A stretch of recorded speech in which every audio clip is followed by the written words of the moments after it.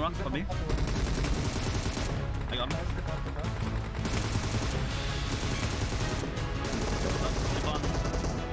I got you, fun.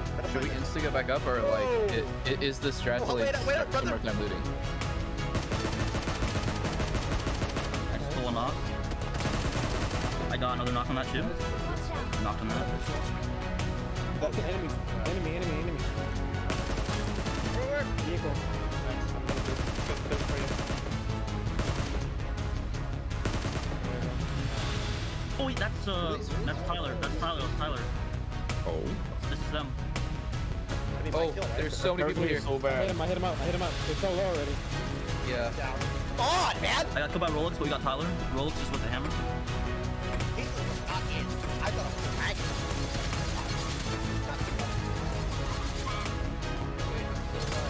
Wait, so low.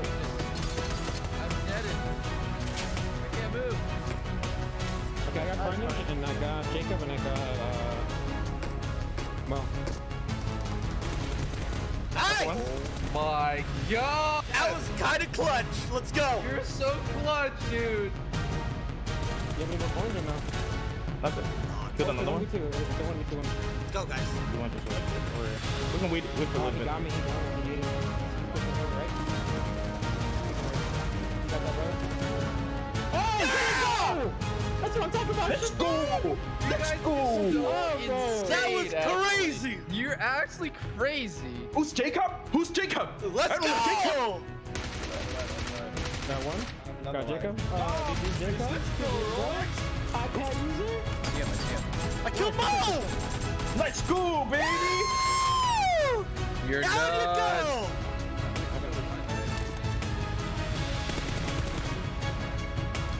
One more. Change your position. Change your position.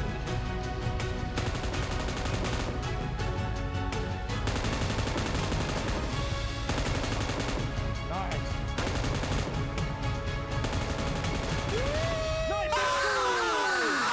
Let's do it! Clutch. It's been 2 years since I played professionally, man.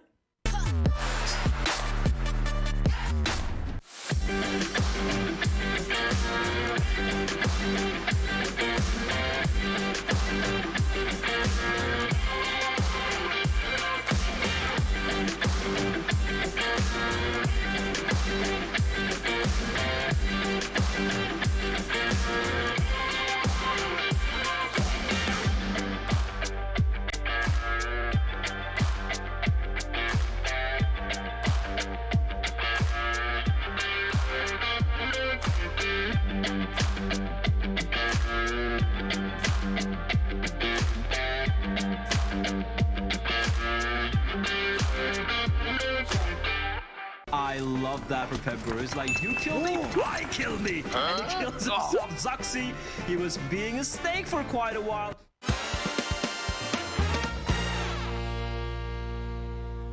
Help me! Nope.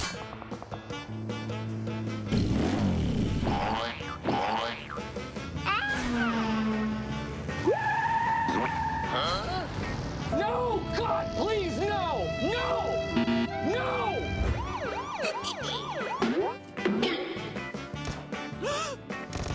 Goodbye. Nope.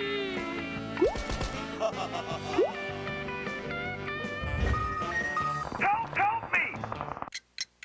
Huh? What happened? Ooh. Excuse me.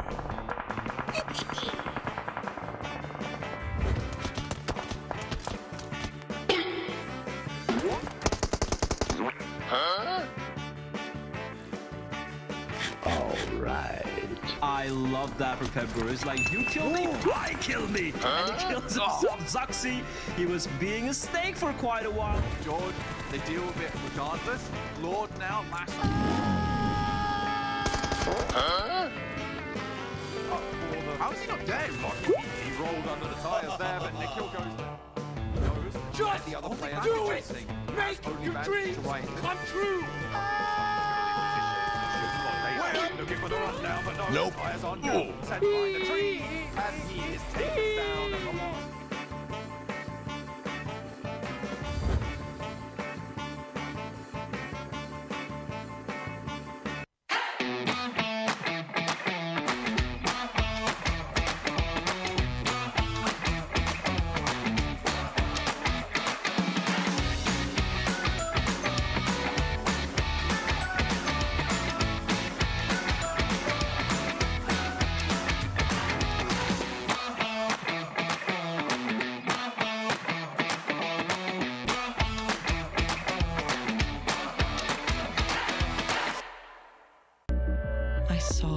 first light, the first steps. Now I see much more. I capture Earth in all its beauty. I see action. I see drama. And I see it in the finest detail. Moments of inspiration and the first steps. I am the 1+9. PUBG Mobile fans around the world, welcome to the 2021 PUBG Mobile Global Championship. To the top teams across all regions, we have a message for you. The Middle East, you have proven your worth. Now, make your formidable debut on the PMGC stage. South Korea, forget the past. This year, show the world you've ascended. Remind the world of South Korea's raw talent. Japan, you came so close last year. But what doesn't kill you only makes you stronger. Bring it back better than ever. The Americas, you're the alpha dogs that dominated the West. Now, lead the pack on the world stage. Southeast Asia, you took down so many strong teams on your journey to the top. It's time for a comeback on the global stage. Europe, it's now or never. Push your limits and surprise us all. This is the moment to create your legacy. South Asia, you were the dark horse of 2020. Amaze those who would underestimate you again. China, you carry the crown of last year's PMGC. Now, with everyone's eyes on you once more, can you secure back-to-back victories? PMGC needs a champion. The world needs a champion. Who will stand victorious in the end? Who will be next to glory? Hello, PUBG Mobile fans. It's almost time to bring together the world's top teams for the PUBG Mobile Global Championship 2021. This year's PMGC has a total prize pool of $6 million for teams and players, and tons of great rewards for our fans as well. PMGC will consist of 2 stages, League and Grand Finals. The League phase will last from November 30th to December 24th. During the League phase, teams from the Americas and Europe will compete in the West League, while teams from Asia and the Middle East will compete in the East League. Each league, 20 teams will compete on Tuesdays and Wednesdays for 16 slots to compete on Friday, Saturday, and Sunday in that week's Super Weekend. The total Super Weekend scores over the first 3 weeks will determine which 16 teams will compete in the PMGC League Finals during the final week. The top 9 teams from the East League Finals, the top 6 teams from the West League Finals, and a special invited team will advance to the PMGC Grand Finals. The PMGC Grand Finals, which will take place on January 21st, 22nd, and 23rd, will determine the PMGC 2021 Global Champions. Who will be the next to glory? Don't miss a single minute of exciting PMGC action.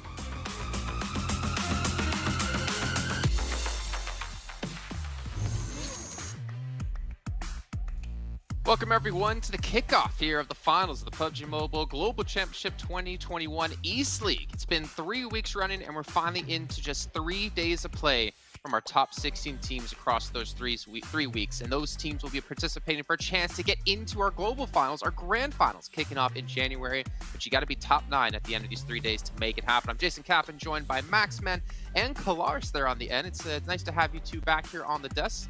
Max, even though you weren't there on the show with us the last few days, it definitely felt like you were there in spirit because we kept making fun of you. But how have you been, man? I was here on the last day of the Super Weekend. That's how forgettable you are about me so sometimes, easily, Jason. I get it, but it was fun games, Jason. Until now, I don't know how to feel now. Thank you. Don't cry. Don't cry. It's okay. Hey James, how you been? Yeah, I was here obviously every day, including that last day when Max was supposedly not here. I have been good. It's been a great time. I'm excited for the finals. Get hyped, Jason. I want to hear you shout and scream as we're hyped to get into this grand final.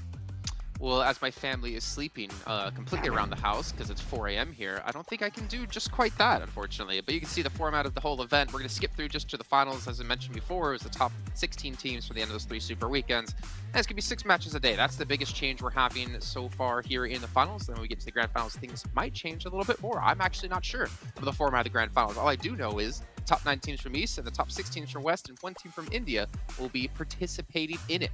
With $6 million on the line, max. This is do or die time here for some teams, and it's a complete mental change as well, a focus for them. We're realizing this is a sprint now. 3 days of play, 18 matches total compared to, well, 3 weeks of time, where each super weekend you had 15 matches. Yeah, and with for that first place, of course, you're going to be able to get yourself $392,500. So if I see anyone in a YouTube chat say, oh, BTR prank or Nova prank, I swear I'm coming for you. Okay, no, there's no time to prank right now. Okay, you got to try your absolute best and potentially take that first place and aim right now for that top 9 to make it to the grand finals. That should be the focus of these teams. So now it's time to try out as much as you can. There's no room for mistakes anymore.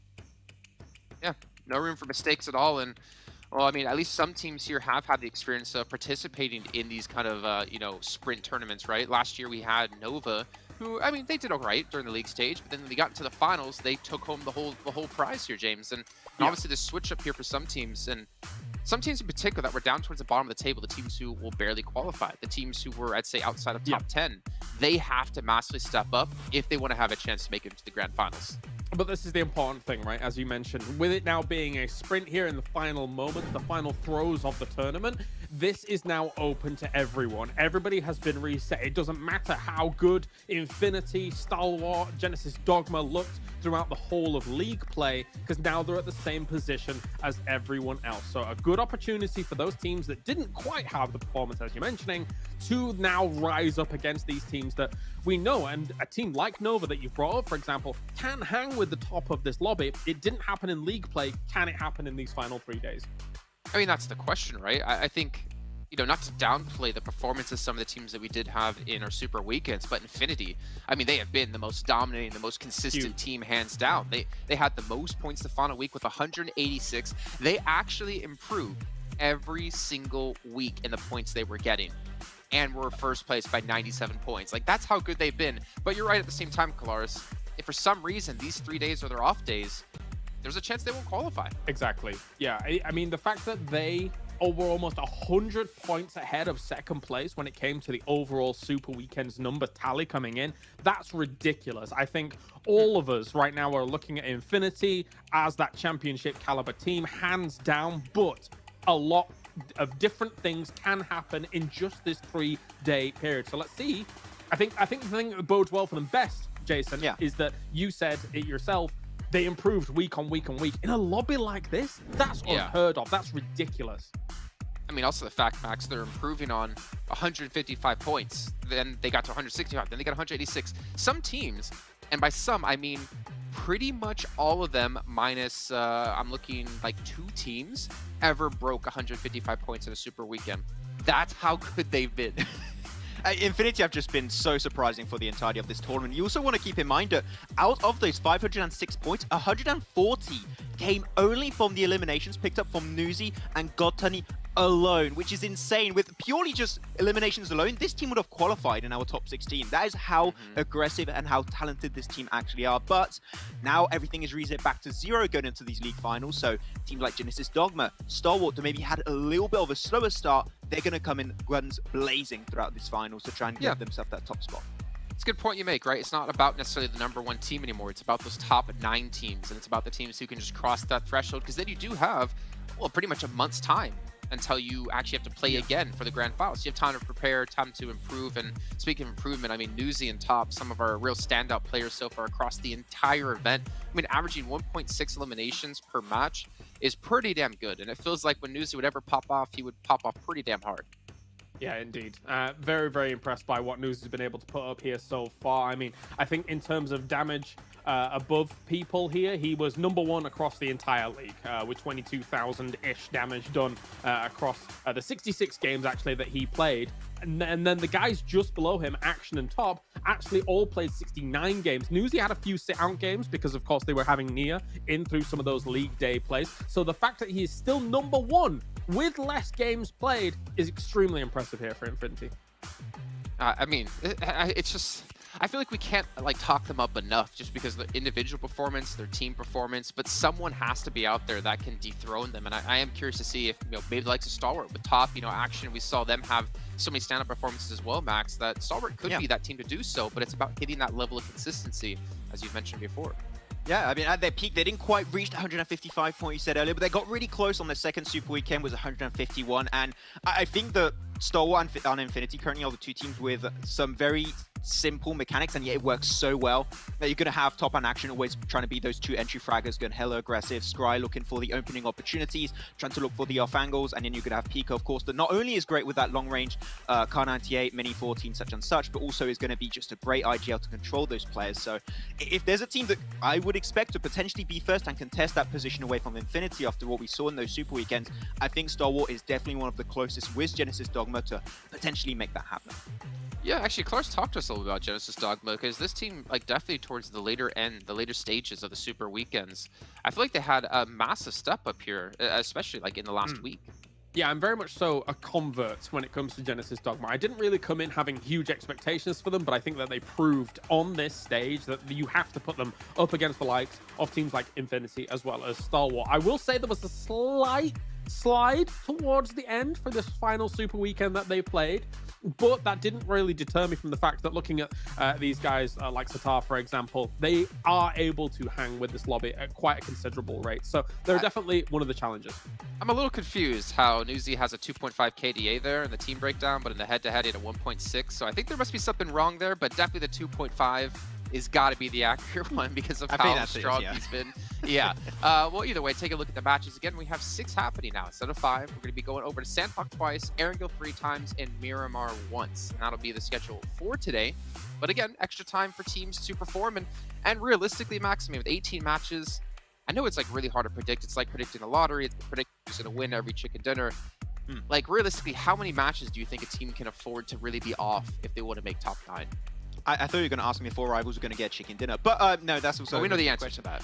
It's probably not going to happen, but really, I would say you can afford maybe one bad day because it's not like the league stage where you're actually aiming for top 16 out of the 20 teams. Now you're aiming for about that 50% mark, right? So I would say you can have one bad day, but if you don't make up for it after the 2 next day in really good fashion, I would say things are not going to look great for you. So yeah, one bad day and then you just need to play good the entirety of the tournament. Okay, I guess I'm on the same page. 5 bad games is what I'm going to say, which coincidentally is the same amount of Sandhawks we have. So, you know, we'll see. There's a little variance there. Sometimes it can go your way, sometimes not. We'll see. Okay. I mean, well, if you're Infinity, Sandhawk isn't even your bad map. I don't think they really have a bad map. Maybe the Kendi, but that's because it's not being played. I don't know. But then what about some other teams? Like, realistically, looking at the overall stance from behind the Super Weekend and how you guys are feeling coming into now the finals, like, do you think there's going to be some teams that are going to surprise us and maybe some teams that might let us down? I'm just curious if you have any thoughts about that.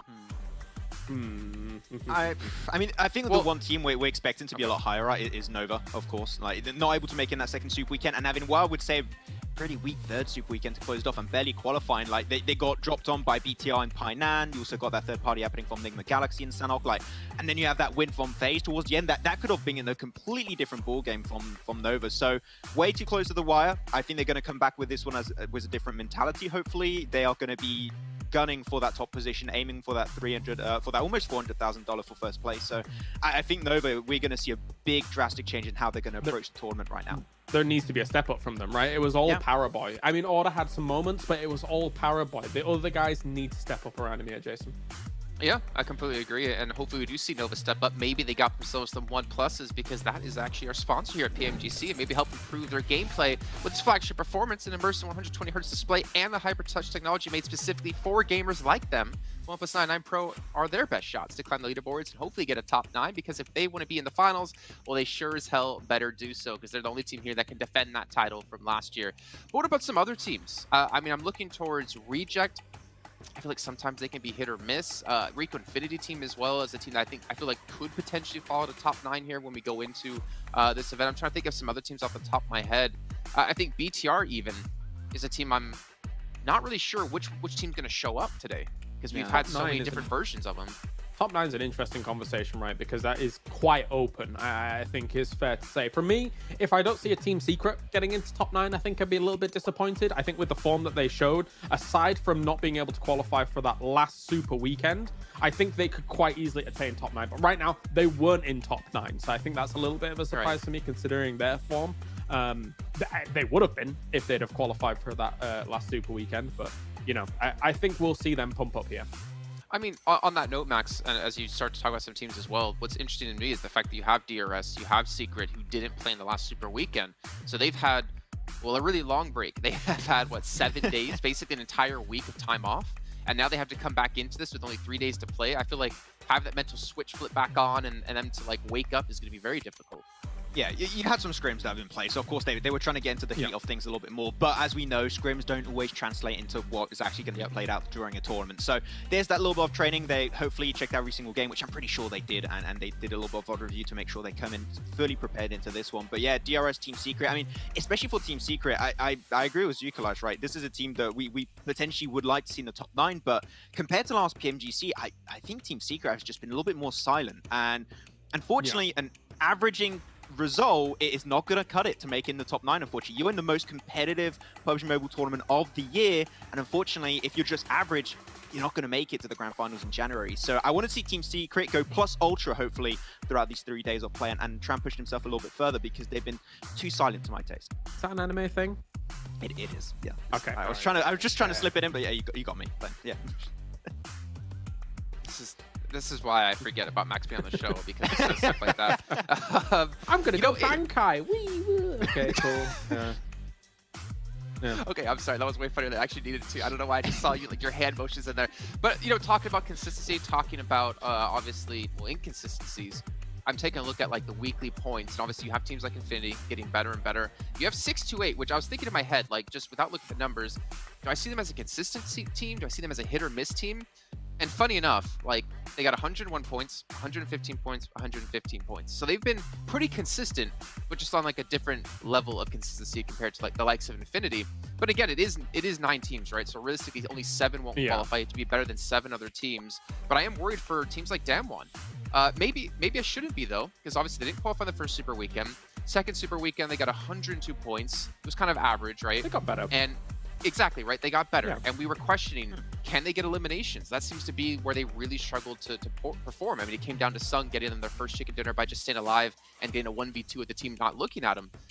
I feel like they have probably some of the most pressure on them to perform because they need to continue to improve when they finish 13th overall.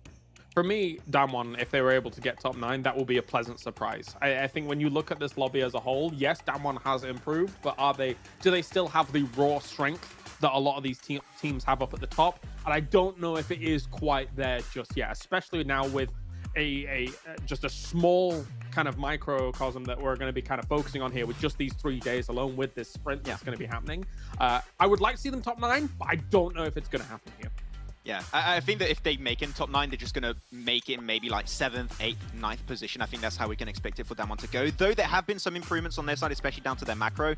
I would love to see a lot more in particular from Forest. I think he's been a very silent player right now. He was known as Inonix last PMGC for Archer Gaming, and he was one of my favorite, still is my favorite currently, South Korean player, but I think he's been too silent from this part of the tournament. So I want to see Sung, Art, and Forest maybe working together a little bit more, trying to actually get those frags, because as you said, right, without those eliminations, it's just not going to be enough for Damwon. So they need to try and push themselves a little bit further in those late game moments to try and not only secure those wins potentially, but get more eliminations per game. I will say as well, Jason, you actually brought up 628 before, and this is a team that right now in the Super Weekends, they got 7th place. And I think Max will probably echo these sentiments with when we were watching their process to actually qualify for this tournament.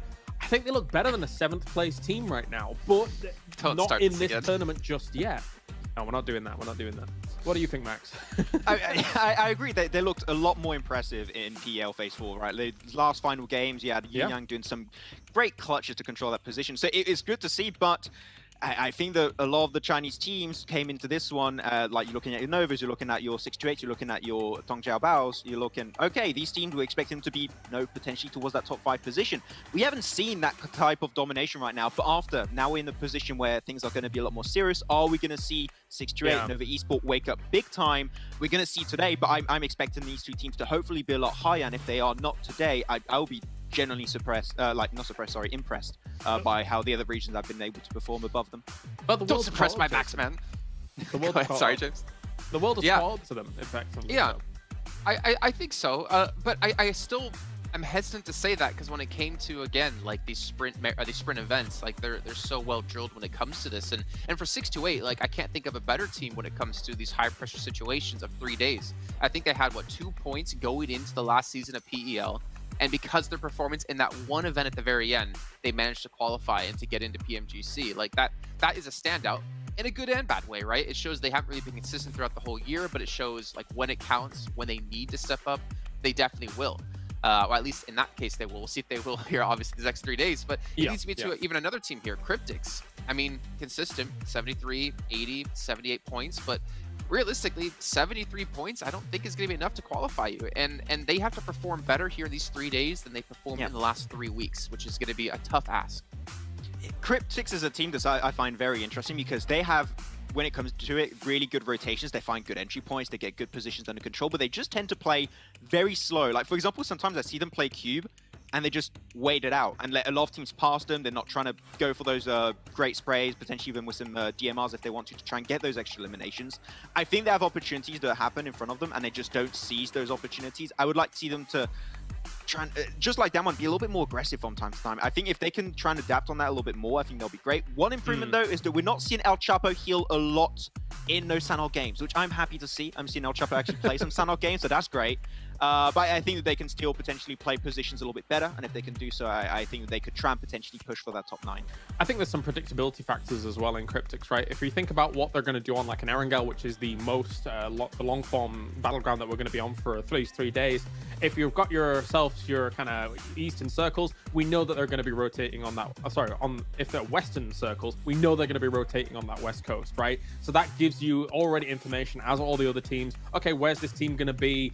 Do we feel confident against this team? Are we going to be able to take them out, etc., and things like that?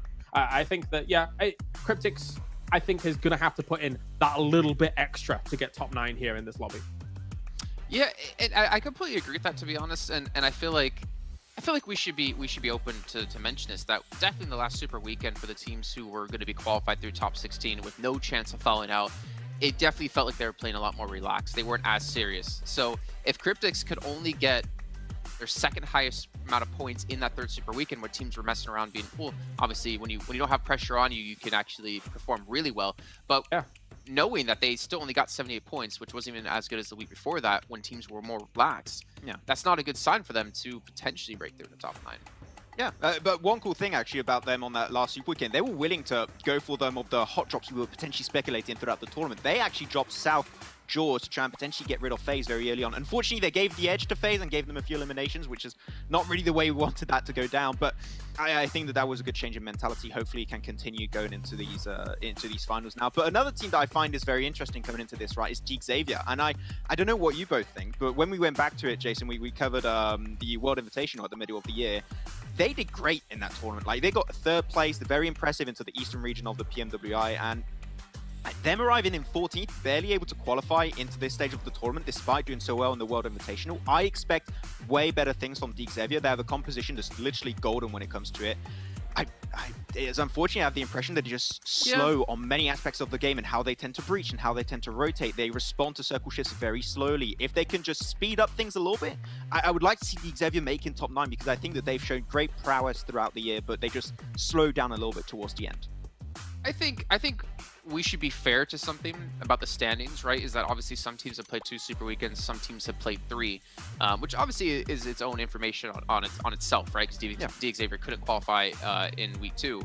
But the fact is, they had 106 points in the first week, 114 points in the third week. Technically, they're better than Cryptics if Cryptics didn't play 3 Super Weekends, right? In that sense, right? Obviously, they requalified. So they're actually averaging better than a lot of teams that are actually above them. So that, 14th place finish that they have, if you look on paper, isn't true to how good of a team they have been.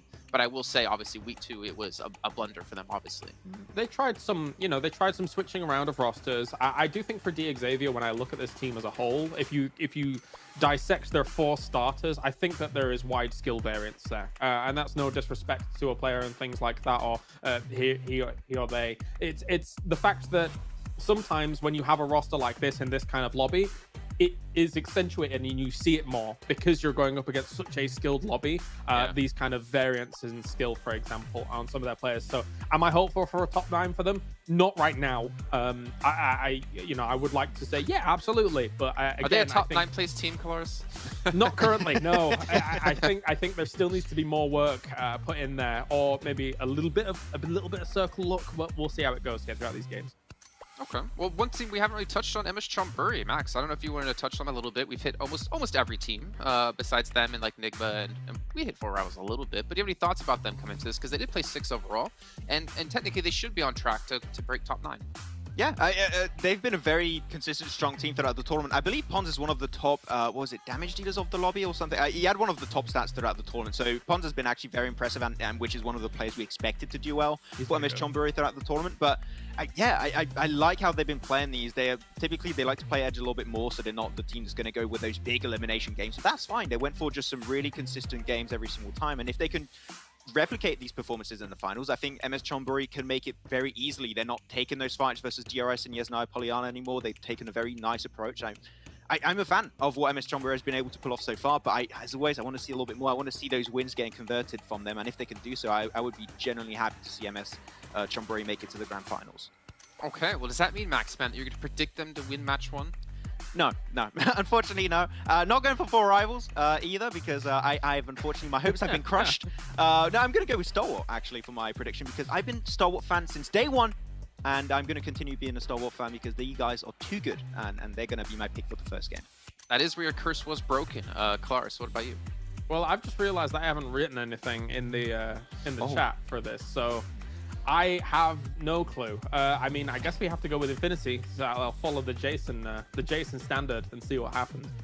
Hey, you don't even know what my prediction is. It could have been different, but can you two tell me what my prediction is for this match? It's the Infinity. It is the Infinity. It'll always be the Infinity.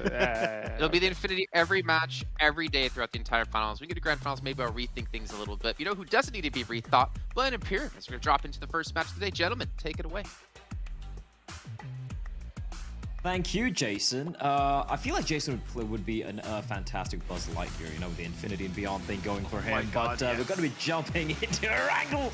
Imperium, I'm excited. The first game here of the League Stage Finals and everything on the line. And we're starting from ground zero.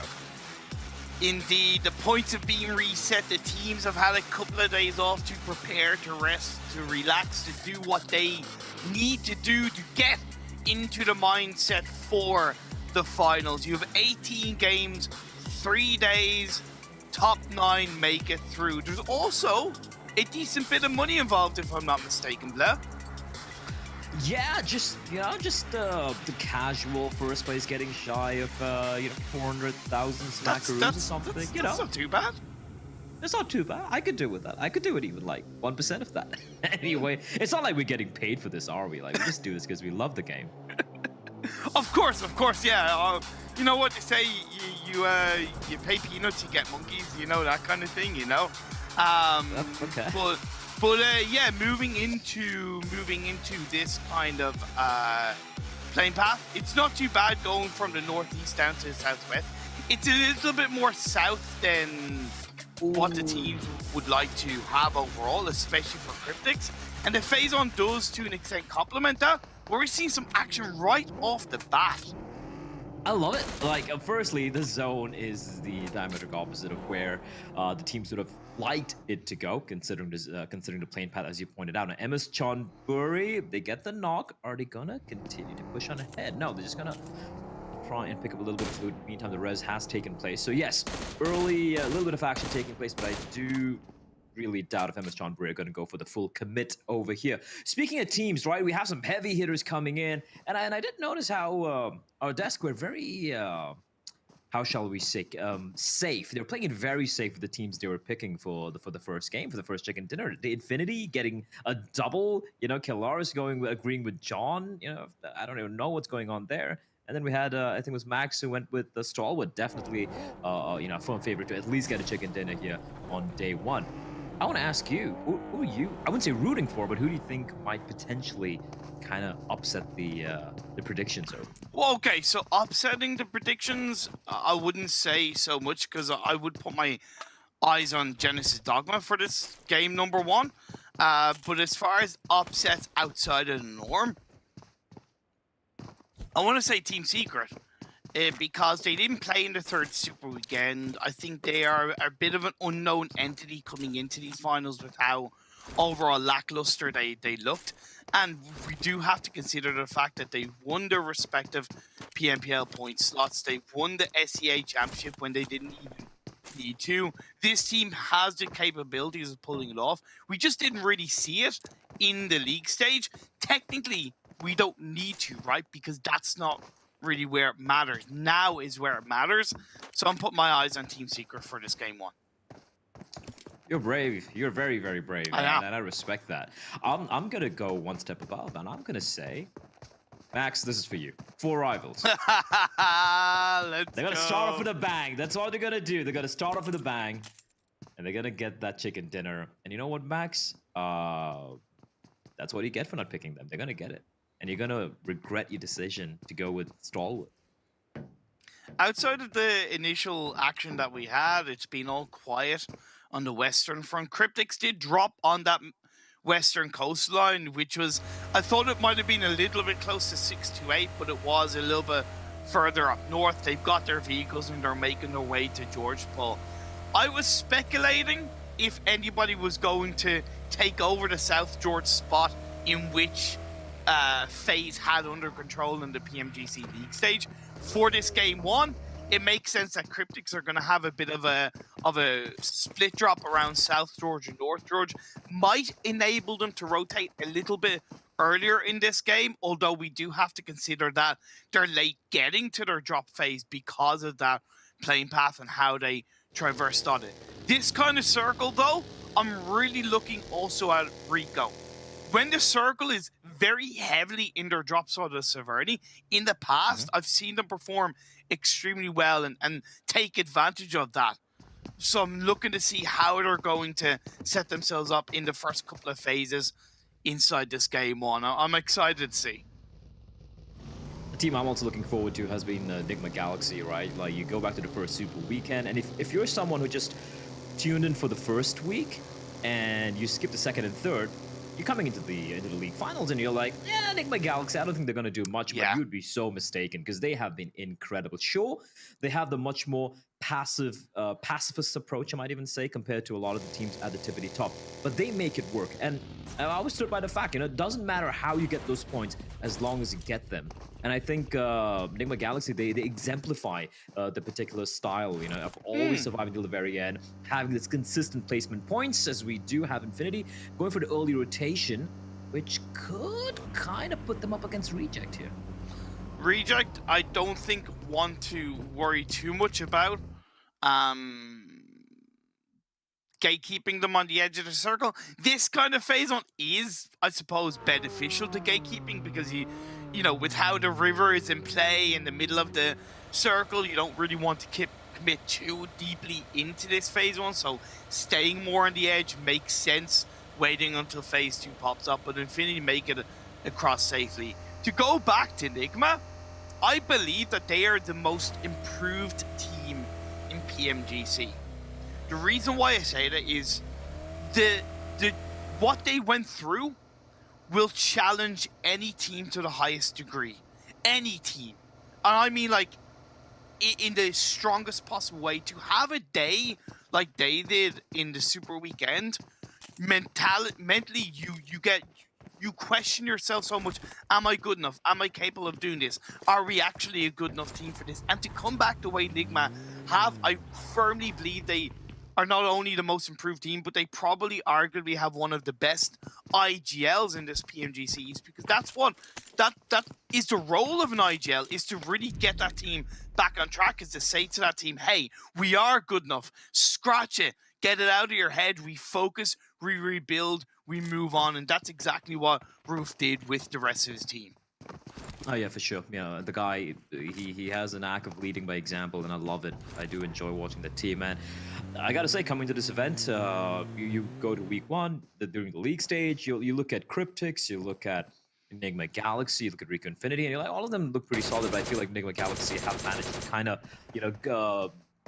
go further and beyond, above and beyond, rather, compared to their counterparts. Of course, you can never ever count out the other two, Rico Infinity and Cryptics, both very, very dangerous indeed. A team with it, the test did touch upon. I mean, they did touch upon a lot of the teams, but 628, right? Yes. Where are they? Like, where do you stand? Or rather, where did it stand for you? They stand to me as a team that are quite volatile because of how, and this is a bit typical of even just Nova as well, but I have a little bit more faith in Nova as the reigning, defending, undisputed champions of the world, so to speak.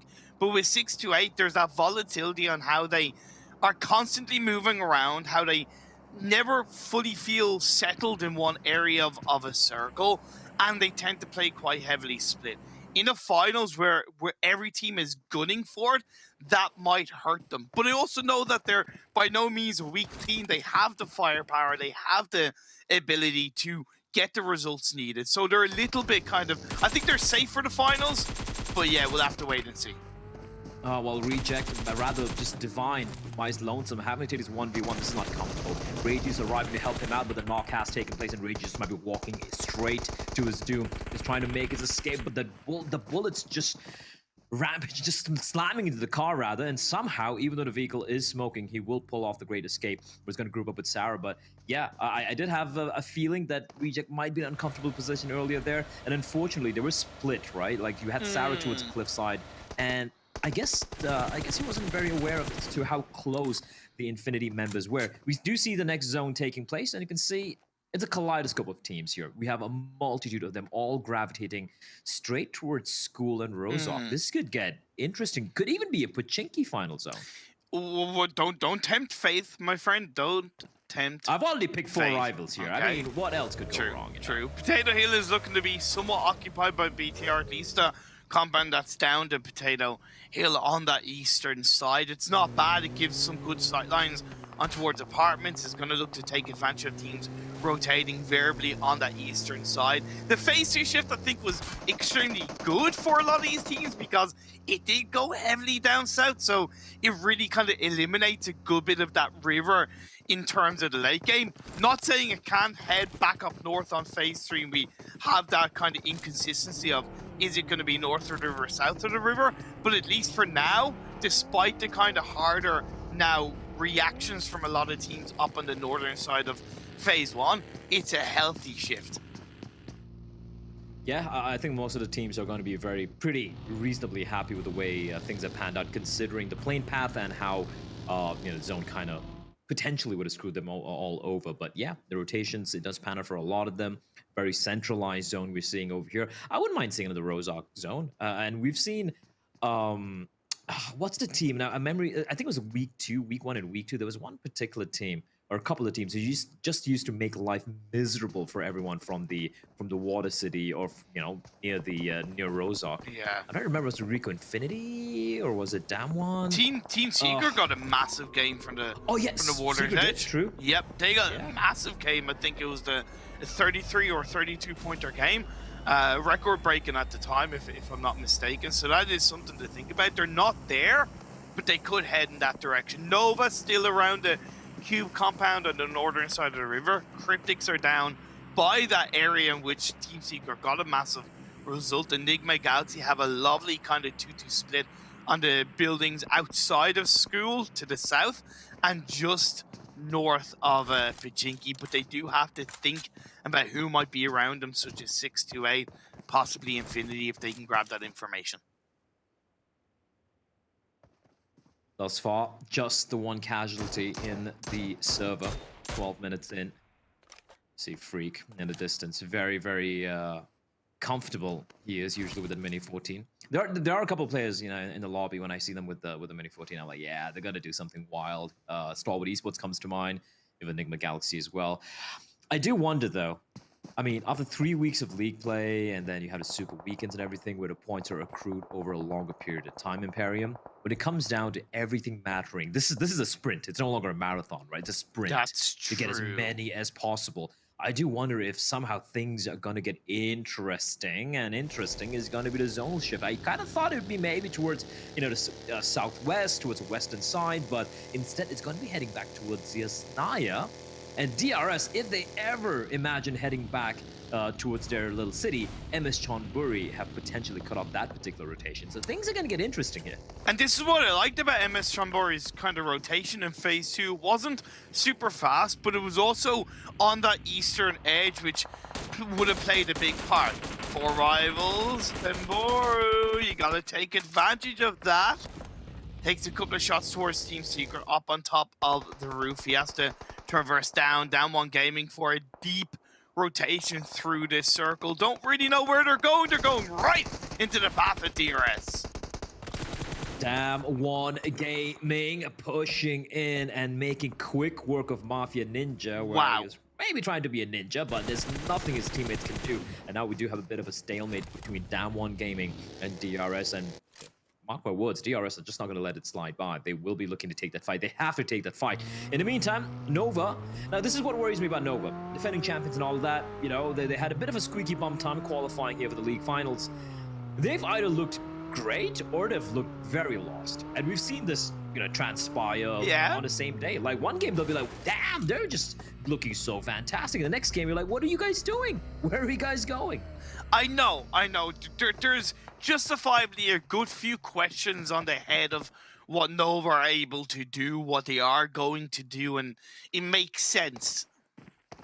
But we have to understand that this isn't a team out of nowhere. This is when we know this, that this team that have their wits about them, and I really believe that there is a lot more to them, you know, struggling. I'm not going to say it was on purpose, but I think there was a good few elements of, hey, we are testing things, we are trying things, we're feeling out the lobby, we're feeling each other out on how we're going to perform, what kind of communication, play style, rotations we're going to pull out, give or take, in the finals. That's where I believe Nova stand at this stage. Are up as a full squad. They have that kind of northern direct side outside of the river in play.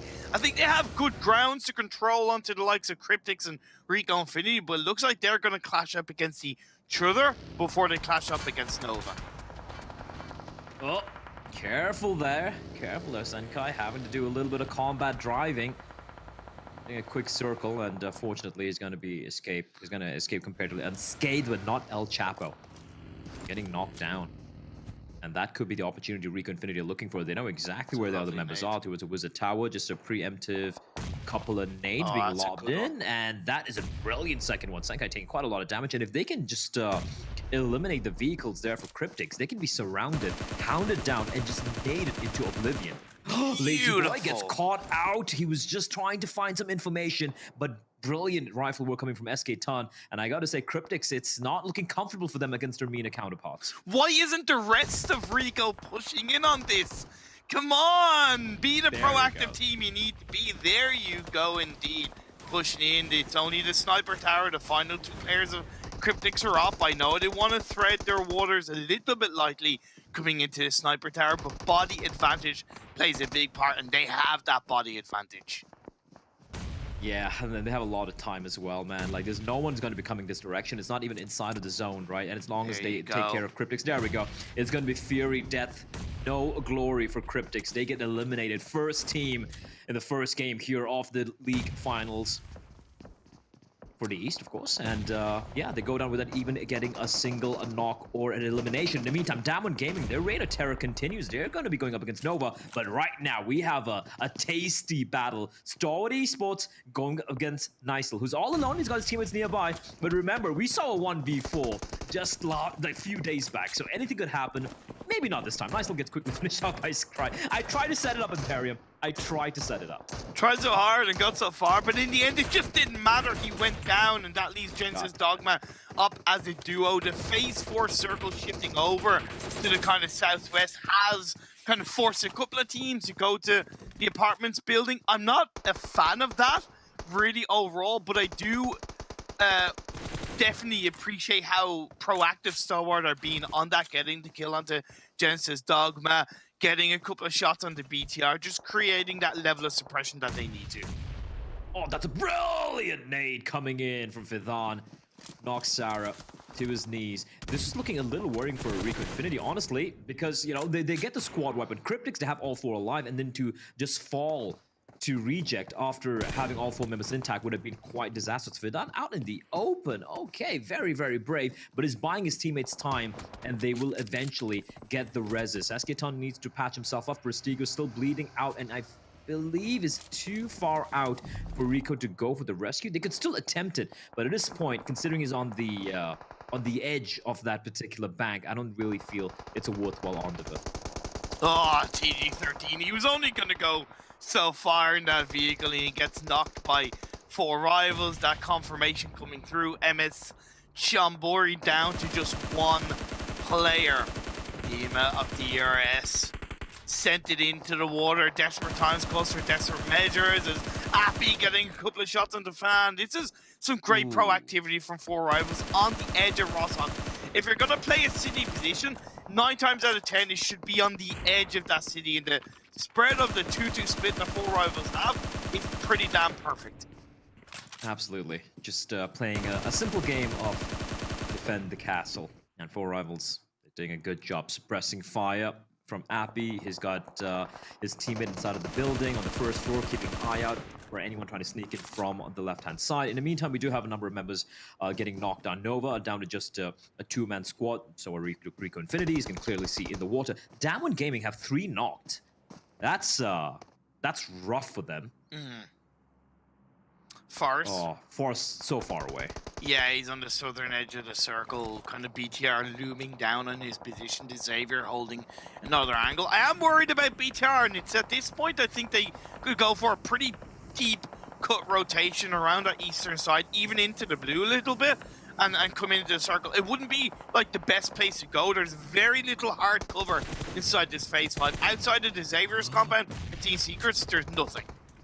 Pondai, last man standing, getting hounded by the 2 surviving members of Reject, and he called it beautiful molly with the follow-up nade, and I don't even know how Pondai's alive. I can't even see how much HP he's got. You need a microscope to see how much he's got, and he patches himself up just in time for Reiji to come in and put a bullet through his body.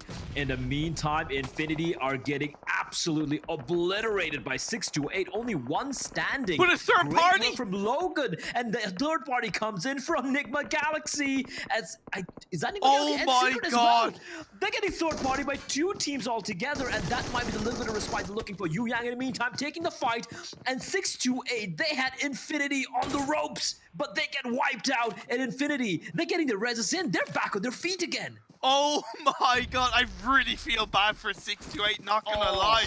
But that's the way their cookie crumbles, and they couldn't deal the damage on the Infinity quick enough, and indeed, the revives are being played out. We look at the Xavier, they gotta think about the fact that the next circle could and most likely will be outside of their compound, so looking to settle the score and lay the foundations for a clean rotation into the next phase is going to be important. Team Secret have done a good job dealing with the last player of 628, dealing with another player 628 from a distance. Now they're going to have to deal with 4 rivals.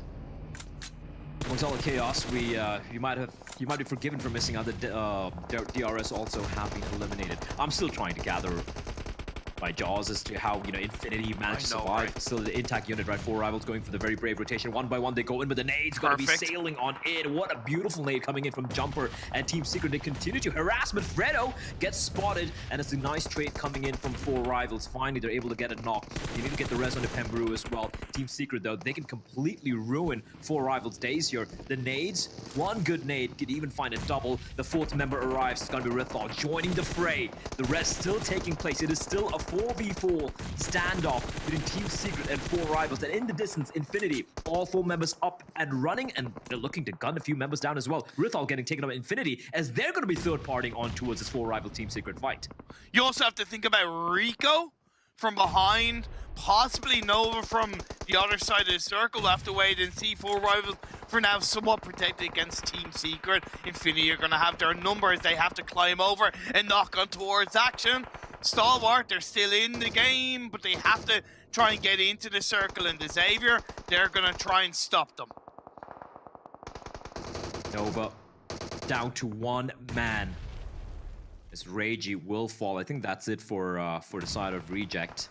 I'm very much mistaken. There we go. Reject will be eliminated. 8 teams remain. Nova down to the 1 member. But the remaining teams, quite a few of them are very, very healthy indeed, right? You look at Secret, you look at the Xavier, who are very comfortable out in the compound of their own. You have Infinity with 4 still alive, 4 Rivals at 3, and you can never ever count out Stalwart Esports. These 3 members in a car, very, very brave, very, very risky, out in the open, driving on in. As 4 Rivals, they've somehow managed to stave off this onslaught from Team Secret. They got a couple of knocks, so 1 knock and a finish of their own, and they're finally going to be able to kind of flush Team Secret out from their particular segment of this particular compound. But Infinity are now getting harassed from the distance, and they're taking a lot of damage. Can we also highlight how good of a job Lord is doing for Enigma Galaxy in this game as last player alive? He's been punishing the members of Stalwart. Got an initial knock. He's not in the circle, but he has been doing such a good job. He's close to it as Team Secret were pushed away. They lost 1 player. Rico Infinity right behind them. Fredo comes in quickly, finishes off Anasa's Rico Infinity. They thought it was only going to be Infinity they had to contend with, but now the 3-man squad for the side of Secret, making life miserable for Rico Infinity. They will eventually fall. Infinity, in the meantime, down to just Newsy. Logan on his bloody knees, crawling out in the open. That's so a close! brilliant nade. Not quite able to confirm the knock or the elimination. Unfortunately, there were 4 Rivals. That even though they're down to a 2-man squad, if I'm 4 Rivals, I'm feeling very comfortable because now the Xavier have to try and find some cover. Because even though they're in the zone right now, Imperium, I can't see much room for them to work with or cover for them to work with. You're not wrong there. Who's the last player left from Nova? Surprise, surprise, it's Power Boy. Always has, always will be. You know, he's a man, the myth, the legend. Carries the team on his back, and this game is no different. Enigma with 9 eliminations. Like I said, Lord doing a hell of a lot of work on the edge of the circle. He has to try and cross the road to make it in. Smoke after smoke, the path is made in. And luckily, because 4 Rivals, Team Secret and Infinity are all kind of, for the time being, very focused on each other, they're not really looking at that smoke where Lord is laying down. I was saying the Xavier might be in an uncomfortable position, but the zone has shifted in their direction. You can see them spreading themselves out, trying to ensure there's no entry for any of the other teams trying to potentially sneak into the circle. And that means everyone else has to duke it out right now. 4 Rivals meanwhile finishing off Paraboy. That's going to be it for Nova. Defending champions will fall in the 7th position, in the 6th position, beg your pardon. Down to the final 5 teams, 12 alive. The Xavier, all 4 members still alive and kicking, and they have the circle. Team Secret have to push in. They know where the final 2 players of 4 Rivals are. I get Jumper being on the roof, but there's no point being on the roof if the rest of the team are not in the position. Okay, yeah, okay. Sorry, correct me, I was wrong. On that roof play is working out. Team Secret, they're trying to eliminate 4 Rivals so they can feel a little bit more comfortable as they make a push towards the zone. Newsy being very, very quiet. He could third party here. A well-placed nade could find 1, 2, maybe even 3. I don't know. Nate sails in. He finds Fredo, and that's a huge assist coming in for 4 Rivals. And now 4 Rivals like, wait, 1 member down. There's another one for providing covering fire from outside. So Jumper's the only one nearby. They can push him. They can take him down. And Jumper's aware of this. He's going to deploy some preemptive utility, trying to keep the rest at bay. Lovely nade being thrown into the window by Newsy. That might connect once again. Lord is going to come in to get the 3rd party onto 4 Rivals. Oh, what a snake, Lord. He's doing it alone. And like you said, even though he's the last man standing, 9 eliminations, looking for 10, but he's out in the blue, and his position has been compromised as 4 Rivals. A valiant stand, but they will finally fall, and Newsy trying to use an opportunity to strike, but he will be finished off as well, but a nade comes in from his teammate Logan. He's not going to go down without a fight. And Team Secret, they have no idea where the nade came in from, and Logan, he can just get this. He's going to get the knock, and the finish, and the wipe, and he falls in the end, and the Xavier, they just get the chicken dinner. All 4 remain standing. And what a bit of an anticlimactic finish, but what a finish indeed. Incredible stuff. That was crazy. That was so crazy. Like, you just can never count Infinity out. First of all, credit to Xavier. They played that game really well. The compound they were in that they had to move out of, I think they moved out of it perfectly. They controlled that kind of eastern side. They sent 2 players in initially, away from that compound into the circle. That's the way you do it when you're not 100% sure of what's going on. You send 2 players in, maybe 1. You get a little bit of information, even if it means that 1 or 2 players are put under pressure, get knocked, possibly thirsted. It's still more important than, or better than kind of full sending as a full squad, right? So they played it well. Once they got control of the eastern side, they spread very beautifully across the way. They had all angles covered. And yeah, okay, they were helped by the fact that there was that isolated compound fight between a minimum of 4 teams, then leading into 3. But man, it was still a well-executed win by Xavier.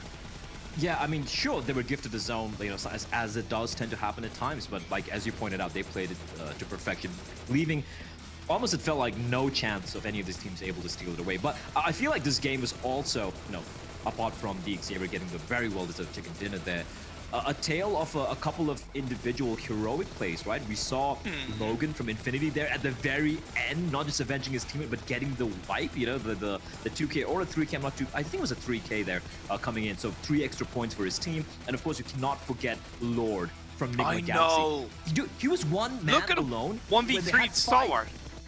He 1v3 Stalwart, and the team had only 5 eliminations, by the way, and he was able to close it out on 10 or something ludicrous. Yep. Incredible play coming in from Lord. Yeah, very good indeed. And then Team Secret, right? I called them kind of having a strong performance in this game 1, and they showed up. Yeah, not quite to win, but can't argue with the amount of eliminations they got. Oh yeah, for sure. An incredible start to what is shaping up to being an incredible finals over here. But right now, we of course, have the boys on the desk, and Jason, take it away. Well, head over to the incredible desk. You know, I was just trying to help you out there, Blah. What a game, though. I mean, we had multiple teams stepping up that we called out in particular. We had Xavier really coming in big there, as well as obviously took themselves the chicken dinner. But Secret, I think they're trying to redeem themselves from being out from that final Super weekend here, Max. Really picking up a lot of limbs. Yeah, they got knocked out at the very end by Logan from Infinity, but they still get 20 points, and that's a phenomenal start here to their day. I think it was down to like a quarter of a second difference between Secret trying to secure that second and also Logan just coming in and snatching away their second place, getting those 12 points. So it was down to the wire between Secret and Infinity, but they were able to still get himself a good game, or both of them. But Xavier, we talked about it, right? Potentially being gifted a little bit towards the end there, but they had a very strong compound early on, just like northeast of school next to the road, and they just held onto that position despite knowing the circle was not going to come their way, and there were teams rotating very close. There was Stalwart, there was Damwon, there was also BTR, there was Nova across the road. They were proactively trying to make sure they were making those numbers dwindle to make the next phase even easier for them to play. So Xavier, despite that circle up towards the end, they made sure they made it a lot easier on themselves towards the end. Yeah, that's so much to talk about from this game. From the very word go, as you say, like, it's great that Xavier gets themselves the win. Great that Secret has themselves this performance off the back of guard, and considering we said it at the top of the show, Jason, you know, 2 super weekends out of the 3 attendance doesn't really quite tell the tally of points that they should in theory get as a roster this good, in my opinion. So great to see them get the 20 points. And Logan, the game sense that this man has to be able to make that happen, to get themselves into second place there, I am blown away that Logan's able to scramble the second place from the position that they had to them being able to take out Team Secret at the end. That's insane. Yeah, and I think that's like the side of, you know, I hate to use this topic, or not use this topic, use this phrase over and over again, but a championship caliber team, like individually, the fact that Logan was able to make that play in such a split-second decision. Also, the fact is he wasn't even necessarily a top fragger. Max, I think you were talking while we were watching the game, talking about how Newsy was one of the top fraggers. Then you had Logan and was it Mela, who were kind of like the support players for the team? Mela and Logan were first and second respectively when it comes down to the top assists throughout the entirety of all Super Weekend games. So that's 45 games total. So very impressive. I think also Logan is the 3rd player with the most reses. So he is actually serving as the support. And yet when he needs to get those numbers, frag out big time and try and secure some extra placement points, he can do it like we just saw in this game. That is how stacked the entire roster of Infinity are. Even the supports are not supporting sometimes. Like, it's just insane. The important thing that enables that, Jason, before we get onto that, is the fact that is their cross from the shack where they were completely destroyed to the eventual garden compound. They could have easily sent it there earlier than they did. However, they didn't. They waited for all of these other crashes to come in, and from there bided their time to find exactly the right spot to be able to make that happen. Yeah, well, you can see here to remind you guys, we have our treasure box still happening. If you guys are watching between now and the 13th of January, you get some permanent rewards unlocked for yourselves. You get some PMGC tokens that you can use to do that. Also, some special rewards as well, as you can see in the form of Google Play cards and Amazon Play. But also, you can see here exactly a little bit more of how to do it. There's a lucky draw that's happening on the live stream. But also, if you guys want some extra tokens, we need to hit 500,000 viewers here on the eShow. And that makes things easier to unlock exactly what you want for these permanent items. I mean, we know the AUG, we know the pan, we know the outfit, we know exactly what we want to get. So make sure you guys can see down there under Maxman. I don't know why he gets it under him. I would prefer it to be under me. It's mine. Use the code PMGC token.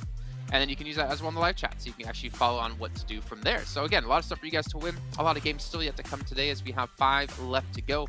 And of course, 17 across the entire event. But you know, look at that first match. I don't want to take too much stock in things, just because, I mean, there were some hardships that we were discussing, right? It was a little bit wonky. Wild. But then also, like, it's just the first match. And I never want to put too much stock in just one game. Yeah. It's the first match, right? But I haven't seen any major changes. I don't know if you would agree with me on that one, Kalash. But compared to the Super Weekend games and this, it is what we expect, I think, for a lot of teams. Of course, there were some improvements from some other teams. I think that the Xavier played their position really well. But if there's one thing that happened again and we didn't want to see happen again into these league finals, is seeing Paraboy solo again. I want to see build up around Paraboy. Don't leave him solo. It's not going to work out for them to qualify in top 9 otherwise. I mean, yeah, you can't take too much away from one game, Jason, here. I mean, again, we had what was 4 hard shifts here, and some people would just look at that and be like, well, just sit center and wait. But that doesn't work in a lobby where we have a lot of edge play right now. So when you get these constant back and forth, hard shift, you're having quite a bit of variance occur from that. So these teams are trying to find the best ways they can to make this work, but sometimes it can be difficult. Well, the show's going to hard shift right now on over to a break while we get things ready here for a second match of the day. So see you two, or you two, I'll see you two, and you guys at home in just a few. Oh, do this to them! I'm so sorry. You've killed them! Look at them!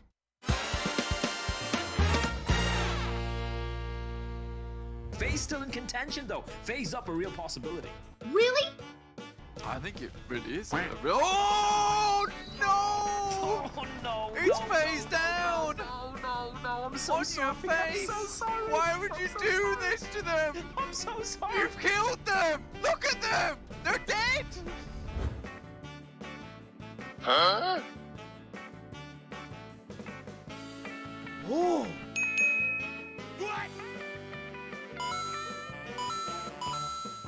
Excuse me.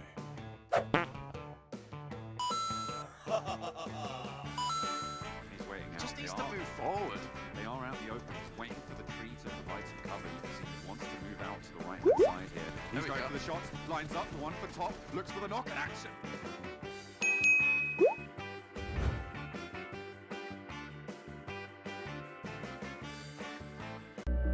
I saw the first light, the first steps. Now I see much more. I capture Earth in all its beauty. I see action. I see drama. And I see it in the finest detail. Moments of inspiration. And the first steps. I am the 1+9. Oh, hey, what a surprise. I see you two are still here and you guys at home who are watching. I never would have guessed that. Well, it's going to be happening because we have so many action-packed games throughout the rest of today and, of course, the next 2 days until we do have our top 9 teams to play in the grand finals. Maxman, what's up, man? Where's the glasses? You were so keen and so happy to have them, and I haven't seen you wear them a single time. The correction is so big, it's hard to wear them right now. I could put them on for a death segment, but it hurts me, Jason. It's okay? fine. Unless I you mean, want me to be in pain, which you probably do, but yeah, I would not right now. I mean, I saw you wear them on a little talk you had with Professor Tarzan and Imperium. But I guess we're not cool enough to see that side of Max. Well, are we not good enough for you, Max? Okay, I'll get them later. Okay, I can leave right now. Okay, I won't leave. I got mine right now. They're on my on my side table. I don't have them right now. I'll get them later though, promise. You know what I love about Max James? Is that you can just throw so much stuff at him and he'll always laugh and giggle, but I feel like deep down he's like yelling like, ah! I hate you guys. Yeah. Alright. Yeah. I'm in this and I don't like it. You're the meat in our little sandwich here, Max, man. We can see here Sanhok going to be coming up next. That was our second match of the day. It's not going to be a Miramar anymore like we've had before. Since we have an extra match, well, it's going to go right here, right now. And Sanhok is Infinity's stomping ground, which, of course, you could probably at home guess who I predicted to this match. But, again, I think for me here, guys, yeah, we criticize, you know, Helion and Blue so much. We criticize maybe how teams play Sanhok. But the fact is, every single point matters, right? Yep. It doesn't matter how you get those points. But if it's the difference between you getting into the grand finals and not qualifying, then you should be slapping yourself for not trying to maximize your amount of points you can get. I think the scary thing right now is that it is the meta, right? A lot of Sanhok finishes that we see, there is teams that are using the healing strategy to pretty decent effect. Oftentimes our second place is very occasionally come from that healing person out in the blue, right? So you have to be accounting for this, and to that point, you have to have this as a back pocket strategy. You can't be ignoring this. Just in case, you lose people on rotation and you need to do it later on. So I think it's very prevalent, and every team, no matter how good you are, still has to be thinking about it. Yeah, and Rauf, I mean, I feel like we haven't seen him for Enigma. What's so funny? And we're not going to see in this game. He's just going to be healing phase 1. I'm telling you. When you said we weren't going to see him in this game, I was like, wait, are we back at League Play? Did I mess up again? But no, like I feel like we haven't seen him do the heal off that often for Enigma as of late, but that is like their go-to strategy. I mean, they stack up first aids as quick as possible. They give it over to him and let him just sit on them for the majority of the match. Yeah, I have the impression Infinity is a team that really understands the heal strat really well, potentially the best in the entirety of the lobby, because they know when they have no other option than to heal off. When I have the impression that not only Enigma Galaxy is not the only team to do that, right? But I think that they're one of the teams that tend to go for that very early, when there are still options to make good plays and to maybe go for a top 5 or a top 3 and even get more eliminations. I think they tend to go for it a little bit early, but they've tried to change it a little bit recently, I would say, for sure. But here's the thing, Jason. I don't think Enigma Galaxy needs to do it. I think, yes, you've got your top 3. Yes, you've got your Infinities, your Genesis, Dogmas. Yes, you've got your Star Wars Esports. But I think Enigma Galaxy can hang up at the top. I think they might be the Dark Horse Championship caliber team. And I'm going to go on record to say it, Jason. There you go. So they're the Avenger level threat in another dimension. In the multiverse. They come a few seasons down the line, all right? And then Max's surprise, I mean, I think it is, right? It's like, if it's not broken, why fix it? And I think, I mean, maybe there's an opportunity when we get towards like the final day, if they're feeling confident, like, okay, yeah, we're going to make top 9, there's no chance of falling out, then maybe they can try things out. But I feel like, I mean, correct me if I'm wrong, I feel like in the early stages here, you just try to play out the way you know how to play it, the way you have been playing to get as many points. Yeah, as you said, right, if it ain't broke, don't fix it. It's worked for them in the past, and it would be clearly more than enough to qualify in top 9, and you can have a lot more Sanoks. They're going to have one more Sanok than Miramars throughout the entirety of this stage, so if you get the good results in the Super Weekend, just copy-paste it, and it should be more than enough to make in top 9 here. Somewhere Rejects just screaming like, no, why is there not more Miramar? That's our thing. You guys did just see there was about a minute and a half until the match, but I am hearing that we're going to be having a quick little remake, so we have a little bit of time until we're going to be hench this, which means you have a little bit of time to maybe think about your predictions here on the desk. Though I think, yeah, okay, they're already locked in. Good to know. Good to know one of you is copying me. But it's fine. But let's maybe talk a little bit more about going into the finals of like who can you think take the title. And I know we wanted to get into this when we were talking before the first match began, but who do you think realistically could come out number 1, or at least contest for top 3? We've been talking about top 9 this entire time, right? But let's really hammer in on that $362,500 you win for first place. Who's your real contenders for that, Max? Or James? No, James. You know what? No, James is on it. Okay, I'll jump in first. I think we will have 3 teams in mind that could be going for that first place. You've got Genesis Dogma, you've got Stalwart, you also have Infinity. But if I had to choose one because of how consistent they've been throughout the entirety of the tournament so far, it would have to be Infinity, right? In terms of aiming for that you're first predicting Infinity to win the whole tournament. That's not what we're doing right now. Let's cut that. We're not doing that part. I mean, Infinity was also going to be my prediction for this game, Jason. So it's fine. It's a double prediction. But I think for that first place, Infinity would be a favorite not only for that, but also for this game. So there you go. 2-1. Yeah. Well, James, I'm wondering who you're going to predict to win the whole tournament, which is, okay, go ahead. I don't know if this... I mean, we were talking about it just before, and I don't think I'm... All right, my prediction for this game is Nigma Galaxy, actually, even though I've talked about the potential that they could be the Dark Horse Championship caliber team. But, I mean, let me just make the case for that for a second here, since we have some time. I think especially people like Blank, you kind of judge them quite harshly in that first weekly final, super weekend even, I should say, because they only got that 47 points, right? They looked dire compared to the league play that they had, and then the subsequent 2 super weekends that they had, they got themselves 160 plus points. That is championship caliber point gaining though in those super weekends, right? So for me, Nigma Galaxy, you might be, people might be sleeping them on it a little bit, but guys like Lord, we just saw what he was able to do in the previous game. He was by far a fantastic representative for them throughout the entirety of the tournament thus far. I think they're a sleeper. I think you got to be careful about them. Can you say that phrase again? Which one? Championship caliber Point gain. Point gain. Point gain championship caliber point gainers. I don't know what I said. I said something. Did you want to take this extra time to talk about them just to slip that in? Because if so, mad respect. That was great. I just speak. That's all.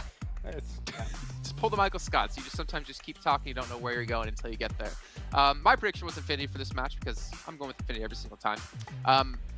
I guess we're actually going to be heading to a quick little break here. I actually wanted to dive a little bit deeper into what we're talking about before, but maybe we can do that when we come back here. So, ladies and gentlemen, we're going to head to a short break, get things ready, get things all set up for you guys at home. Go get a drink, go get something to eat. I don't know where in the world you are, but come back because a couple minutes time, we're going to be hopping into match 2. For this flame path, we're going from Primals all the way up to just between... Hang on a minute. I don't think carpooling is a thing in PMGC. Oh! To the side, get to the tree. That's your cover. Get over here! And get your teammate involved. I don't know. I feel like this is a painful situation if you're Sitar. Let's see if he has any tricks up his sleeve. This guy's got the moves. He's got the moves, got the PMGC out there. He looks clean. He's right up the top of the car. I'm gonna need backup. Who's gonna go in now? Magic Man himself, Sitar. But in comes another player. Whoa! To try and what for, and this time, oh, he's got a gun. Okay, yeah, there's not a lot you can do. I mean, dodging cars is one thing. Really is a... Oh! Do this to them! I'm so sorry. You've killed them! Look at them!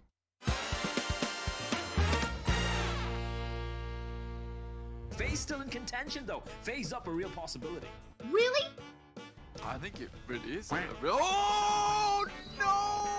Oh no! It's FaZe down!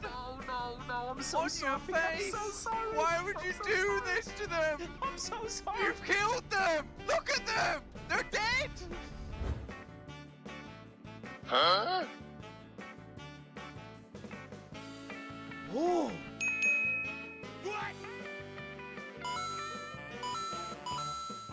Excuse me.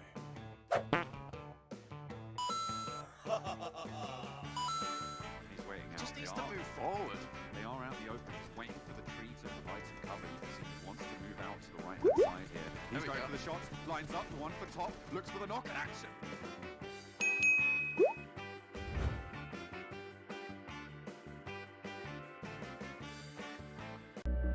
I saw the first light, the first steps. Now I see much more. I capture Earth in all its beauty. I see action. I see drama. And I see it in the finest detail. Moments of inspiration. And the first steps. I am the 1+9. But this will make it big for Semnot if they can get the chicken dinner. Now we're seeing a lot more information here. Yes, beating up. What?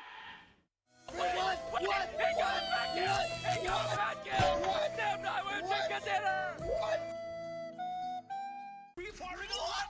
What a play! What? It's gonna get it! He gets it! Tony K!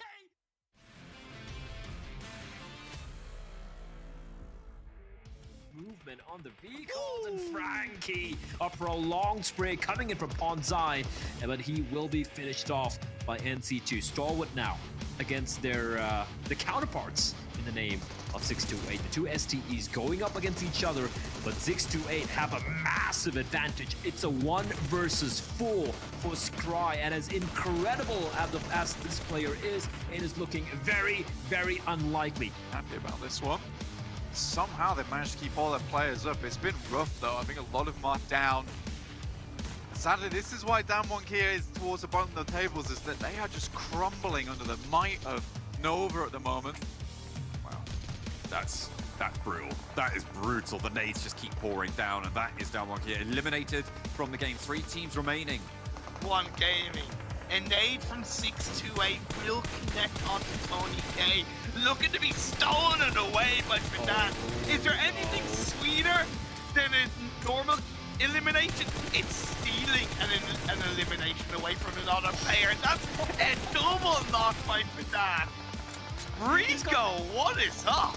Right next to each other. Shifu seems to be aware, but Freak's fully patched on Shifu. He checks the corner. He goes No! to Freak, but he's more than ready as Freak on a sliver. 1 HP. And Freak he's only got bandages, so to real life, if times is right, he knows it's there on the corner. Molotov. Yeah, that's gonna flush Freak out. Comes Bree firing. What a play! What? Freak absolutely ruins Deadeye's guy's days.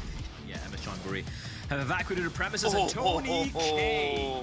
Okay. KKK. Tony K. If that M249 could shred them, he's gonna go for the play. Oh, I love that. Tony K finds one, runs back up again. Now Scry. Let's go for the res. Going for the long reload. It takes about half an hour. It's like assembling an IKEA table. He's going to come peering around the corner again. Another knock with Tony K. He's found 3 members of Stalwart Esports. It's going to get it. He gets it. Tony K. The 1v4 against Stalwart. What a beast.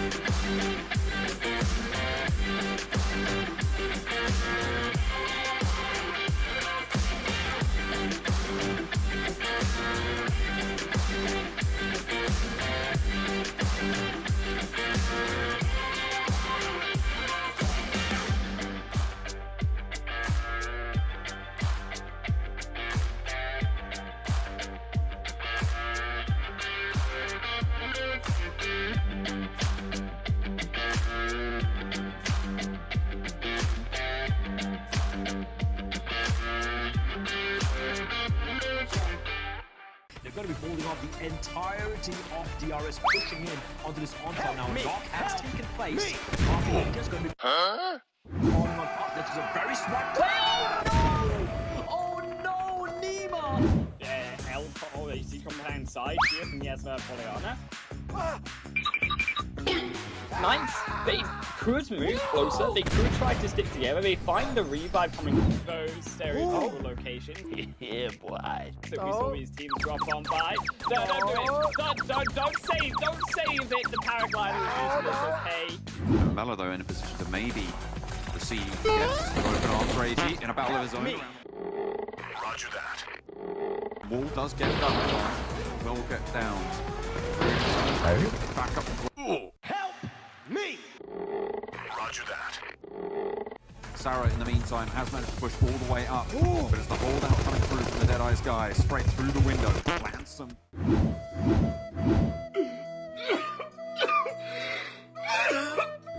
Just starting to make their way outside of Tiki, which I would argue is a little bit too late. A couple of teams were rapping the likes of Helicopter!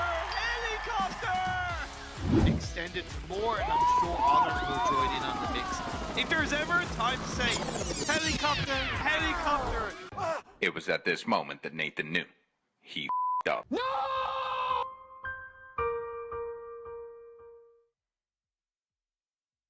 Oh my god! It's Reggie with the 4v1 taking down the whole... He came in! From the grass!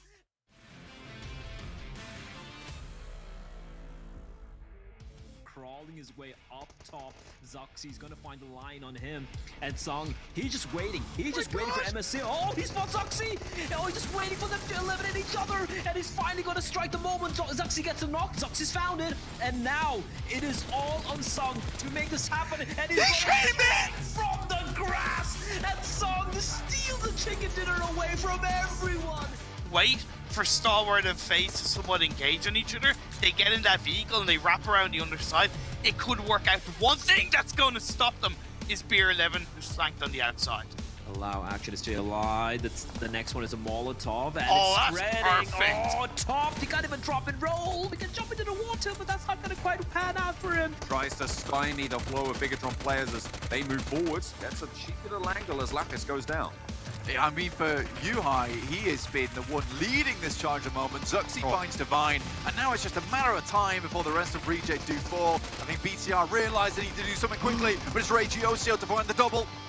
The man of the hour, he's found one, he's found two on the spray down. He's found Oh three, my God! four. It's Ragey with the 4v1, taking down the whole of Bigatron. He strikes back, and 3 players fall. Your dream might be denied. Bamboo is low, Jumper has the nade, it's looking good, a good cook. Oh, just needs to go a little bit longer, finds on the back, and Bamboo falls. Team Secret wrested away from the higher ground control. But they are in the most uncomfortable spot amongst the 3. How many times have Nigma been put down to like 1 or 2 players and they're still up as a full squad?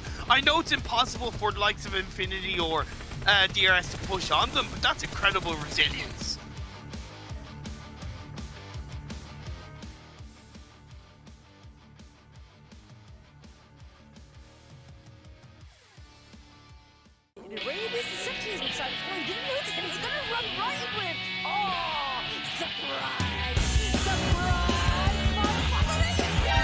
NANI?!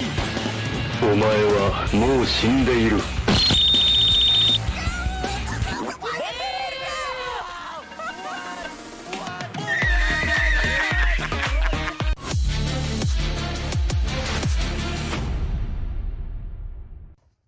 Probably trying to delay the inevitable. He spotted where all 3 members are, but for him to isolate these fights, getting 1v1s, I don't think they're going to be affording him that. He gets the first knock. Now, he has been tagged quite low. They're trying to confirm the kill, which he will onto H-Sir, so I guess that's the best case scenario there for 628. At least get the 1 point, but they will be knocked out as well, joining their Chinese counterparts in the form of Nova. Because if you look at the team list here, there's one massive team missing. Nova did not qualify into our second Super Weekend, but that worries me, Max. Is this replicating the performance from last year where they didn't qualify? I believe it was the second or third Super Weekend. I can't remember what's off the top of my head. But they still went on to win the entire event. Well, I think we've got to stop saying BTR prank, okay? I think that's not valid anymore. I think we've got to stop saying this Nova prank that's happening right now, okay? They're just taking a little bit of a break, a small vacation before going into that third Super Weekend, which I'm pretty sure they're going to try their best to make it for that tournament. We're still trying.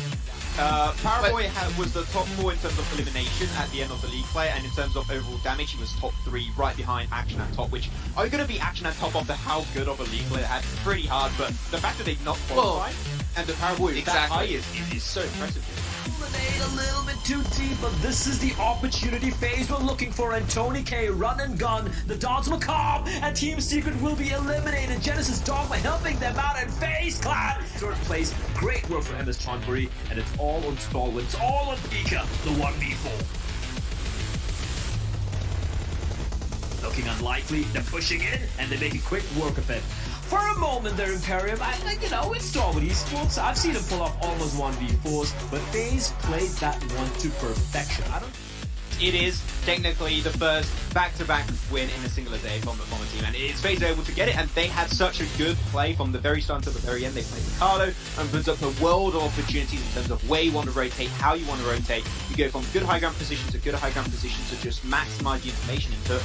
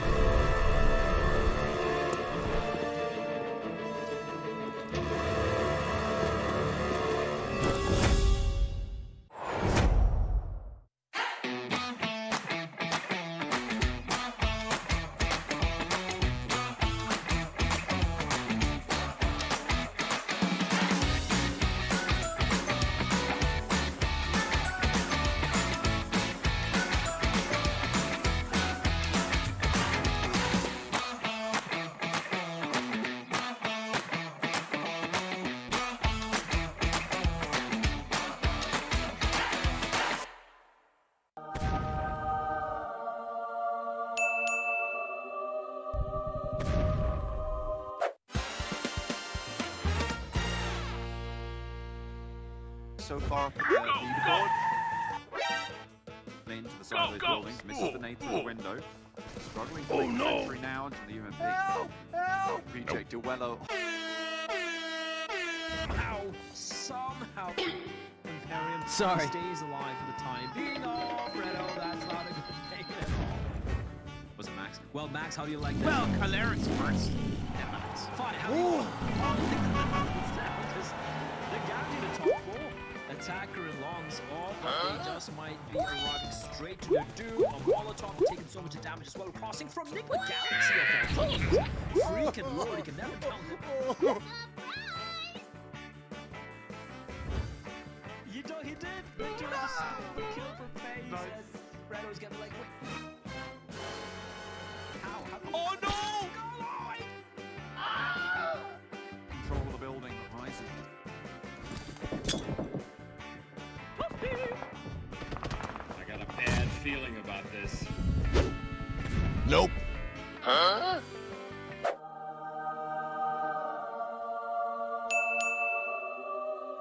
No! God! No! God, please, no! Come on!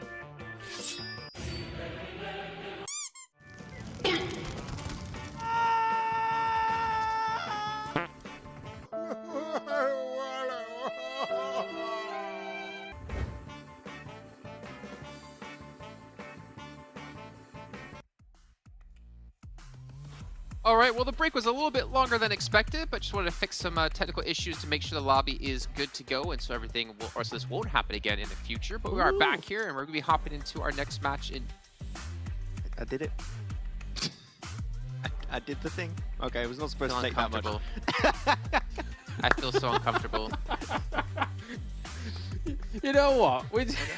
I'm not even gonna. I can't be bothered. Go ahead, Close. Jason. What is going on?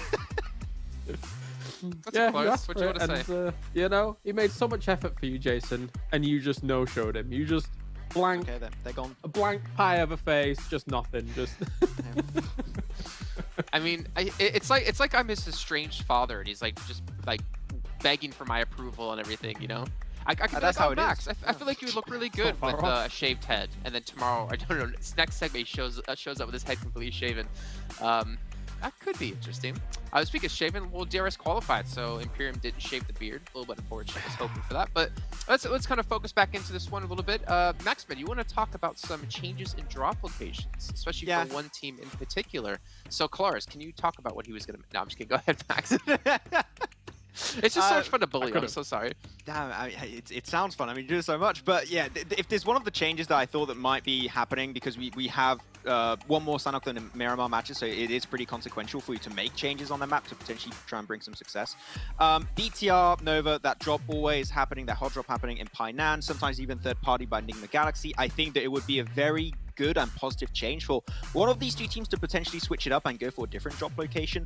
One of those changes could be, now that FaZe has not made it and they were the bootcamp team, BTR in the past used to drop bootcamp. So I don't know if that's going to happen. We'll have to see when we go into this game, but I think that BTR changing from Painan to bootcamp would be a great change, not only because of them not going to be taking that fight between himself and Nova anymore, but also they get access to bootcamp hills right down south, which is one of the best, if not the best, early game scouting position on Sanhok. So it just offers you a lot more opportunities. So I think that would be a very good change from BTR that I'm hoping to see come through in this game. Teacher. Well, moving on here, since no one has any questions. No. But what happened, Max, if ST is in bootcamp? That's the thing. It's the first game. We'll have to see. If we have a little fight in bootcamp, I would like it. But, well, I think they're going to have to test it out on one game. Maybe in the scrims they already sorted it out, and maybe it's not going to happen. I don't know, but it is something to keep in mind, yeah. Okay. Well, my question going forward, and not to keep talking about Infinity, but I mean, they are my prediction every single time. What I want to bring up is, like, we always talk about Sandhawk as being probably more RNG based than a lot of the other battlegrounds, right? But what is it about Infinity? What are they doing? What can teams learn from that are making them so damn consistent on this map? I know it's a tough question, but it's like, I think, okay, if like the first was it week 2 we had Sandhawk played with Erangel, right, in league play, and we were still saying like they're still being so damn good on it. I think like after 1 week or 1 day, you'd be like, oh, okay, I mean, it's a little bit of a fluke. But the fact they've been doing this every single time, or pretty close to it, they have to be doing something special, and I don't know what it is. I think some of the rotations are more decisive than other teams on this map. There's some teams that are just so slow, and you can't be slow on Sandhawk. If you are going to be dying off very quickly here on a battleground like this. Their split drop to start things off is normally very strong, and then also just in general, I think they're great gunners when it comes to the eliminations. I think they're able to take team fights a lot better than the majority of this lobby at present. That's not to say that people can't catch up and, you know, kind of hold them off sometimes, but I mean, you saw it in the previous game as well. In terms of crisis management, the fact that Logan and Infinity is able to crisis manage to the point where they get themselves as high as they do in some of these games, they shouldn't be doing that in some of these situations, but yeah, they do. So in-game leading, I think, is maybe what you're kind of leaning toward here. Like yeah, like they have that like really good focus of what to do and always have that like correct decision making. I would say the shot calling is the best on this map right now. I think that crisis management is the best way to put it. I was going to say potentially adaptability, but I think they go in a similar aspect of the game. Yeah. They know when they are not going to be aiming for that first place anymore. For example, I remember a game where the circle was actually towards the trifecta, and then there was a hard shift towards the northwestern island. They just say, okay, we know as a fact we do not have the numbers to make that cross happen. We're going to send 2 players to try and potentially get a few eliminations here and there. We're going to keep 1 player, which I believe was Logan, in the blue healing off, because you know you have basically no other option compared to, for example, Enigma Galaxy that always tends to heal off pretty early and is just very redundant. Here, you see them change very drastically depending on what situation's at hand, and I think that is their success because every Sandhawk game is a little bit different. You always have their third-party potentials. Circles can be a little bit risky, a little bit weird, a little bit all over the place, so they adapt the best in those kind of situations, and that's why I would say they are the most successful on Sandhawk, because no matter what is thrown their way, they will adapt to it and they will play the best game possible in that scenario. Yeah, I like that kind of example you made, actually, because it gives you an insight to like them realizing, okay, what's our best chance for the most amount of points, and they just make the decision. They don't try to say, well, maybe if you rotate this way, we can get off forward, or maybe we can do this. They're like, no, okay, we have to go to this strat. We have to go to the heal off. All right, you two go forward. I think it's like very concise, very clear, and when you have that within a team, like you have a team of 4 people, 5 people, whatever, one decision that the entire team follows is always going to work off better than a team that doesn't have that clear direction to go for. And maybe we'll see Infinity continue to do so. I'm definitely going to be keeping a close eye on them. But who else are we keeping a close eye on here? Mr. Klaris, man. I don't know why I called you Mr. Klaris, man. Maxu Paxu going into this one. Enigma Galaxy, I'm kind of leaning towards maybe. This is a very StarCraft reference. I don't know. Yeah, I mean, it's still Enigma Galaxy for me. I want to see them perform here. All right, well, ladies and gentlemen, let's head back to our commentators. Let's kick off our first Sandhawk here of our finals. Pyramid Bleu, helicopter it away. Helicoptering it away, or is it a plane? I think Jason sometimes gets confused between different aerial It's vehicles. Superman. Imperium. Or a Superman, but we're going to be jumping into Sandhawk, a map that, you know, I think a few of our esteemed colleagues have expressed some displeasure about, but I enjoy it. I thrive in the chaos. Well, that's because we've all established that you're a very sick, sadistic, evil man, but you have a smile on your face, so that's okay. You know, that's okay. Oh, look at this. Look at this. This is what I want. This is what I want to see. BTR going up against Nova early on in Painan, and that's the sort of action we want to see. We take a look at the zone as well. It's going to be a northeastern shift, nothing too drastic, so the rest of the teams are going to be pretty comfortable. But right now, it is a race to loot up as quickly as possible. Order on the other side in enemy territory. BTR, all 4 members grouped up together. On the other side of the map, Tunny potentially going up against 2 members of 4 rivals. This is really weird. This game is not going how I expected it to, and we're only 1.5 minutes in. Infinity split drop, I don't know what's going on with that. Same with 4 rivals. BTR dropping in Painan with Nova, to me, doesn't really make sense, because he only really started doing it in the first Super Weekend. Godtony loses his life, loses the 1v2, was always going to be difficult. This game is very surprising. Nobody went to Ha-Ting, which was Deadeye's guy's drop, so that's kind of, it's free if Infinity want to go there in the future days, of course, or in the future Sandhawk games, but we're off to an interesting start. I guess it's a classic case of, you know, when there's a certain team who's not there in the lobby, and you're like, oh, that's the town they usually drop in, and you might be tempted to drop there, but then you might be thinking, oh wait, maybe Secret wants to drop there, maybe Enigma Galaxy wants to drop there, right? Yeah, it's happened in the past where we've had two or three teams drop in the same compound because one team was not playing that particular game in the league stage. So I can kind of see where they're coming from. This, though, is the biggest head scratcher.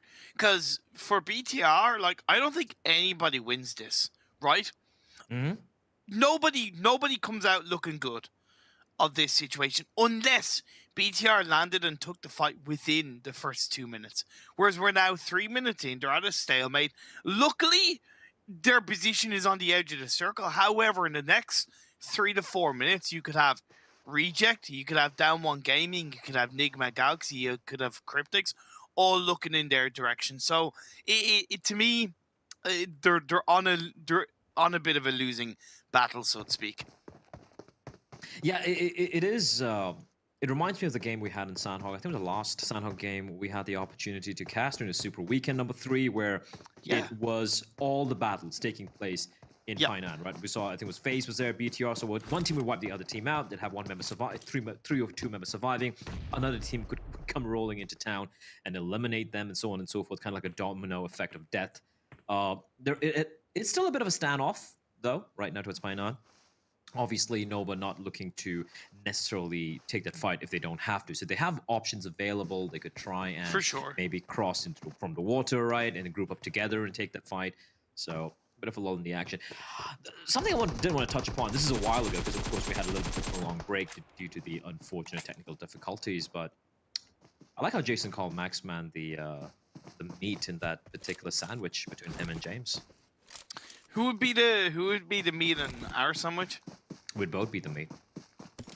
Have you not seen some of those KFC burgers? I've seen one where it's like literally, it's like 2 pieces of chicken with chicken in between. I'm like, this doesn't make any sense, but I'll have it. I'll have it.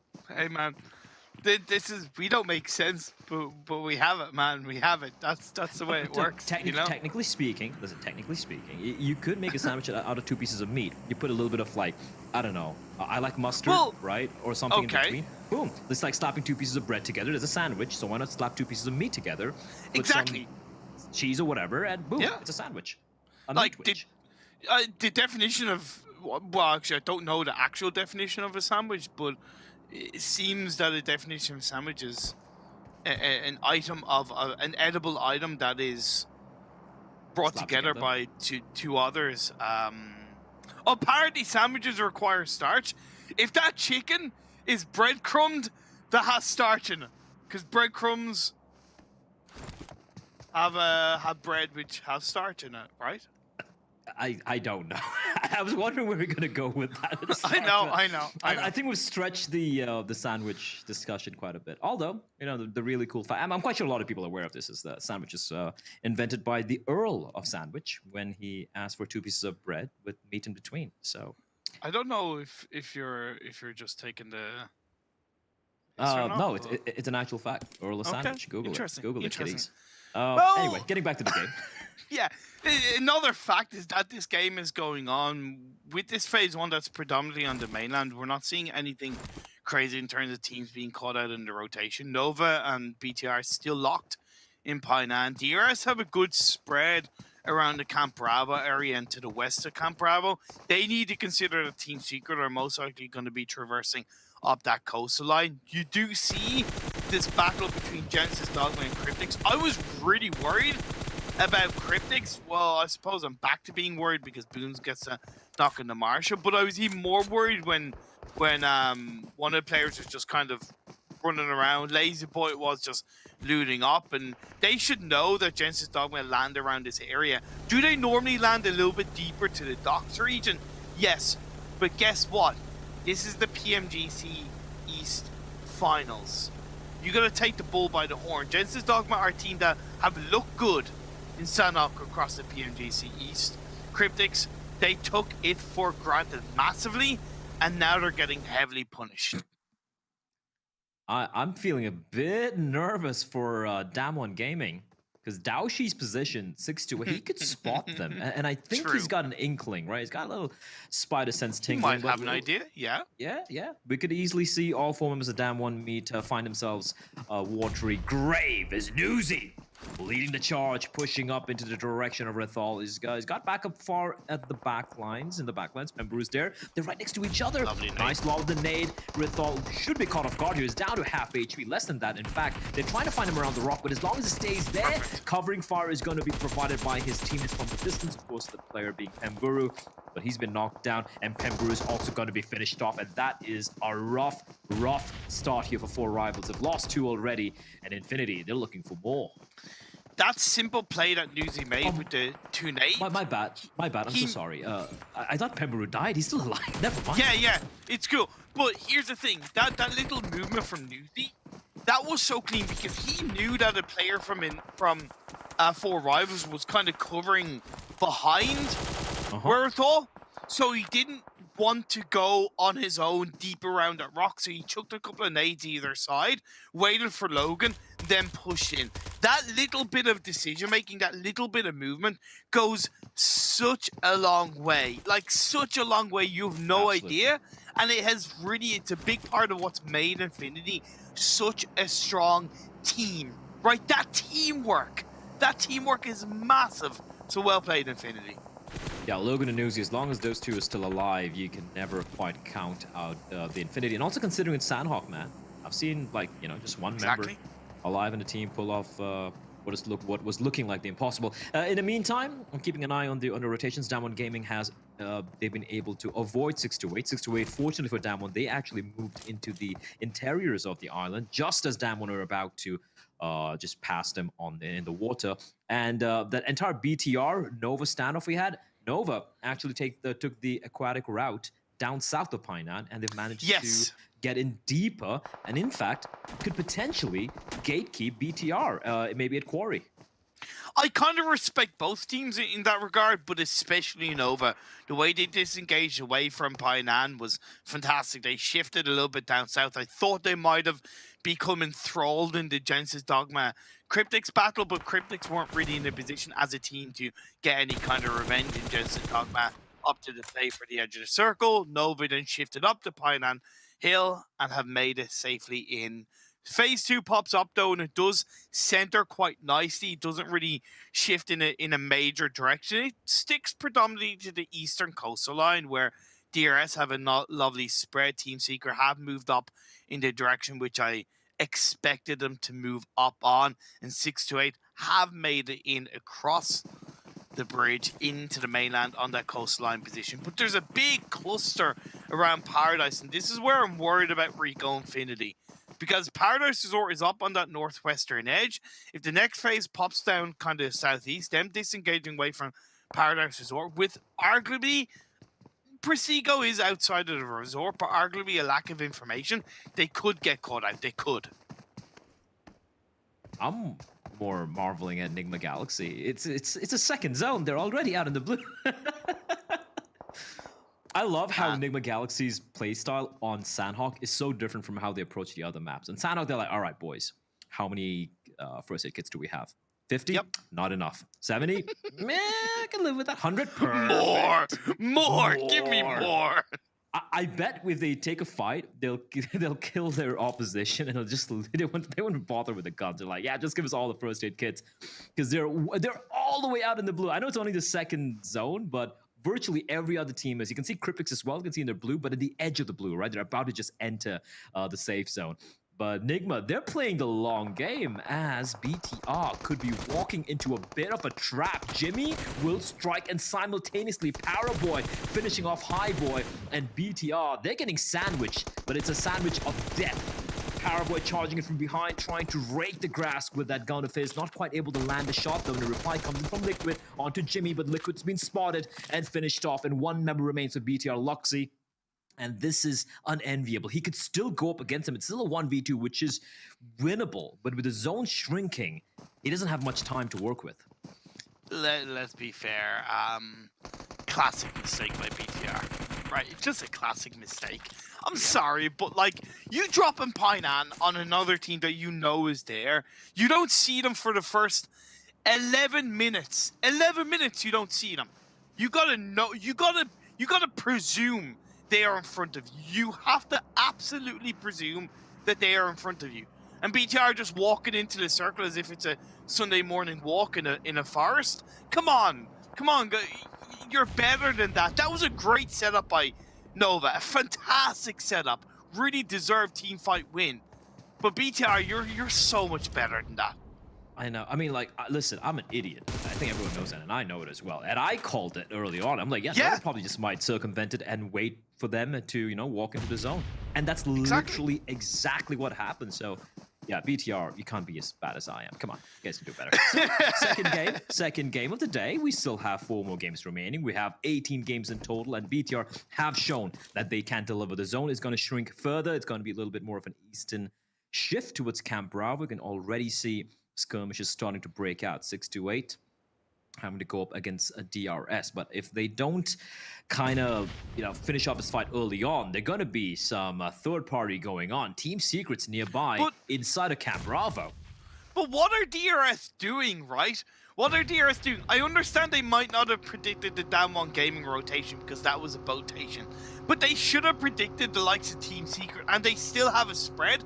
I'm sorry, but you're not a Chinese team, right? You haven't shown that you can pull off a massive controlling spread, especially in these kind of circles. Yes, FaZe 2 wasn't focused on their area of the map, but it certainly was threatening it on this FaZe 3, and now they're being blinded by all angles as Reject are crashing as a full squad. Just some very weird plays this not game from a number of teams. I'm less surprised about DRS because they haven't really shown up in the PMGC overall. But again, I know they're capable of better. I guess that's when the frustration starts to creep up on, you know, people like us, right? We were fans of them. We know they can deliver, but when they're playing at a level we know much below what we know they're capable of, that's when things can be frustrating. But I do agree, it's been a bit of a, shall we say, curious decisions being made by a few of these teams, but they are also getting punished, right? So while a couple of teams might be missing the mark when it comes to, you know, how they are approaching this particular map, other teams have definitely been much better. Newsy getting surrounded by 628, and Infinity, they are a 2-man unit here, and his other teammate is nowhere close by. I do believe it's Logan, and yeah, there we go. Newsy able to get the knock, but the finish will come in for 628. The rest should be taking place as well, and Logan is far away, and he's being pinned down by MS Chonburi. Never mind. Logan taking the fight to MS Chonburi. The final stand for him out in the blue, but he will finally be found by NC to a bullet in the noggin. And MS Chonburi will finish off the Infinity, falling in 15th position, but 3 elimination points to their name. Coming through this phase zone, phase 3, blue zone closing in. Damwon Gaming doing a great job of putting pressure onto Xavier. I think Damwon have really proven their ability to rotate into these circles. The previous game, I thought their rotation was quite strong, although it ended up not working out this game. That rotation was good, and they're looking to take control of that.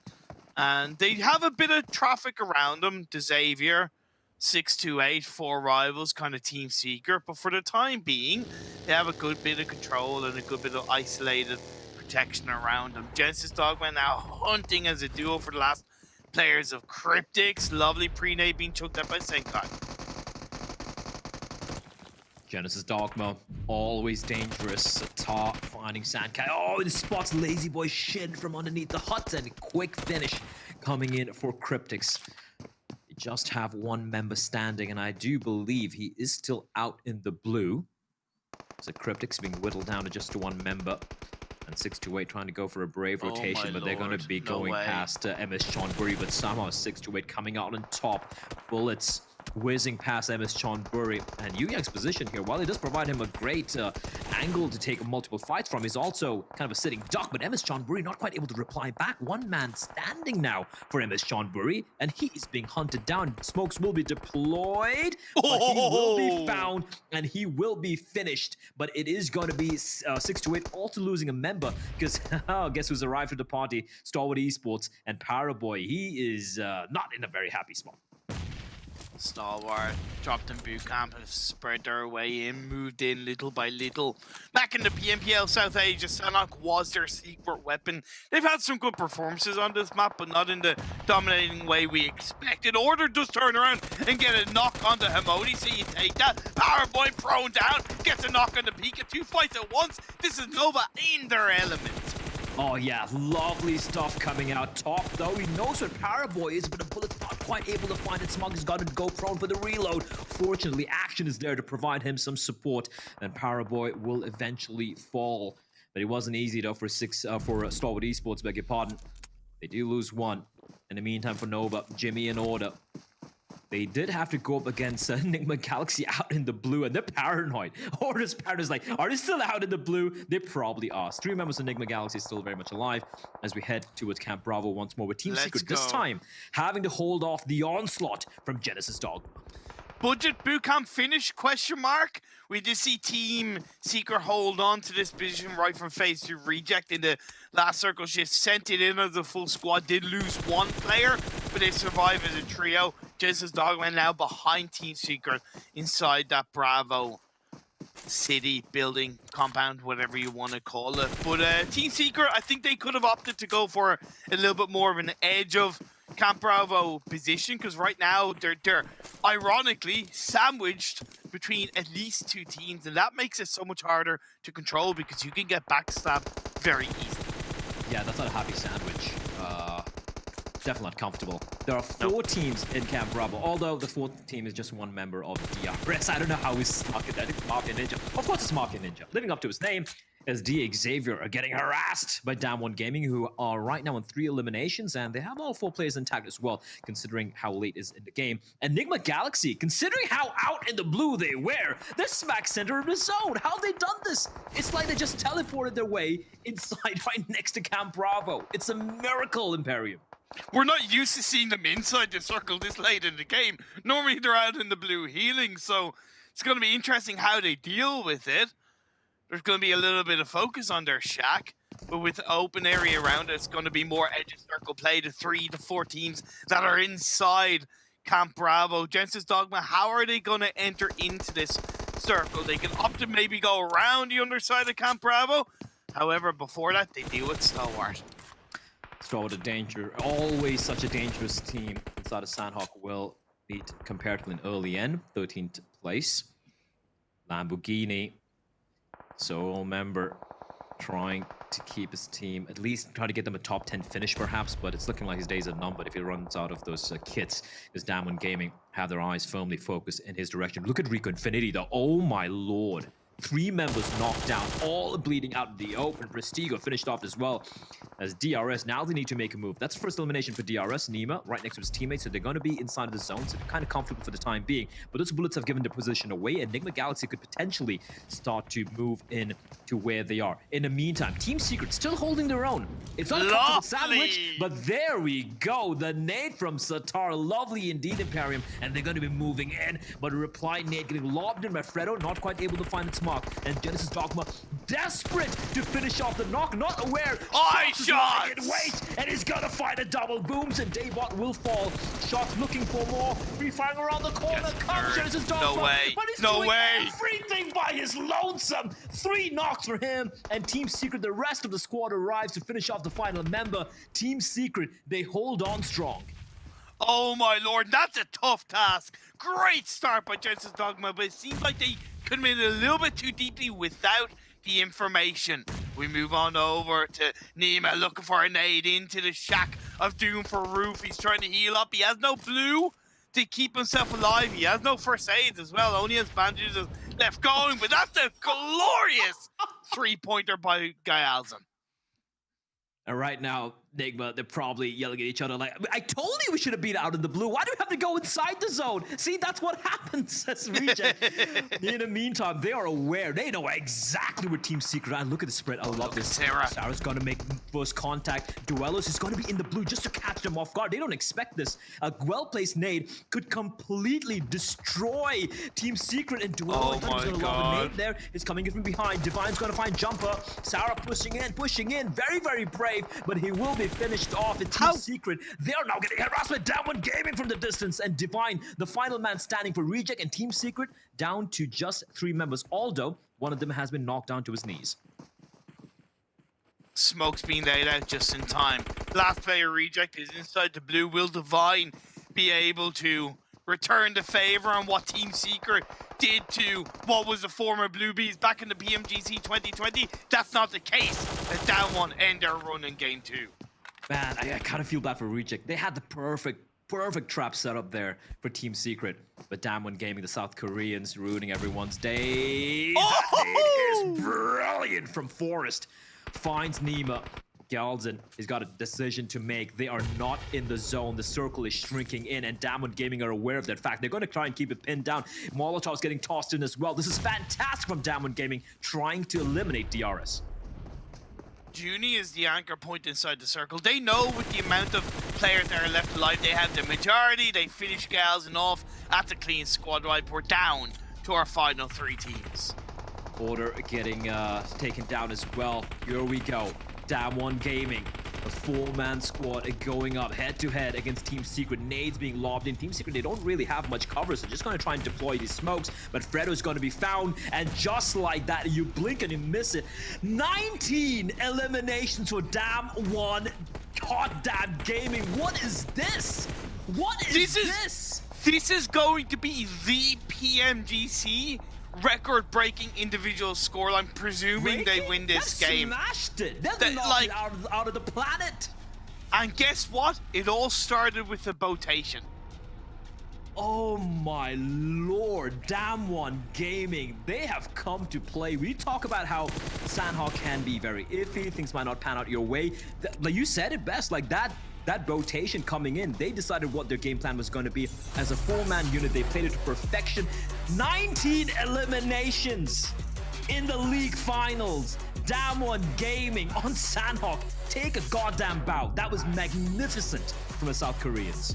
Absolutely tremendous. Junie with 7 kills individually. Absolutely forward thinking. And remember, there was a point in kind of phase 4 where they were surrounded by the likes of kind of Team Secret, to Xavier, 4 Rivals, and a couple of other teams. And I said, hey, there's a bit of a threat there, but they have a good level of control. Well, they took that level of control and they multiplied it by 100. That performance was so good. Down One Gaming are honestly like quickly kind of stealing my heart. When you look back at, especially as a region, South Korea, that hasn't had a massive amount of representation in these global tournaments. It was formerly the Team Warriors roster that kind of played in last year's PMGC. They didn't really go, sorry, no, somebody roster played for Archer Gaming, should I say, apologies. Last year in PMGC, they didn't really go that far. They come back this year. There's that level of, well, is this experience going to show up? What are they going to be able to do?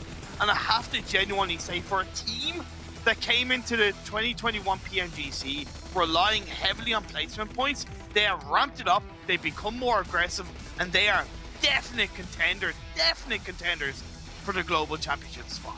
I mean, over close to a month right now of non-stop PUBG Mobile action here, you know, in the PMGC, and they broke the elimination record. You can even call them, you know, I don't know what all records they broke right there, but what's most impressive for me in Imperium is the fact that they didn't get any easy early team wipes, right? They had to battle their way in and they managed to click, but of course we have some very, very smart individuals on the desk to break down what was indeed one of the best games we've had thus far on Sandhawk. I'm not gonna lie, I was so caught off there. I thought he was gonna say we have the smartest people on the desk and Jason. I thought he was gonna say, but hey, I'm not used to Bled being nice, but I'll take it when I can get it. And just like Dan Wong can be taking as many points when they can get it, what a record out of them. 19 eliminations and a chicken dinner. And I always have to just reel my tongue back in and take back everything I said about them not being able to pick up those elims. What a fantastic match out of them. We talked about it at the start of the show, right, Jason? We wanted to see Damwon not only go for good rotations, but also get those eliminations. Well, 19 eliminations in a game, that is astonishing. On Sanhok too, and they survive as a 4-man? Like, what? After the back of the rotation, like, everything aligned. Hell yeah. This was almost the perfect game from Damwon here. This was ridiculous. Not only the rotation, the perfect angle to come into this circle. You know when you're dropping in the location that they're dropping in, it's going to be hard on foot to be able to get to that circle in the first place. I mean, the first circle. Never mind anything else. So for them to take the rotation and, ooh, there you go. I like how you end your little... Yeah, no, I love it. That was a perfect way to end it off. But with 1,000 damage and 5 elims, he still only did 26% of his team's contribution, which means basically everyone else in the team was doing just about the same. I mean, it could obviously be... Yeah, no, yeah, definitely because he's the MVP, right? So it has to be every other one being pretty much the same. Everyone popping off your Max and Colores. Yeah, the denial of participation record has been hit here for them. So they did stop a lot of people from playing the game in that match. Yeah, exactly. That's true. The battleground is no longer anybody else's place other than Damwon Gaming. So I think what a performance by them here, Max. I mean, the angle that they come in, the fights that they're taking here constantly, you just don't see this on Sanhok. Yeah, I think it was around phase 4, phase 5. They got the pivotal compound that allowed them not only to convert all those eliminations into extra points, but also to get access to a really good late game potential game. And they had, I think they were surrounded by the northern side. What was it? Deke Xavier, 6QA, MS Chonburi, 4 rivals. In the south, you had also DRS, you had Team Secret. They were cornered. There was no easy escape for them. The only way for them to make it out of that position to potentially move out of the compound was to eliminate every single team in the northern edge, which they did magnificently well. It was so well played from Damwon. I want to see this Damwon play like this every single time. They have the confidence boost, and I wanted to see more of Forrest in particular, and he stepped up big time this game. So I'm hoping it's not just a one-off. I want to see this be a somewhat reoccurring factor throughout the entirety of these finals. What worries me is it might potentially just be a one-off, because trying to think back to all the matches they played throughout this entire event so far, I could count on 2 fingers, maybe 3 if you want to count Sung there. Oh, that wouldn't be 2, where they had performances like this. And obviously this is a sprint, right? So if you have just a couple of those games, if you have, you know, the stars align and you have a couple of those matches happen, we could see them taking home the $362,500 as well. And you guys at home could be taking away something here. If you get the treasure box, you guys can get a permanent reward unlocked for yourself. Also special rewards between the 22nd and 13th of January. All you have to do is just be watching in the Esports Center over on YouTube. You can even click the rewards button below the stream to get some extra coins that you can use. You have the lucky draw, the CD key thing happening. You have the 500,000 peak card viewers. If we get to there, you get 900. You only need 1,200 tokens to open the things. Make sure to tell all your friends, tell all your family members, get everyone in here watching to get those unlocked for yourself. Maxman, you're gonna get the pan as well. We talked about what you're gonna get the first time. I don't think we talked about what you're gonna get the second time. I think I was going to be a little bit short on the amount of points I was going to get, but now with the X900, I should be good. So I'm going to go with another pan. I'm a pan collector. You know, I don't collect things in real life, but I do collect pans. So I'll have to go with that one. You did collect player cards last year, PMGC. Yeah. Yes, it's true. I did. Even got some signature cards. Good job, Max. Yeah, they're very cool. Top quality. Love them. There you go. Did you get my signature card? Actually, when are we going to get the caster ones of those, you know? We can do a little signature, put those out. That'd be fantastic. When did casters get involved? I think they thought about doing some at one point, but no. We'll have to ask again. It'll be a shame, though, because when people get my card, they have to pay others to take it instead of, you know, getting them to pay for the card. We got Miramar coming up next. There's our 3rd match of the day. It's going to be our halfway point when we are done with this one. We're going to head to a short break to get things ready to go and get things set up. So we'll see you guys in just a few.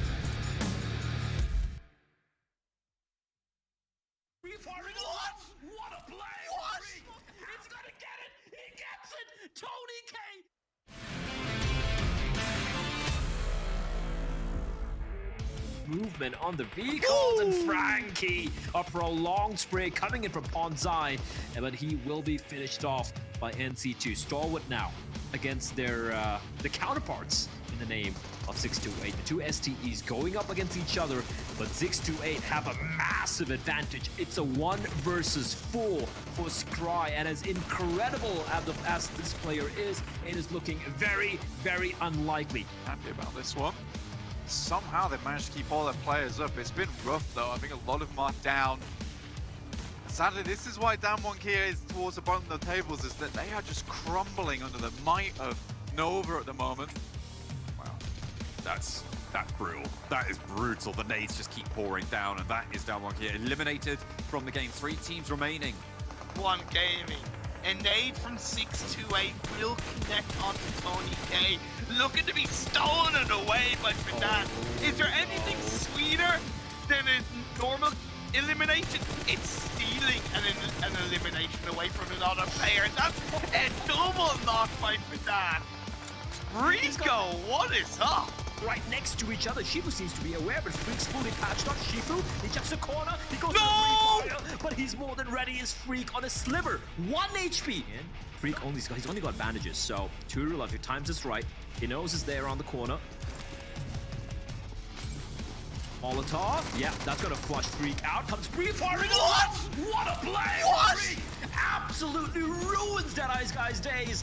Yeah, Emma Chonburi have evacuated the premises, and Tony K. Okay. KKK. Tony K. That M249 could shred them. He's gonna go for the play. Oh, I love that. Tony K finds one, runs back up again. Now Scry. Let's go for the res. Going for the long reload. It takes about half an hour. It's like assembling an IKEA table. It's going to come peering around the corner again. Another knock for Tony K. He's found 3 members of Stalwart Esports. It's going to get it. He gets it. Tony K, the 1v4 against Stalwart. What a beast.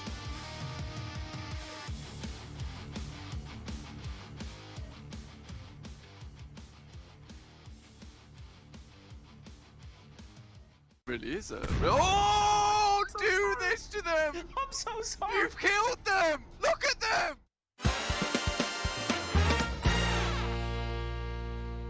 FaZe still in contention though. FaZe up a real possibility. Really? I think it really is. Oh no! Oh no! It's FaZe down! No, I'm so sorry. On your face! I'm so sorry. Why would you do this to them? I'm so sorry. You've killed them! Look at them! They're dead! Huh? Oh!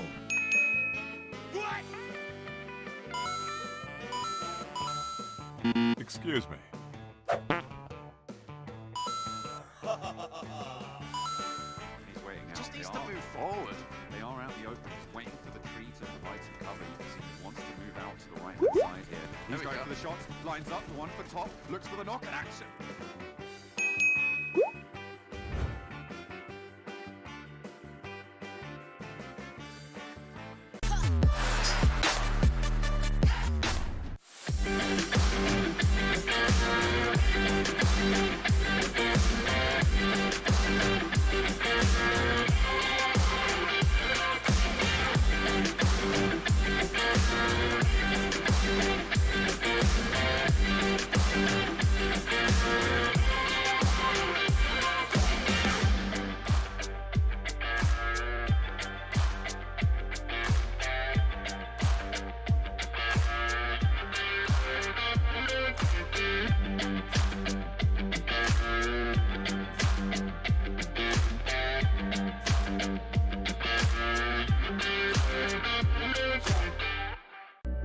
I saw the first light, the first steps. Now I see much more. I capture Earth in all its beauty. I see action. I see drama. And I see it in the finest detail. Moments of inspiration. And the first steps. I am the 1+9. Ladies and gentlemen, it's time to get underway with our 3rd match of the day here. We'll be heading back over to Miramar. Well, for the first time here in the finals. Gentlemen, we've had Damwon step up. We've had D Xavier step up. And I am pleasantly surprised and also enjoying the fact that we're not seeing that pure domination out of the likes of Infinity, Genesis, Dogma, seeing some new teams that were towards the bottom of the table start to have some life in them. But as we go on forward, I feel like that will start to stabilize here. And realistically, are we going to see Damwon pull up another 19 elimination game with the chicken dinner? Probably not. Are we going to see any team pull off that kind of performance? Most likely not as well, since that is our biggest point score we've had so far. But what I do want to focus in on going forward is, Max, in the last Senhawk game, before we started, you want to talk about how Bigatron, or you did talk about how Bigatron might change their drop location going into Miramar. Do you think we're going to see any changes because of teams being out with the likes of like FaZe Clan not here? For this next game, I don't really think on Miramar they will be. Kalash thinks okay. Kalash, you think? Well, I mean, someone like Picardo is just too strong a place, right? Like, I think if FaZe is not there, someone has to take this spot. It would be ridiculous if the entirety of our final we don't have Picardo taken as a spot throughout our 4 Miramar games. Personally. Yeah. Okay. I like that actually, because they go Puerto Paraiso right now, so actually it would be a really good change. But I'm thinking there's also a few teams that eyed out the position a few times in the past, so I don't think there will be the only one eyeing out a position like Picardo, because it's so good at central. It's really easy to rotate out from.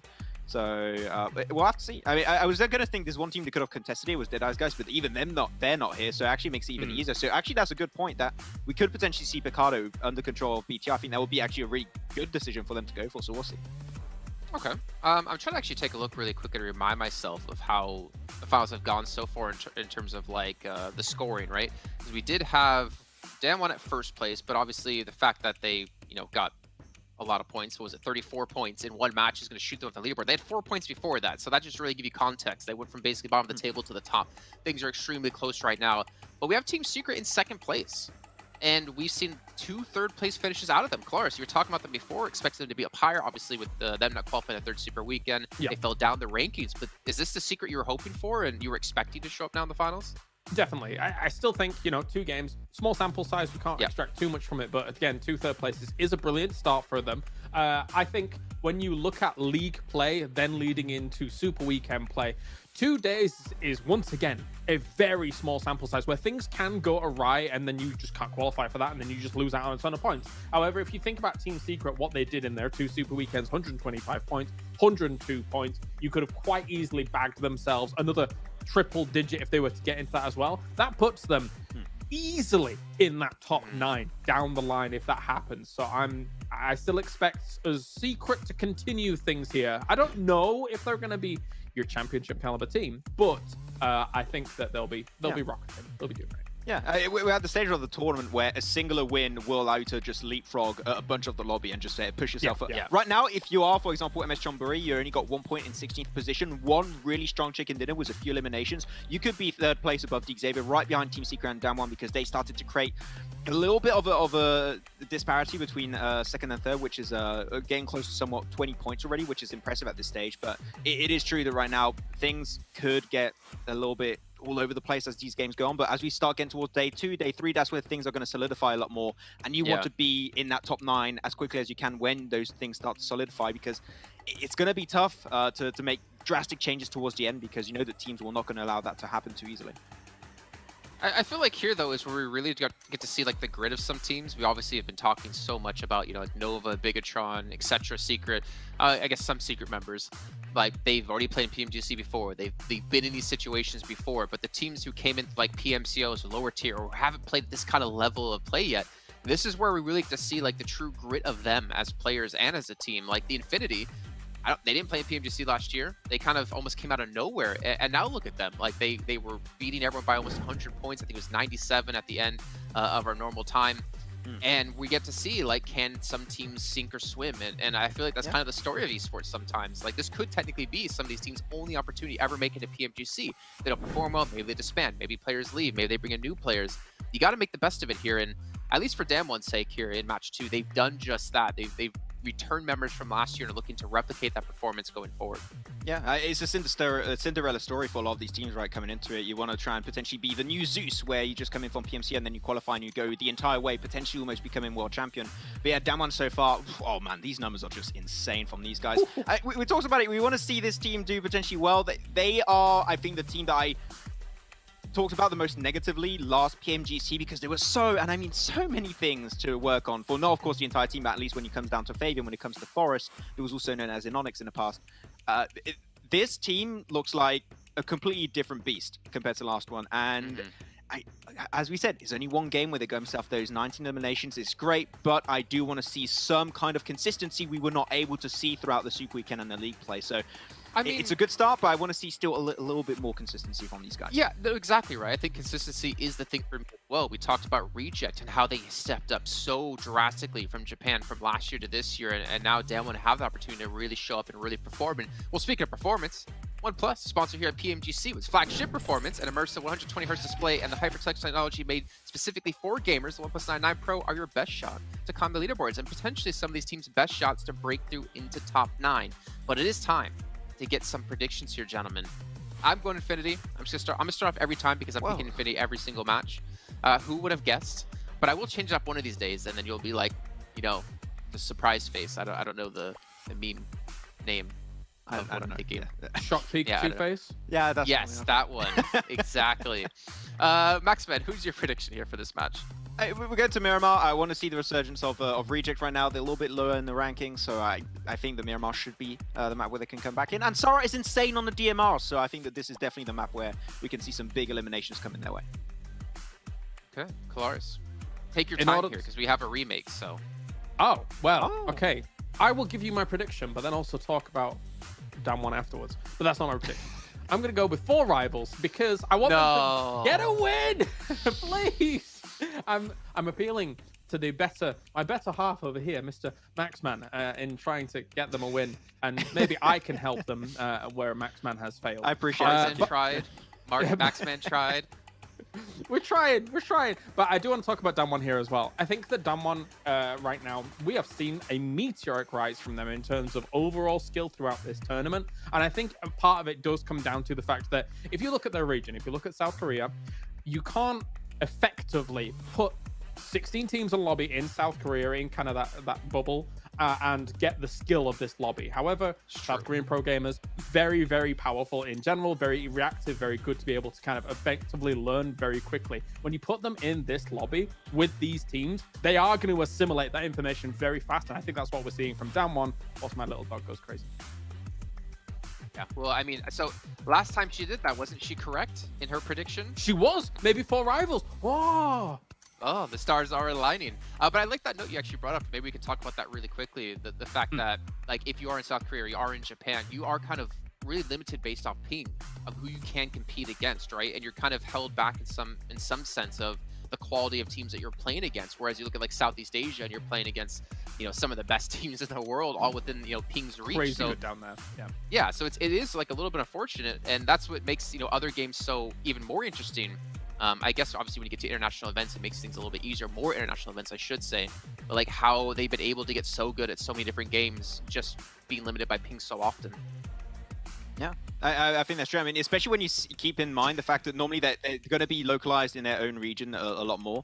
The fact that you're seeing these same players, I mean, a lot of the same players coming back from these regions into PMGC, I think is really good telling that competitive experience they had on a global stage helped them so much to actually set themselves apart in their own region. And now they're coming back heavily in PMGC. So yeah, I think they've improved a lot. And especially the South Korean region, I think has a lot of potential. I think that maybe needs a little bit more time, but as I said, compared to last PMGC, it's black and white in comparison, right? I love how Damwon has been playing so far and able to improve from week to week. So I want to see more. I'm hungry for more from Damwon, but I'm already impressed with this first few games. You said black and white, you said hunger in the same sentence. That is my favorite cookie, and maybe I'll try to go get one of those while we head to a short little break here to get things ready to go here for our next match. We'll see you guys in just a few.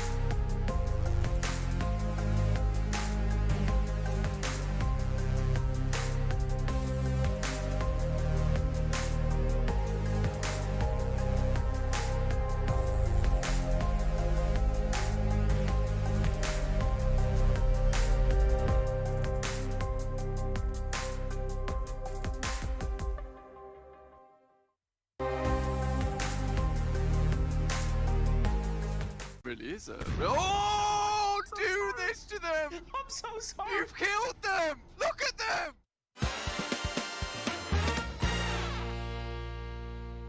FaZe still in contention though. FaZe up a real possibility. Really? I think it really is a... Oh, no! Oh no! It's FaZe down! No, I'm so On sorry. your face! I'm so sorry. Why would you do this to them? I'm so sorry. You've killed them! Look at them! They're dead! Huh? Oh!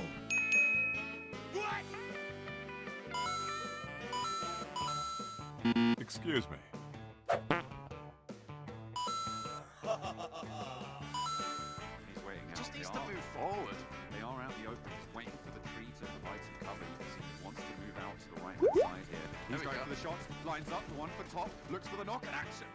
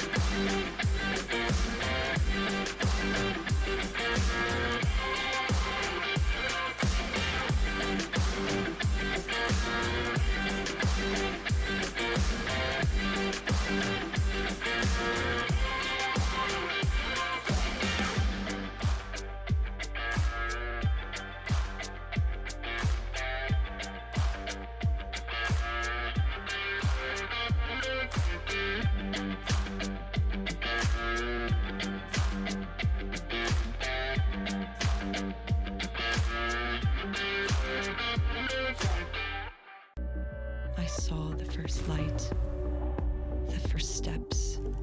Now I see much more. I capture Earth in all its beauty. I see action. I see drama. And I see it in the finest detail. Moments of inspiration. And the first steps. I am the 1+9.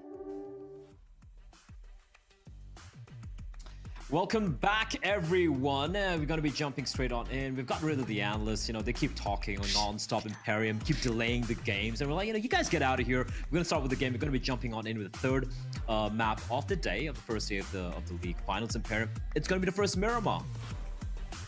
It's going to be the first Miramar, so I'm excited to see how teams are going to be playing that, if we're going to see a little bit of the norm that we saw in the PMGC, because right now, outside of kind of Infinity doing pretty well, a little bit, we're seeing some kind of turnaround Stranger Things performance. Down One Gaming, Team Secret, they were 13th and 12th respectively in the PMGC League stage. They are 1st and 2nd. It's been a very strong, consistent 2 games from Team Secret, and then that massive, massive result from Down One Gaming shot them up to 1st.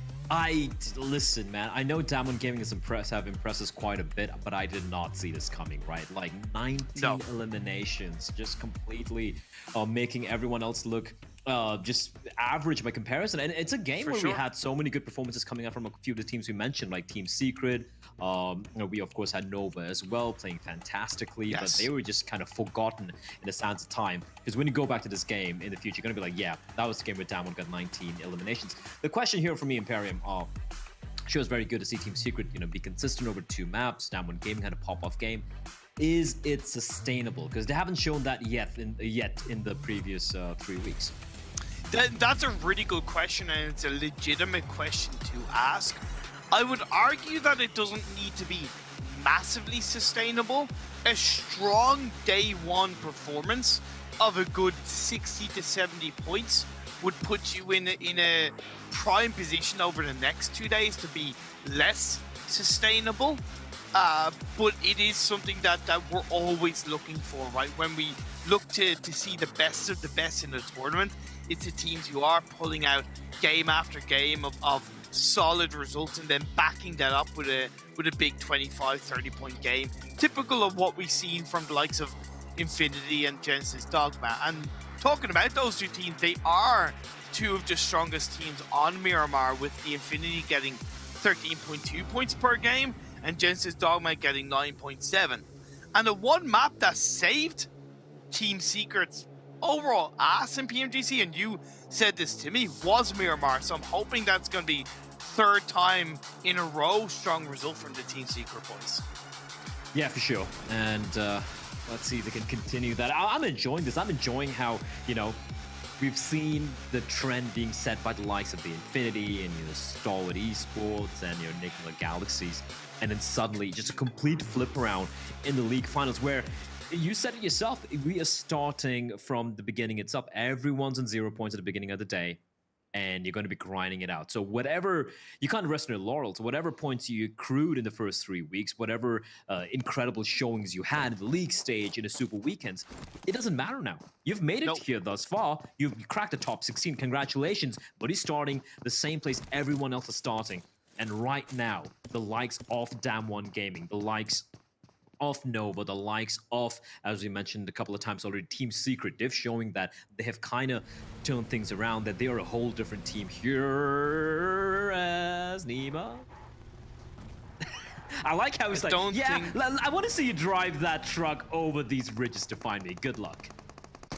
He doesn't have a gun, but Pemboru does, so that little bit of a bait is coming through, and then Wherewithal, I think he has a gun as well. He does. That's going to be a bit of a cheap kill onto DRS. And again, it was a solid turnaround game from DRS and Sanhok. It was the best of what was them putting themselves in a bad situation.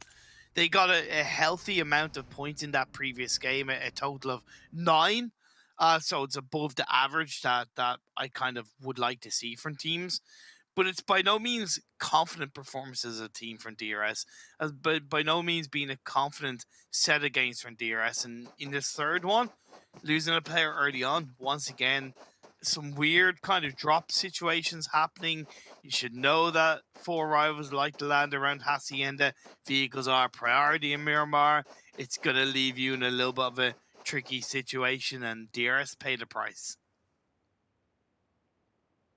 DRS have been paying the price for quite a while, it feels like.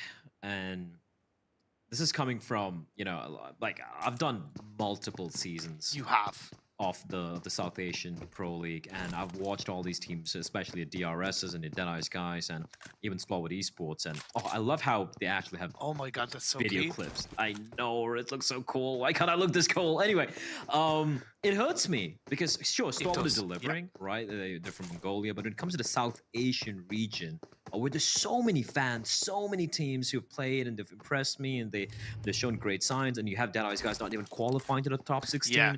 And DRS just looking, not just today, but for the past, 1 week or so, they've looked, the entire event, they've looked just average. And yeah, average is good enough to qualify, but that's not good enough for you to crack the top 9, because that is what everyone's gunning for. And for a few teams out there, the ones with the champions mentality, they don't care about a top 9.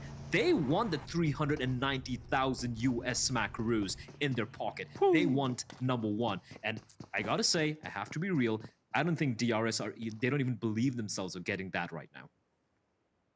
We can only, as much as possible, judge based on what we see, and that's being the case. On a side note, by the way, BTR did not go back to Picado on their drop spot. They did shift down south, and they kind of got caught out a little bit. It's one of these things where we're seeing a transition from the league stage to the finals because some teams aren't in it. Reject went down to Porto Priso because they presumed BTR were going to go to Picado. As it happens, they didn't, so BTR got kind of stuck in between Reject and Genesis Dogma. Haven't lost a player, but it has slowed down their ability to loot up effectively because a core part of their looting phase has been taken away. And Down One Gaming actually dropped in Picado, so they took the chance. They had the confidence that, well, look, if BTR drop with us, who cares? We'll take the fight. We got 19 eliminations in the previous game. We can take it on. We can take on the world. And it's worked out for Down One Gaming because based on the phase 1 circle, Picado was already in a good spot and they moved out early. It's a good game so far from Down One, even though we're only 6 minutes in. Back to back. Smelling it? Feeling it? Ooh. Ah, we've seen a few back-to-backs thus far. We haven't seen a back-to-back-to-back yet, though. Of a rarity, of a very rare scenario. Last time I remember really seeing that was back in the PUBG Mobile World League when I think it was Udo that got the 3 chicken dinners in a row. They actually ended up not actually. Kanina Power, according to Max, thank you for the information. Kanina Power had 3 in a row. I forget what event, but he has informed me. But yeah, so it's rarely been achieved for sure. Yeah, it has. But again, like it's such an outlier, right? It's such a rarity that when it happens, it is something that will always remain etched in the history books of PUBG Mobile.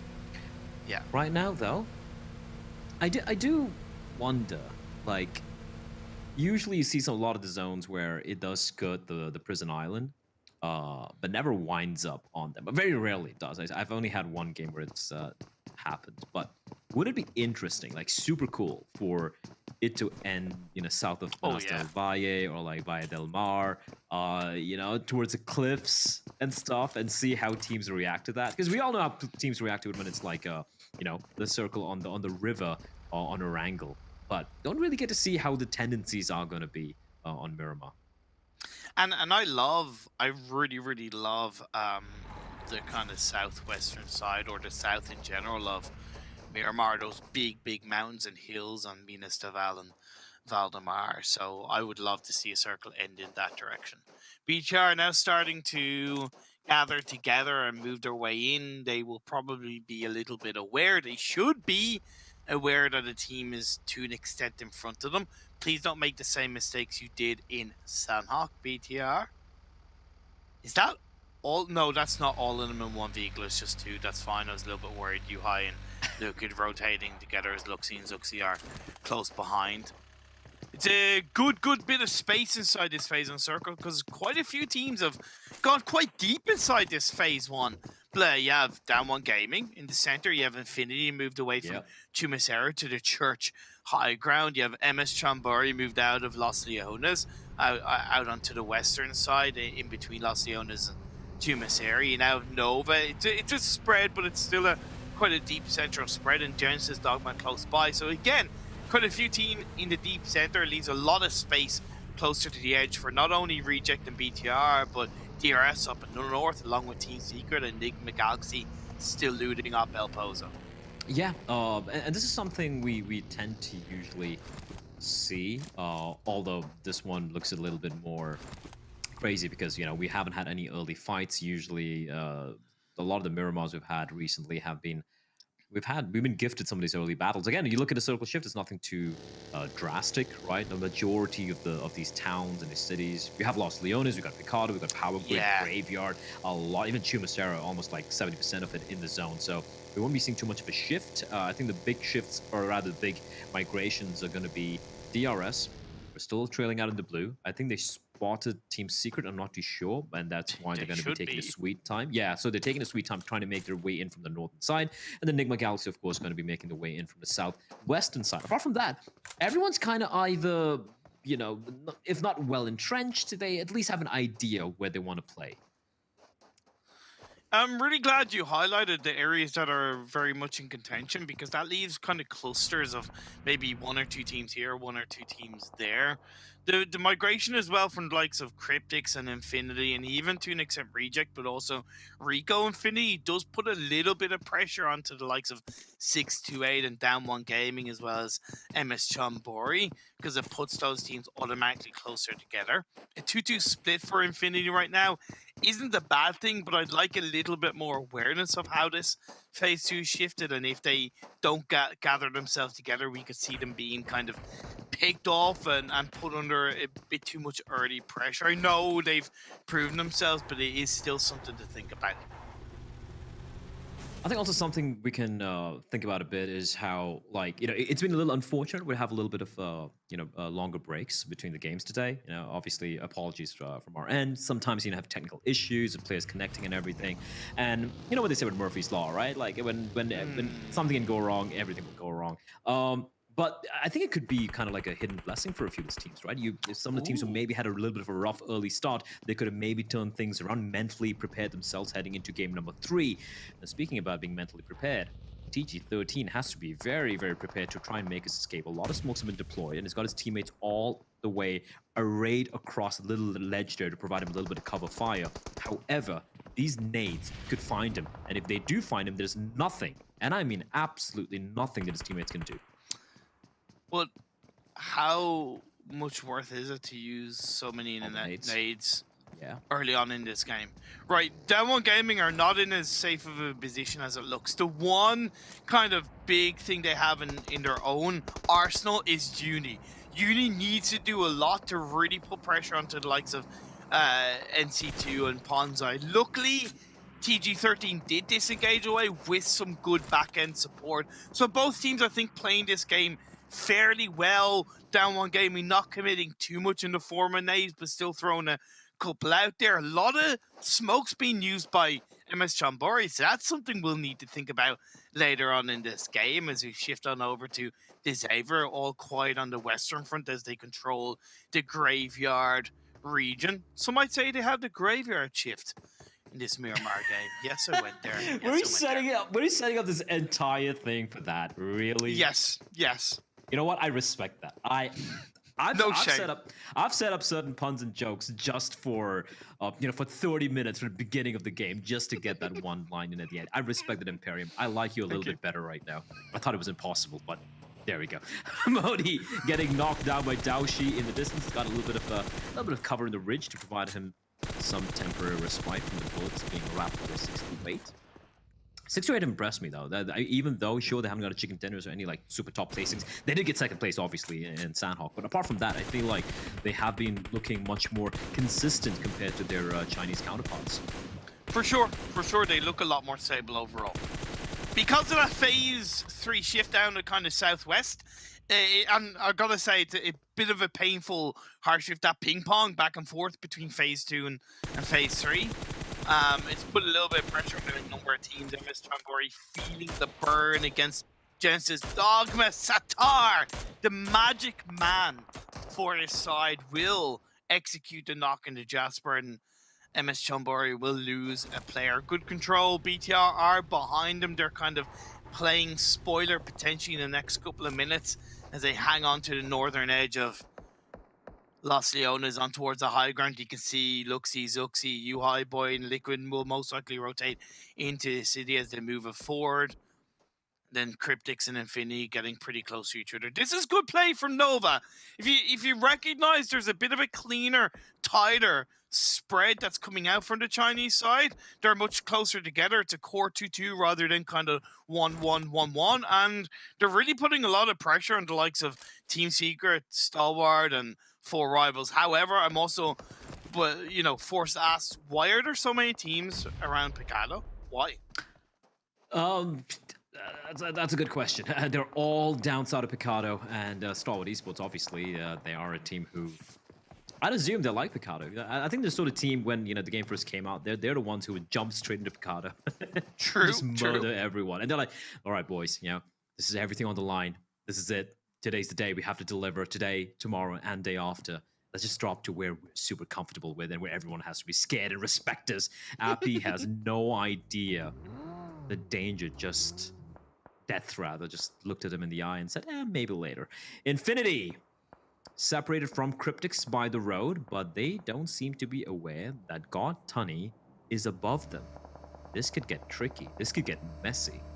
That's what I was worried about with Infinity's kind of 2-2 split early on. And I know they can't predict the circle shift, etc. But there's a reason why I highlight these things, because there's that kind of element of what is the percentage of something happening. And I thought that 2-2 split was big at risk. DRS now making their way in. They're going in blind on the edge of the circle. They don't know that Nigma Galaxy are split in the way that they are. Nigma did get the revive onto Hamodi. If you remember earlier on, he got himself knocked down as Galzen opens the door and takes down Roof.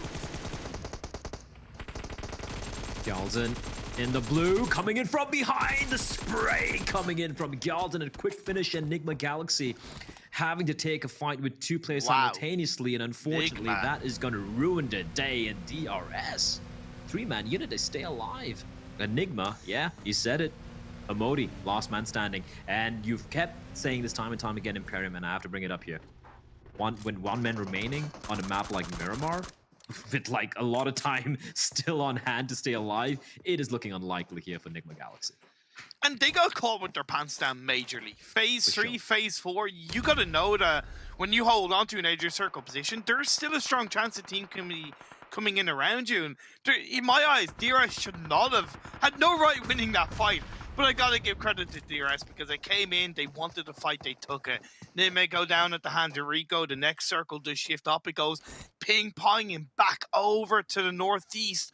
Harsh, very harsh on these teams, especially those that went into Picado. Stalwart have been able to open that door onto 4 rivals. A couple of knocks here and there allows them to possibly push in, but 6-2-8 behind them. You have Team Secret around them, Nova on top of the hill. It's not going to be easy for Stalwart. For sure, for sure. More neighbors arriving. Stalwart are like, yeah, you know what, we're just gonna move in, so we don't have to worry about 2 things at the same time. Worry about Big Daddy Blue, or Papa Blue, or Father Blue, whatever we want to call it. Whatever we call it, Daddy. And is it Stepfather Blue? Yeah, cool. Or just call him Papa Smurf at this point, right? Fair, yeah, Papa Smurf. Well, AJ, the harassment of DRS continues, but this time it's a whole different team altogether. It's going to be Rico Infinity. Needs a good though, but not quite able to find its mark. Martin Ninja down to half HP. Got a teammate nearby as well behind. Is in his vehicle. Is going to be joining his teammates. He's making sure there's no one else behind. He's going to be sneaking on in. In the meantime, BTR have been eliminated by MS Chonburi, who are also duking out with the reject in the meantime. And DRS, though, it looks like they've managed to kind of, I wouldn't say counter Rico Infinity, but a bit of a temporary stalemate here. 6-8 pushing in on towards the members of Team Secret. We see Infinity cleaning up. MS Chonburi winning the battle between themselves. MS Chonburi and even BTR down on the southeastern side of the circle. And like I said, as much as I kind of can, you know, hone in on BTR's weaknesses throughout today as a whole, I do give them a little bit of respite with these ping-pong circle shifts that we've seen so far. Lovely shots by Rabbits, the third party to knock onto Flowerage of 6-8. Daoshi. Oh, this is looking rough. Looking at the way the blue is moving in as well, they have an inkling where the remaining members. Oh, yeah, I think they know. They should find out, but they should also be wary because high above, the Xavier rain down Hellfire. SK-Ton charges in, and just a couple of bullets at the end. I think he just single-handedly took down DRS there. SK-Ton he's like, screw this stalemate. I'm just doing everything by my lonesome, and he just completely wipes out DRS from the server. Down to the final 12. Cryptics with 1 member still standing for 6-8 as well. I don't know if the res is going to be coming in. I'm a little surprised that they've been able to stay alive for this long. As Senkai will eventually fall. We're down to the final 11. 39 players still in the server.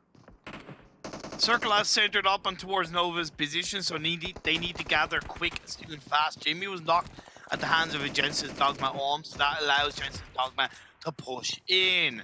Stalwart going up against 4 rivals. I said it was going to be difficult for Stalwart, but credit where it's due. They stuck in one direction, one path line, and honestly, they've made mincemeat out of the 4 rivals players who are now down to just a duo.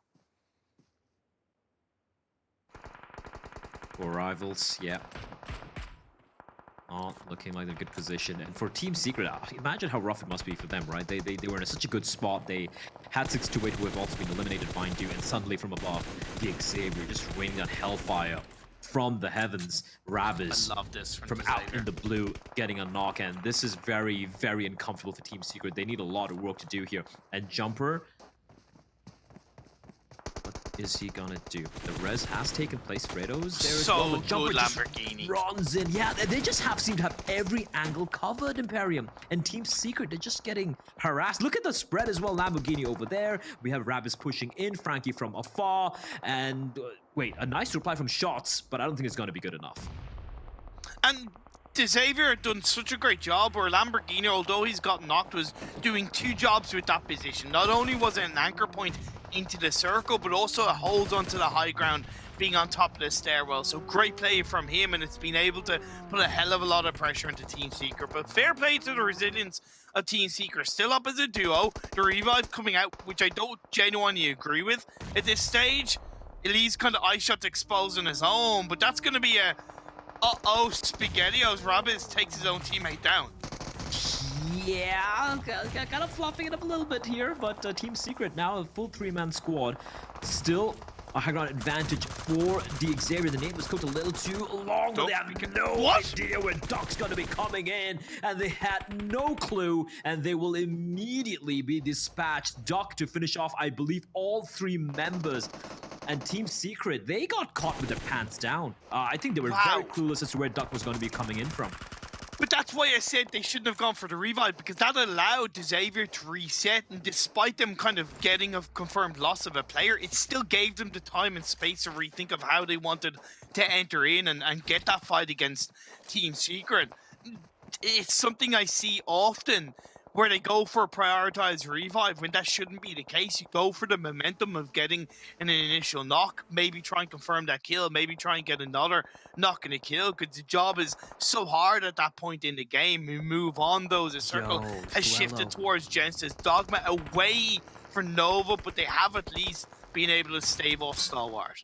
I'm in love with Duelist's position. Right? He's so far in the open while his 2 teammates are inside right next to Genesis Dogma. He could be the X factor here for Reject. It's a high-risk, high-reward play coming in here, in my opinion, from the Japanese side. And you said it right. It has shifted away indeed from Nova, so they will have to kind of heal up, be ready to make a move. Powerboy, though, spots out Pika in the distance.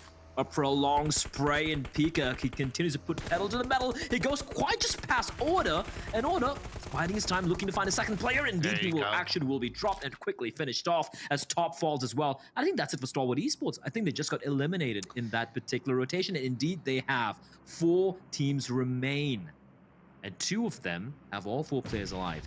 Different though, because Genesis Dogma just won elimination, and Nova on 9. Been a lot more aggressive set of games from Nova across these 3 games. Game 1, they had a total of 6 points with 2 eliminations. Game 2, 14 points with 6 eliminations. And like you said, 9 in this game alone. But I gotta say, Xavier are playing this game near perfect. Duck sent it in on his own while the other 2 players followed behind. It's been that fantastic kind of anchor point move in, not committing too much, not going in blind. Oh, man. Oh, the nade from QCL. The double whammy. 2 birds with a stone. A very explosive stone indeed. And for Reject, I like the attempt, you know, having a 2-1 split, but unfortunately it doesn't quite pan out as Nova has to go in for the move right now. They've done a great job. 11 eliminations, moving on in, but QCL has been spotted. And Daybot taking a fight. That's going to be Genesis Dogma taking a fight simultaneously with 2 squads, but they're doing it fantastically. The only team with 4 members still standing, and they're going to pushing into the Xavier's position. They know they have a knock onto Duck, looking to spot the second player out. Satar with a ghillie suit, not quite being spotted. Daybot and Satar holding that angle towards the Xavier while they have the other 2 members focused on Nova's position. QCL will, I do believe, be knocked back again by the blue, and that's the opportunity Booms was looking for. Look at this, Booms! Look at this! This is lovely, keeping them at bay. He doesn't need to commit. He does not need to commit, Imperium. Having all angles covered, Genesis Dogma are playing this wonderfully. I like the idea from Xavier to try and react to Nova's repositioning, but I think it was done a little bit too early. If it was done about 20 seconds later, it might have been able to have done safely without losing a player. They did get the revive on the Duck, because Genesis Dogma are playing this game cleanly. Look at the control they have on the zone. Genesis Dogma, they are on the outside edge of the zone. They're like, yeah, you're not coming on in. Satar from the distance finds Paraboy down to his bloodied knees as Nova, Jimmy, all that stands for the Chinese side. And Booms knows exactly where he is, but while that is going on, Xavier are going to use an opportunity to strike. They get a knock onto Daybot. Nice going to go down. And suddenly, the tables have indeed been flipped in the direction, in the favor of Xavier as the Hunters become the hunted, and the 3v2v2 advantage Xavier. You bit off more than you could chew, Genesis. Booms did a great move of covering Nova's side, but Satar should have stayed with his teammates. Split too heavily, took 2 fights at once, paid the price. Xavier are in control. Absolutely lovely play from Xavier there. The timing they found, the decision they made to push in the moment they knew where the other players were as well. Satar now having to hold his ground alongside Booms. So they have the angle, but Rabbiz coming in from behind could spot him. Nova, they're pincering him once again. The sandwich analogy comes into play, and right now the meat is Genesis Dogma, and they're getting hammered. They are getting pummeled from both directions. Rabbiz and Frankie, though, are they going to push on ahead is the question. Rabbiz being very brave. I think he spots Satar. Ollie being choked out. Good, but it's no cigar. Rabbiz and Frankie is holding one side, Doug holding the other. This is a great play by Xavier. It's a trifecta of death here. Xavier on one side. Now, somehow, Genesis Dogma can take care of Nova. Then they only have to worry about Xavier. Now they give themselves a chance. The zone, Papa Blue is going to come in and help them out. Now the 2v3. Xavier looking to finish off Genesis Dogma with Satar and Boom separated by quite a bit of distance. I don't think they have too much utility remaining. Duck's going to be lobbing in a nade. A Molotov rather is going to be very, very deep indeed. All 3 members spread thin. They're looking to see if Genesis Dogma are going to try something a little crazy. But Booms, is he brave enough to go in for the flank towards the left-hand side? That's the question for me, Imperium. And to me, Frankie should be flanking around a little bit more heavily to the side if he can. He's backed off a little bit. I think the Xavier know that they have a little bit more control in the circle, and Genesis Dogma need to take the risk. Plus, the body advantage is allowing the Xavier to scale it back a bit. However, don't presume too much. Booms. The coiled Viper in the sand, looking to strike. Satar, he's being the bait here. Booms, though. His position is known right now, so he's going to be peeling back quickly, try to group up with his teammate. He's down to half HP as well, so he's going to patch himself up. Time is not his friend, so he's got any first aid packs. He needs to use it right now. The zone is going to be shrinking in further. Lovely. And it looks like Satar is the only member right now of all the players alive here in the lobby inside of the zone, but I don't think it's going to matter considering the Xavier's 1-man advantage they have. Doc in the back lines, ensuring that flank is not coming in. But right now, a very small lull in the action. Frankie moved around, throw offensive smokes, has worked. Still poking and prodding. I like how slowly but surely inching ahead as the Xavier moving in for the kill, looking for the finish. Frankie, as you pointed out earlier, Imperium, is coming with the flank, but Satar seems to be aware of it. If Satar can find Frankie, it could be huge. He finds Frankie. Now it's a 2 versus 2. Satar very low in health as well, and Boom's having to take the fight, standing up and delivering, but he gets knocked down. Doc against Satar. It's a 1v1. Satar on just 30 points of health. He's going to land a knock on the Doc. Not quite a finishing blow, though. The 1v1 Doc knows he's got the advantage. Satar playing around the trunk, but he will eventually fall, and the Vietnamese will reign supreme. Xavier, what a brilliant play in the final serve. What a fantastic finish to the game, though. Both teams played that wonderfully well. We saw Genesis Dogma, okay, they did make a mistake of biting off more than they could chew, but the way they did recover, the way they did scale up that mountain, it was a great position for the whole game to finish. But the Xavier, again, they knew they had the body advantage. Frankie threw out those offensive smokes. It stopped Genesis Dogma from getting information. It created a tiny bit of distraction, and they played on that so well executed. Yeah, I mean, I have to say, that could have easily gone either way. Like, credit to Xavier for using that opportunity once he got the knock to push in and somehow bring things back to their favor. But that final fight, man, it came down to 1 extra bullet, right? 1 extra bullet in the torso. That could have gone the way of Genesis Dogma. They played that one brilliantly, and I know, you know, hindsight's always 20/20. You could have been like they were spread too thin. Once they got knocked down, there was no way they were going to be able to rest the teammates. But these are could'ves, would'ves, should'ves, right? And I like the way they approach it. But Xavier, the way they turned it around, the in-game calling coming out from the instantaneous decisions being made, great leading coming in from their captain. This was their second chicken dinner today as well.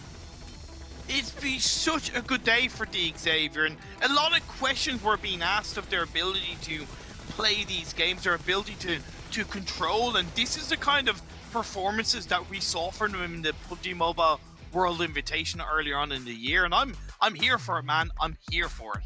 I'm here for it as well, but unfortunately, we only have to be here in the green room because I think that's it from us. We still have 3 more games remaining, but of course, before that, we have the very intelligent, very beautiful people on the desk, and Jason Cap. Well, unfortunately for you, you have to go to the green room, but fortunately for us, we don't have to listen to you two anymore. Welcome back to the desk here, Jason Kappa and Maxman and Claris on the very end there. And what another win here out of Xavier, even with Rabiz starting at the ground. We think he had some technical issues, but it doesn't seem to matter because Xavier pull off their second chicken dinner, really move up the leaderboards. And speaking of move up the leaderboards here, Max, Nova, 11 eliminations, 10 ranking points, 10 placement points, and 21 points overall. A fantastic game out of them.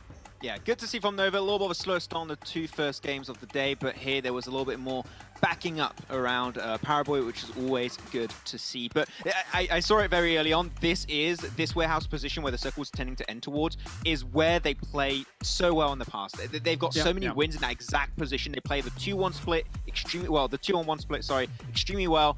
Unfortunately, though, there was one caveat to that, and that is Satar on that Orm that was just too good. Kalaris, he was in headshot after headshot, and it just made it a lot easier for Genesis Dogma to close that gap.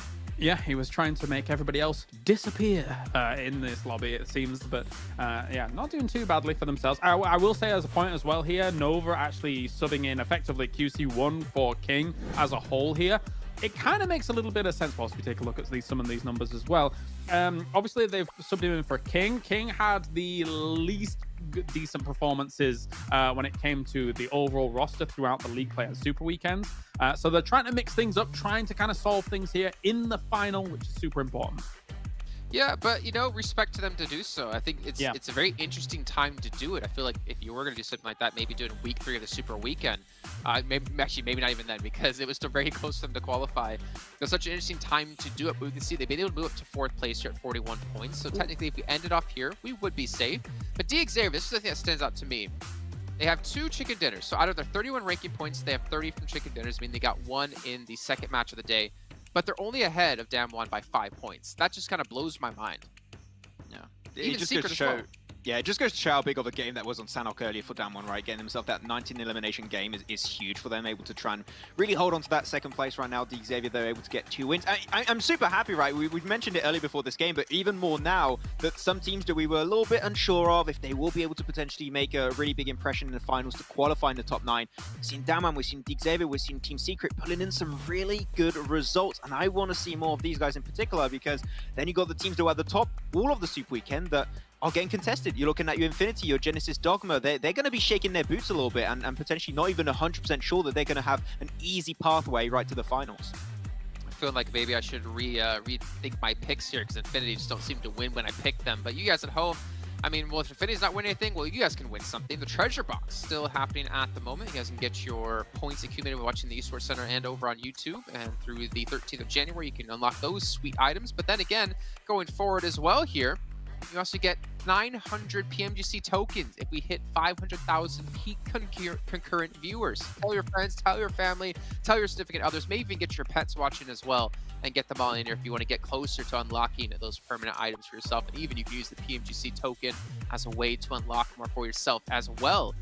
I know during the last match I had to go feed the dogs, and I popped on some PUBG Mobile for them, and I think they started to try playing. It made me a little bit worried that they're probably going to be better than me at this, and they're only like 4 months old, so that's a little bit scary thing. Well, anyways, yeah. Sorry, Nova. Just want to hop back to them really quickly.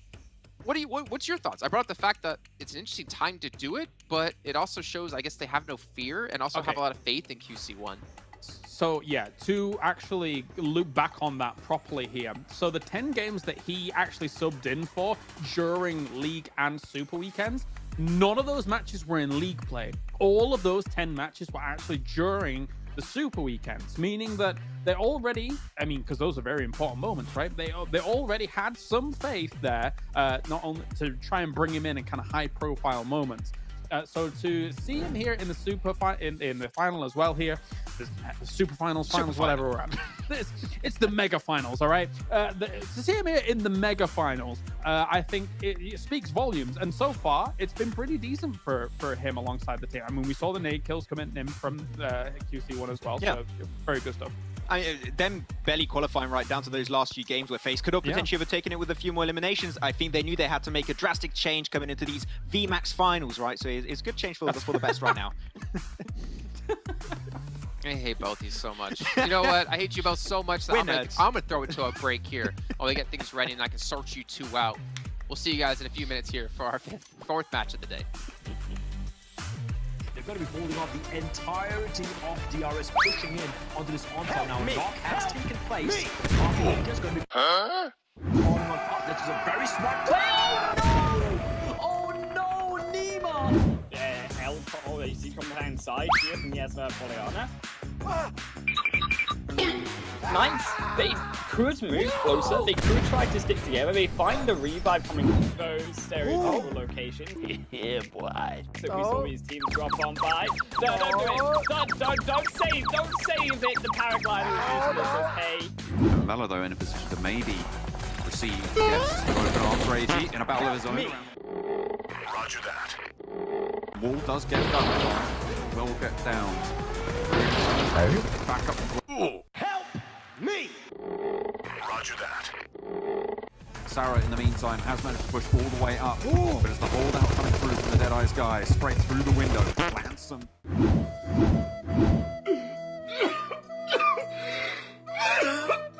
Just starting to make their way outside of Cheeky, which I would argue is a little bit too late. A couple of teams are the likes of Helicopter! Extended more, and I'm sure others will join in on the mix. If there's ever a time to say, helicopter, helicopter! It was at this moment that Nathan knew. He f***ed up. No!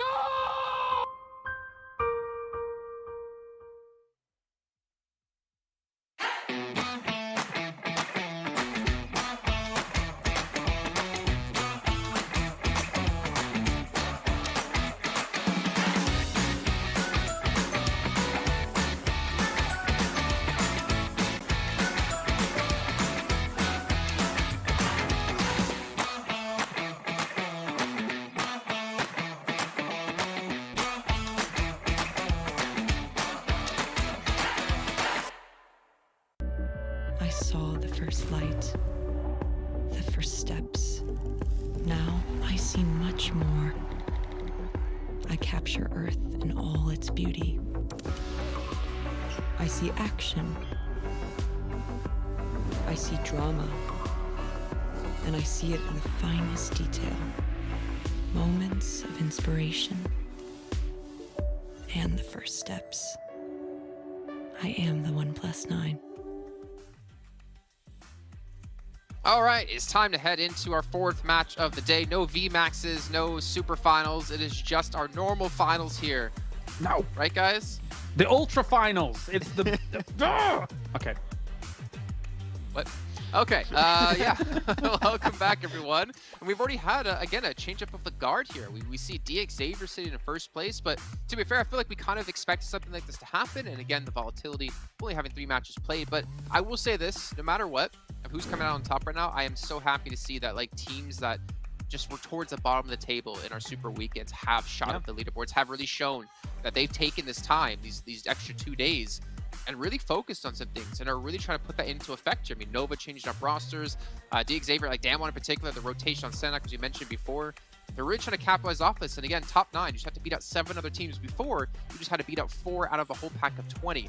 So it's definitely becoming more difficult, but again, I'm loving this. Yeah, you've already seen a clear separation between our top 4 teams and 5th place and all the teams below. Like, currently you're looking at 4th place is Nova with 41 points, Infinity in 5th currently with 24, so you're already starting to see that disparity in points between some of the teams. So I'm looking at your DXavier, your Damwons, your Team Secrets. Now all they really have to do right now is try and remain consistent throughout the entirety of the tournament, and these strong performances they already have today could just be enough for them to make it into the grand finals. Of course, that is a very big speculation there. If they can try and get those big results again, that'll make it even easier for them to make it. But yeah, as I said, I love the change of guard here. To see Damwon, Team Secret doing so well is highly impressive.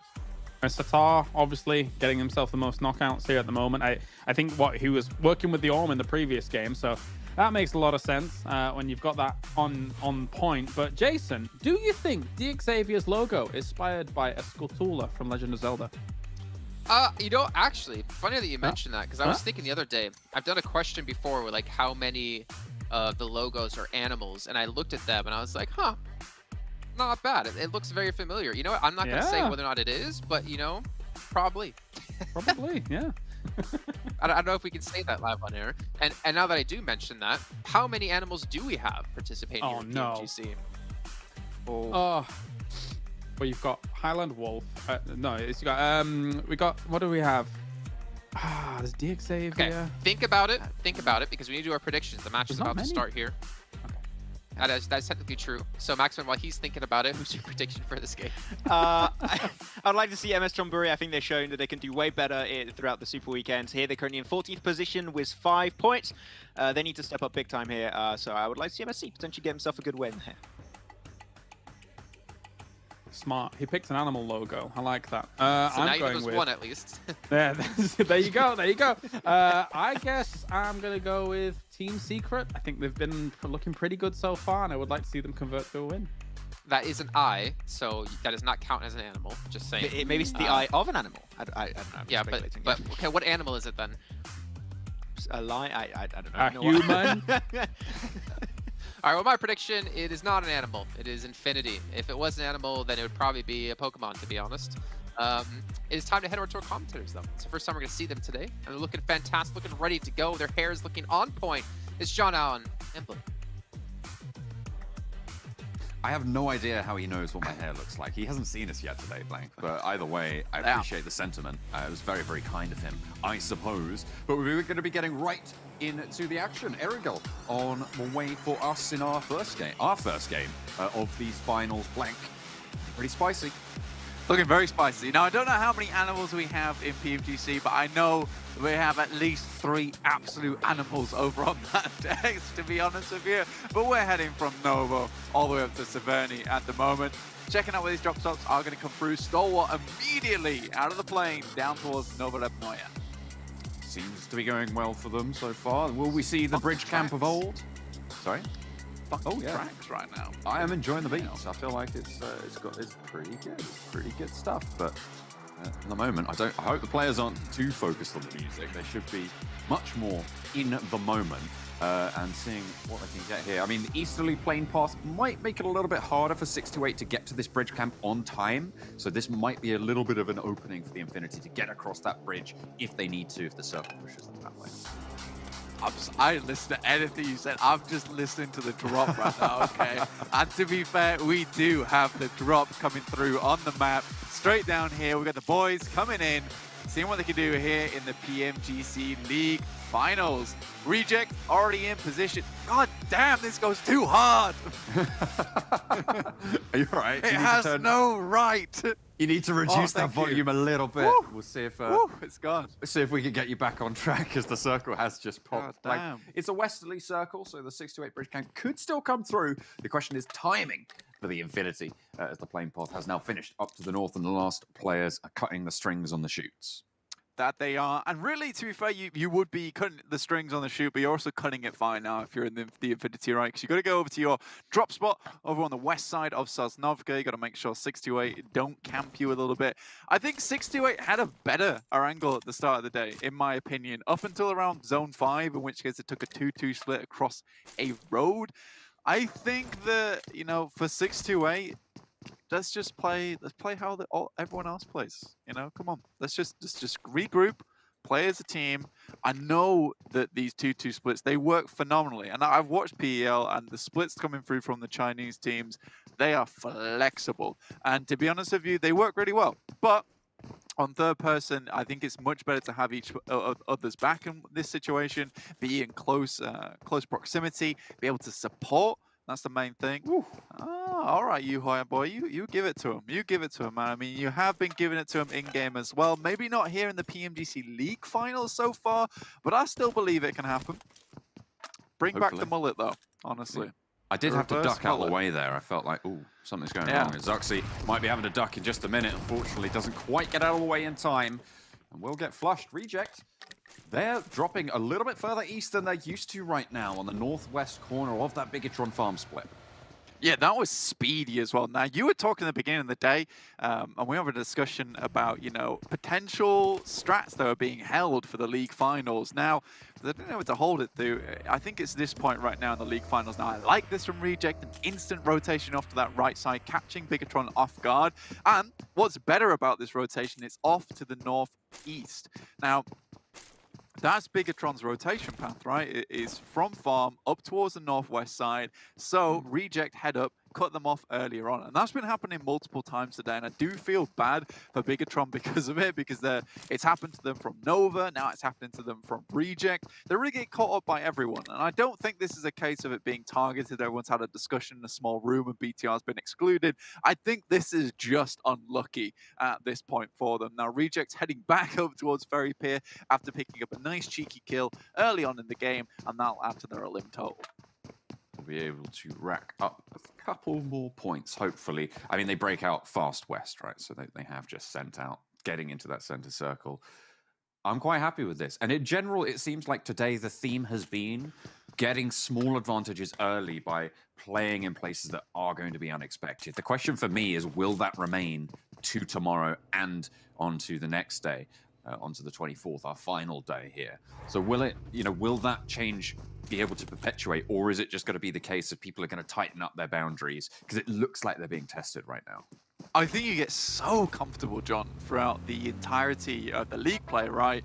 That at this point in time, playing loose and fast is not bad at all. It works out well, but I think you are right. Coming to tomorrow, I do think everyone will tighten things up in the early game, especially if they look back and watch these games, because there's no reason not to. Maybe in that third day, we see some more fast play once again, but I do think tomorrow is going to be that fortification of your points total if you are towards the top side, because everybody knows that, like Jason says, I know keep saying, this is a sprint, not a marathon anymore. If you want to get ahead nice and early and then keep that pace up, and hopefully people can't catch you from behind, because there's a lot of pressure as you go into day 2 and 3, and that starts to get difficult, honestly. And if you want to create your dynasty, you definitely need to keep up with that pressure.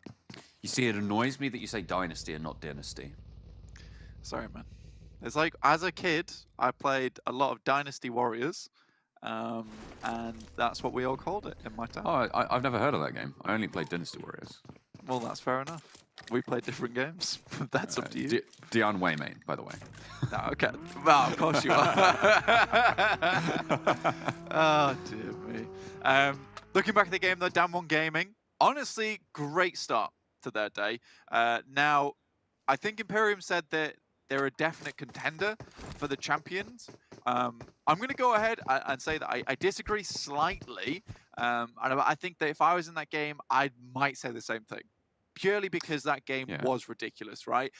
But in hindsight, I would tend to agree with Max, because Max was saying that this is a team where I'd love for them to continue that performance. And Jason even followed up at that point saying, you know what, this is not the usual from Damwon Gaming. It is crazy that in the league final, they break the record, they smash the record of elim totals, but I need to see them continue that kind of performance. The Infinity, they're not going to get caught off guard by Reject. Again, this is a fight they've been training for throughout the entirety of that last Super Weekend. It's one that they came prey to on that first day, but this time they are shoring up those defenses, John. And not only that, Blank, they normally fight off against 628. They've been their sparring partners, right? And Reject, they did it sure, I think, really early on. But since then, it's been 628's game. And now, Infinity dropped the training weights and they just come out swinging from the bridge. They got across early. There was no contest. Nuzi actually took position up on that top of that hill, and the rest of them just flooded through. And Reject weren't there fast enough, if that's what they were going for. Yeah, I mean, when you go up to challenge Bigatron like that, getting into position to kind of guard out the Infinity at the same time, more difficult. Not to say that Reject didn't efficiently pull this off earlier on in the tournament, in fact, very, very recently. But since then, I think the Infinity has won that fight the majority of times. Now, this could be another thing where Reject wasn't expecting this push so quickly, so soon. So many times we've seen Logan been sent across first for the Infinity, very slowly, in which the convoy arrives much later. This time, though, the boys from the Infinity identifying that 628 is moving early and that they need to get into position to get ready for Reject. Unfortunately for Reject, they are just not as ready as the Infinity were. Certainly not. I mean, it felt like they were trying to half hold the bridge push. Like they were split 2 and 2 and they weren't quite cohesive, right? They weren't quite coagulated together there. And not as brutally on that bridge position as 628 were, who have now actually moved north. This is probably all an artifact of the fact that the plane path kicked out wide to the east on the lower section of the map, which means that it's very difficult for 628 to get back into the fight there. 100%, but then again, just looking at that first map, 628 has been moving much more cautiously up towards this northeast side, less into Pachinki this time than they would do before. I know they like to send 33Z out wide up towards the north side to kind of shore up those defenses, but you know, 628 aren't looking as piping hot as a tart as we saw them earlier on in the tournament coming into this circle. This time they're kind of pulling it back a little bit, a bit more like, come on, John, help me out here. With what? With your tart metaphor? Yeah. Okay. I've got nothing. I'll be honest. Help I didn't know where you were going. Help me! Me! What's your favorite tart filling? That's a question. Oh, I don't eat tarts. That's about it. That's all there is to it. So I don't really have a favorite one, unfortunately. Favorite so far today, definitely Damwon Gaming though. I'm just going to say treacle right now. That's what I could. Anyway, sorry. Carry on. God. I feel like if you want to eat a tart, you'd eat the whole thing. But treacle, couldn't eat a whole treacle tart, I'll tell you that now. But Max Man's coming in with apple pie. Damwon Gaming. Oh my, Max, stop. I wanted to stop this metaphor much earlier, and you're not helping, Max. You will wallow in your own doings. I know I will. MS Chumbury currently wallowing towards the bottoms of the table at the moment. Not a great position to be in, to be quite frank. And Reject getting caught off guard all over the place. Though we have seen Reject come out with some spicy little plays, but Sarah getting knocked down and flushed. There's much to be left desired for Reject at the moment, with Divine all the way on the distance as well. DXavier coming off a hot game, though, on Miramar. And Damwon as well, the guys that could potentially prove us wrong on our theories at the start of this, and actually dealing with Rico Infinity Team for Song, but 2 players for them forwards position against DXavier. That's a really good nade! Finds 2! Fabian around the corner, perfect timing! And 2 players from DXavier move down to the red bars, and the third one soon to follow. Looking for more, and it's just Frankie up top, and he is put back in the ground. Damwon Gaming fighting fit. That was spectacular coming through from Damwon Gaming. An incredible grenade to an instant regroup from the back of that defending versus Rico Infinity team. That does not happen easily, and Damwon Gaming are looking damn fine today. And I want to continue to see this, and I think it will continue. Hopefully, Definitely contenders for the champion. Oh, yeah, absolutely. No doubt in your mind. I can smell it. Oh, like a piping hot treacle tart fresh out the oven. Get out of the way, Max. Come in, Imperium. Oh, dear. Well, what a turn of events there in the northern part of the center circle fields. 628 still dominate on the southwestern side in terms of their positioning, with Cryptics at their back, and the Infinity still a little bit further towards the coastline, playing that tree ridge on the south side. A little bit of awkward spot to play in at the moment. They're all right. I think DRS have not been having a good of times, and I mean, Blair brought this up earlier, saying that, you know, they're not a bad team, but they are certainly down their luck here in the PMGC League Finals. You know, just barely scraping it in. And let's be honest with you, that phase win at the end of league play was an incredibly sad moment. And I don't think anyone had DRS on their minds in that moment either. But, you know, if things went differently, DRS would not be in this finals. And I think that FaZe certainly fought tooth and nail to make it in. Unfortunately, they aren't here. And I think DRS, they really need to live up to the legacy that FaZe had to leave behind so they could get it in. I mean, it's a question of when they started that fight, right? FaZe, they looked strong at the end of the tournament, but it was too late. You need to be strong consistently across this tournament, which is, you know, what the Infinity did, more so than any other team, fantastically well. Kind of haven't quite seen it here. They have been cut off a couple of times, and I feel like if there's a game for them to go back to that consistency, it might be this one. But I don't want to go harping on about them too much, because we've spoken about them a lot in the early game. I want to talk about Team Secret now, moving in on the northwestern side. This is a team that generally hasn't been massively standout. They've had some good games. They've had some great plays. But I think that they are really starting to come into their own here in these league finals. Yeah, I think it does surprise me massively, though, because Team Secret start very strong and then slowly fall off. Reject are still desperately trying to make it through, sending out their players wide. They didn't find anywhere to find a home. It's just Duello's hiding out the back garden of Nigma's palace right now. Nothing to be done so far. The Infinity taking fight with Stalwart, though. This is a really good chance for them to get some points on board, plus battle against one of the better teams in the lobby. All rivals lose a player on the northeastern side, and the rest of them, they're not even close enough by to go back and look for that res. Not that you'd really want to either. Across the way, Damwon Gaming, they're pinging shots over towards Stalwart, will get their elimination as well. They've racked themselves up to 5. The Infinity on 4, close on their tail, and actually fairly close by geographically as well on this south side. This is a good shift for the Infinity. It is a great shift for the Infinity. They're going to like this. Now, I'm going to go back on my word here. You know, I said Stalwart one of the better teams, but they are consistently going out now. And I do think that Stalwart is held up by the memories of greater moments in this tournament at the moment, right? Action, top, with some fantastic outplays, but they're not happening anymore. And to be honest with you, till that changes, I don't think Stalwart sits in my mind as one of the better teams anymore. I mean, you had a lot of faith in them, right? Like, it felt like throughout this whole tournament, but it's just, you know, once bitten, twice bitten, 3 times bitten, you're getting shyer and shyer by the moment. I am. I absolutely am. And something needs to change because they're by no means a bad team. And I think that Action should stay a PUBG Mobile esports player for a long time, because what he's been able to do here during PMGC is basically make a name for himself over one event on a global stage for me. And I think that that is not something easily taken away from a player. So I'd like to see him more even top as well. So I think it's just quite frustrating for me at times to see Stalwart fall so hard on their face. And I think that if a team could change, I'd like it to be Stalwart. But right now, I don't like Stalwart. Oh dear, we're flip-flopping on allegiances here at the start of the league finals. It's definitely an improvement, I would say. Overall, this game is getting more interesting.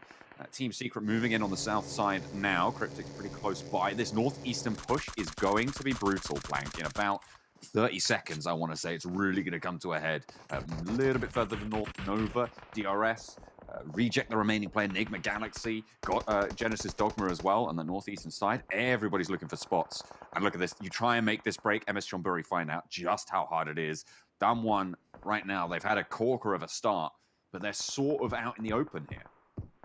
I think that this is a major change for Damwon, which I'm going to talk about right now. It's something that I identified during these last games, is that they're playing so much more central. I think if you would look back on their league play, they were very much edging it in every single time, trying to get those points where they could. But now they're playing more like a team that has confidence in themselves and confidence to lead the lobby from the center of the pack. And I think that is admirable change. And I think that if they can keep going with it, that's great news.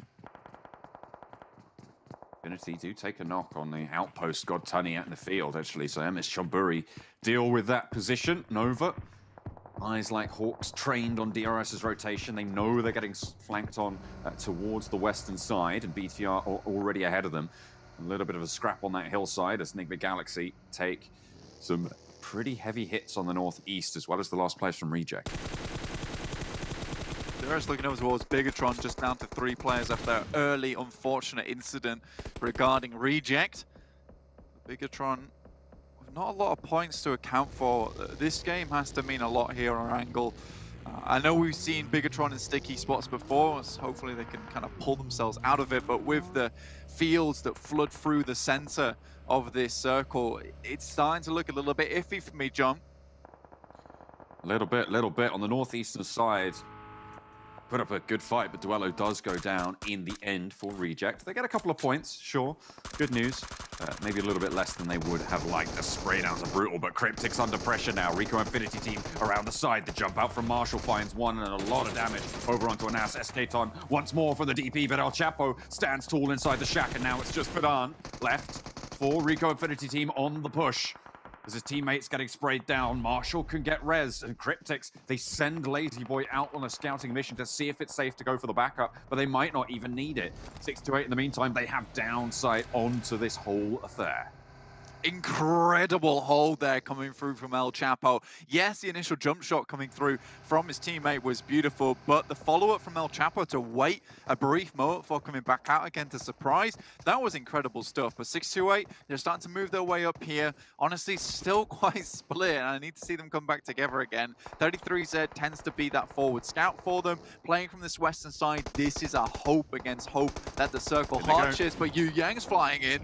He's already managed to get right up to the shack. 2 players from Cryptics. They stood tall last time against Rico Infinity team. Trying again, and Yu Yang. Oh, he gets burned down. Marshall, though, knocked in response. The flushes will probably come through there. Team Secret getting that elimination onto the cards. El Chapo alive still in the shack as Yu Yang falls for 6-8. Team Secret actually eliminated both of those players and got both the knocks in that process. So there is an oversight here. Crack shots coming through from Team Secret to make this one happen. And, you know, we were saying, like, they've had a huge improvement coming through from the league play into the PMGC League Finals. Now, looking at this team, it's not something that I expected one bit. 33Z sends off. Oh, he's got to spot that. He knows he's in the vehicle. Come on, nice shots. You've got to land these. Needs to change weapons, looking for the spray. El Chapo in the open. It's not just Team Secret who will be spotting him out now. The rest of Cryptics providing a safe haven, and somehow he makes that cross under the watchful eye of Team Secret. I think the difficulty with that now is taking Cryptics down to 2 players would have significantly helped Team Secret's cause, but now they have to fly into a position that has 3 players still alive, and they're going over fairly open ground. They're still outside of the circle itself, so that single knock there could have been all the difference they needed. And now they have treacherous waters to swim through ahead of them. The fields of corn not really giving them too much to go on. The trio from the Infinity have really solid sightlines over all of these fields with the buildings that they hold. They kept a lot of that circle to themselves, and you can see nobody's near them. Nobody's nearby. It's really only MS Chonburi to their north who might even think about going out this way. This is a beginning for the Infinity, though. Good stuff, up to 6 eliminations. 3 players still alive here. That's a nice nade. Hits Jumper direct. Oof. Team Secret, they're getting cut down from the sidelines as Mela, he might be out in the blue, but he's playing with his back to it and fighting out very nicely. Got that upwards angle. Team Secret no really struggling. Oh, on the northern side in the meantime, DRS and Bigatron both go bye-bye. 2 teams eliminated in the blink of an eye. That's so unfortunate. Yu-Hi Boy desperately trying to get away from the carnage, but one of the vehicles just took a fair too many bullets and blows him up in the process. So 2 teams both get the knockout punch at the same time.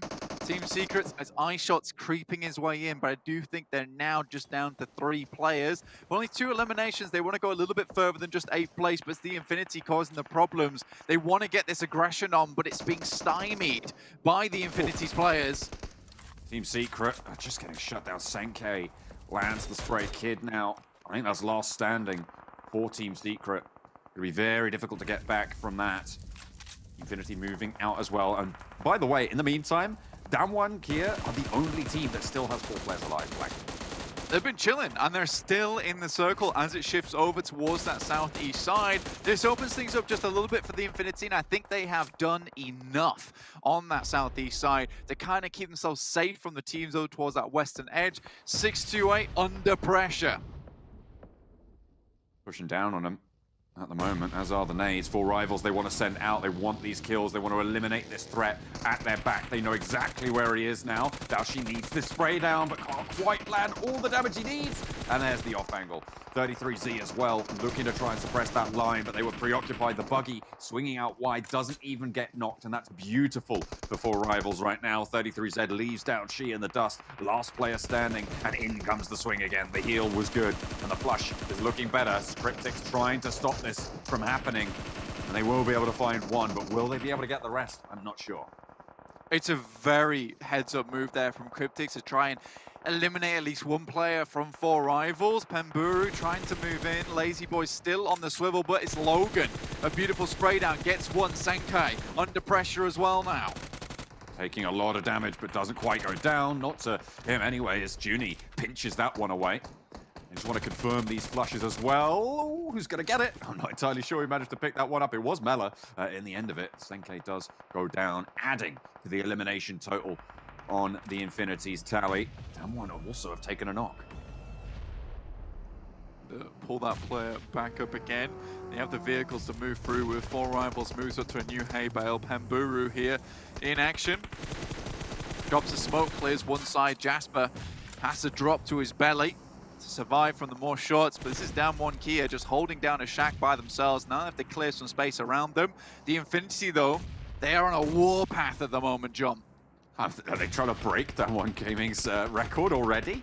I mean, we only just had it. I'm not sure there's actually enough people alive in the lobby. But if they keep picking up those flushes, keep picking up those eliminations, they might just be able to do it. 12, what do we need, a 19 record? I don't think it's doable. I don't think it's doable at this stage. With only 12 on the board, 7 remain. They could tie it. They could tie it if they pick up the flush onto the MSC player. They could. Tying it would be nice, though. Early time to do it, saying that, you know, Damwon Kia, you're not the only ones with the chops on you. But also will give them an extreme amount of placement points, and elimination points would be very helpful for them to stay at the top of those standings. Damwon Kia, though, having this position at 3rd place with 4 players alive, they just need to play this cautiously now. And this is all down to the guys from the Infinity's mechanical skill. But with the shift over towards MS Chamburi, the relative underdogs here, we could see if they can get these eliminations and possibly pull out a chicken dinner here right at the final moments. Good shift. Nuzi scoping out, getting some recon in that buggy, a forwards position, and might be able to claim a bale or 2. But no one really wants to give position away. You know it's hard to actually get that full knock over onto Nuzi if he's moving so fast. I mean, the spray downs, they should be able to get it. I mean, that's bold from Nuzi. Come on. Getting up on the tractor. Yeah, I think with the amount of smokes, though, it's possible. It's possible to go for that kind of play because you know that MS Chamburi holding that position. Like, the smokes in front of them are to buy time whilst teams move up towards their position. And when they get more out in the open behind these hay bales, then they can start to strike. The Infinity doing a lot more fidgeting right now than Damwon Kia, who are just slowly edging their way in. They do have the loot crate right in front of them that will assist them slightly in terms of giving them a bit more loot on board. But you see here, Sung, no backpack, 1 first aid kit. An awkward way to end the game, but I mean, they have been doing a hell of a lot of fighting from that middle. I mean, you know, you really can't, you want to play a little bit more sneaky, sure. But even at this point, maybe, you know, with all 4 of you alive, you might want to keep that backpack on and play a little bit less snake in the grass. Fabian always been spotted. Logan gets the first knock. Excellent opener. You're right. And repositions. It still has a UAZ available. Nuzi still has a buggy. Logan moves forwards, and the Infinity, they've got a lot of resources to leverage. Yeah, this is the power of vehicles, is you just have a moving compound, especially here on the fielded position. And the UAZ is even more important because the elevation it actually provides you is surprisingly good, as Logan finds out there with a nice little oversight over towards Damwon Gaming. They are now just evening the playing field slightly. I don't think they'll be able to get Fabian back up again with the way this blue is pushing him in. Even picking him up will be dangerous, so I'm more than likely going to say this is Damwon Kia down to just the 3 players. That's Fabian down. Slow and steady now. The Infinity start to crawl their way in. At the moment, MS Chamburi seem to be the arbiters. Moving forwards, Nuzi takes a tickle. ZenC2 wants to spray out. Oh, he goes right back into the smoke. Excellent reposition that. Drops down Takes some behind. shots back and kind of has to give up the chase, right? Gets a few damage numbers coming through to his way, and he's like, I might go for a little bit more, but it's Junie with the longest nade I've seen in a while. Good old Junie long arm. Is that what they call him? That's what they call him, Junie long arm. Oh yeah, oh I. Newsy fairly unresable unless they get behind a buggy, get behind some cover. Newsy flushed out, and now 3 players from down That one is is fantastic. two rattled down very fast from down one as they look good right now. But one of them has fallen as well as Long Arm himself, Junie, to get knocked. Now the Infinity with 2 are on an even footing. Last player Ponzai for MS Chonburi as they move up over the top. Mela wants to pick up these flushes, wants those elimination points on board. But MS Chonburi, they're getting picked apart. Chum in the water, now it's 2 versus 2. Logan's got a great swipe though. I don't know if Sung spotted him yet, but he certainly will spot Forest. But Logan's trying to get towards the backside. So close, who spots who first? That's the question, John. Look, I think Logan's more on the swivel here. Yeah, Sung up and down. Forest wants to challenge. He doesn't even need to see him. He knows exactly where he's going to be playing for. The Infinity, they're back, baby, on the top. Chicken dinner. With a huge amount of elimination points as well for the Infinity. You know, Jason, you gotta keep going for these guys. That's the only way to do it. Keep predicting them because they're gonna win at some point. It is just inevitable.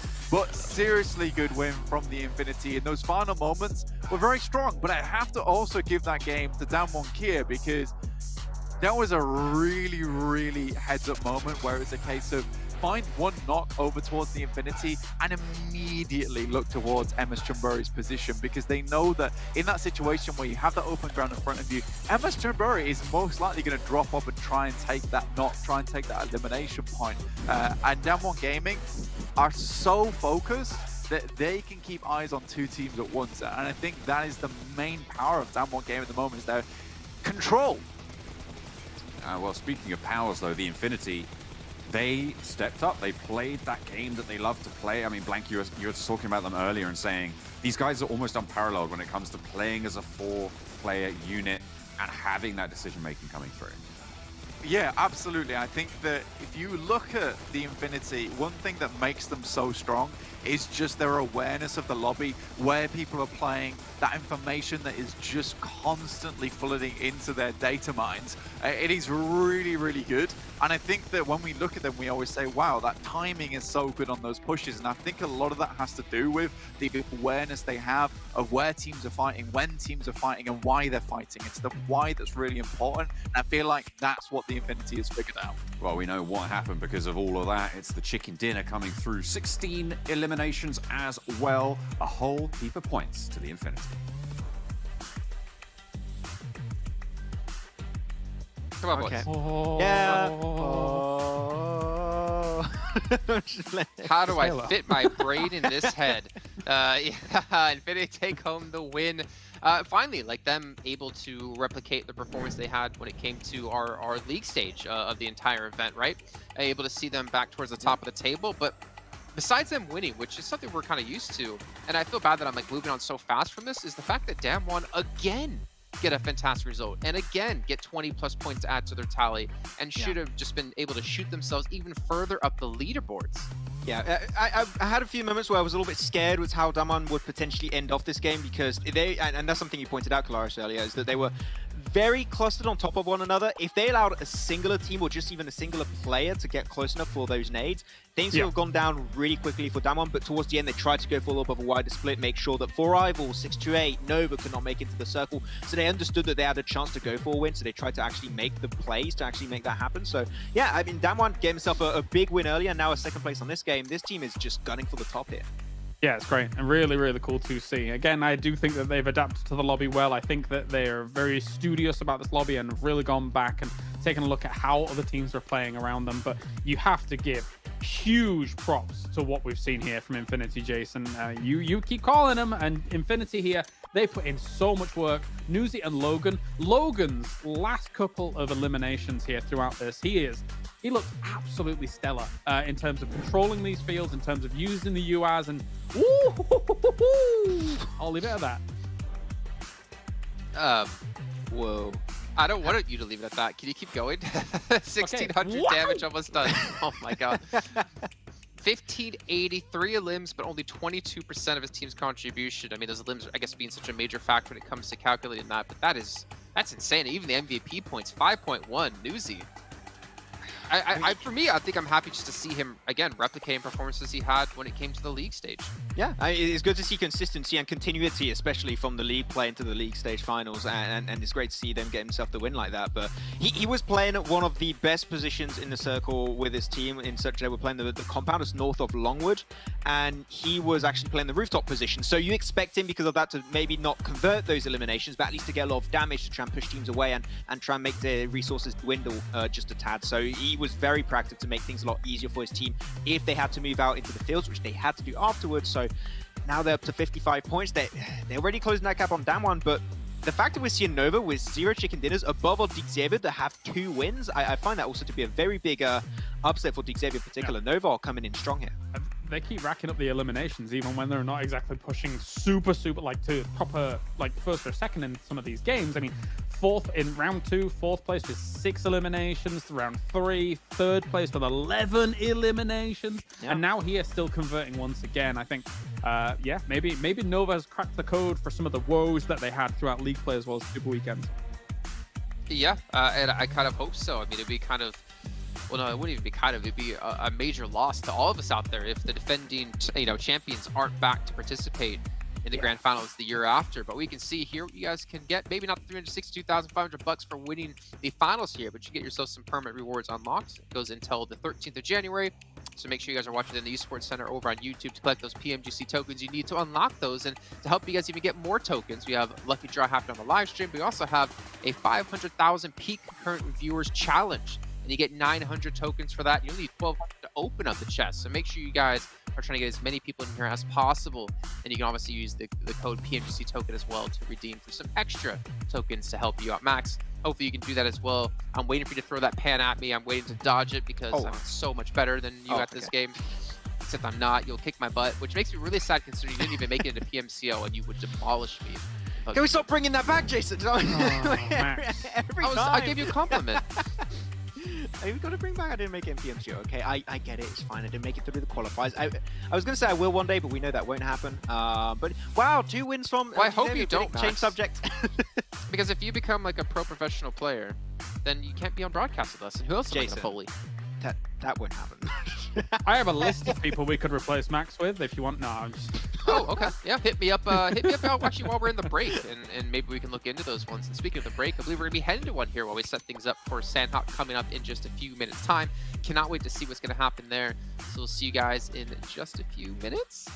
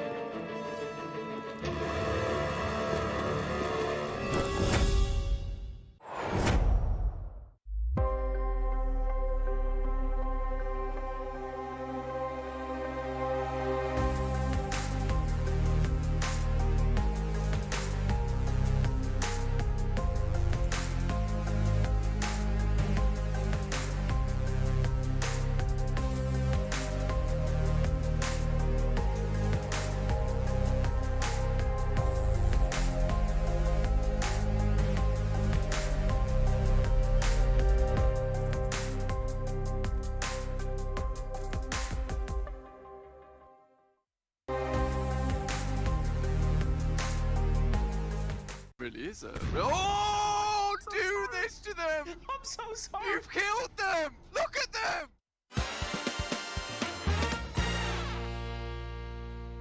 FaZe still in contention though. FaZe up a real possibility. Really? I think it really is a real... Oh, no! Oh, no. It's FaZe down! No, I'm so sorry. On your face! I'm so sorry. Why would you do this to them? I'm so sorry. You've killed them! Look at them! They're dead!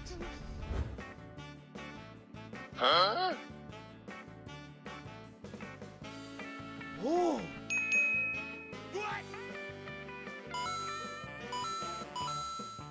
Excuse me. He's waiting out. Just needs to move forward. They are out in the open. He's waiting for the tree to provide some cover. You can see he wants to move out to the right-hand side here. He's going for the shots, lines up, the one for top, looks for the knock and action.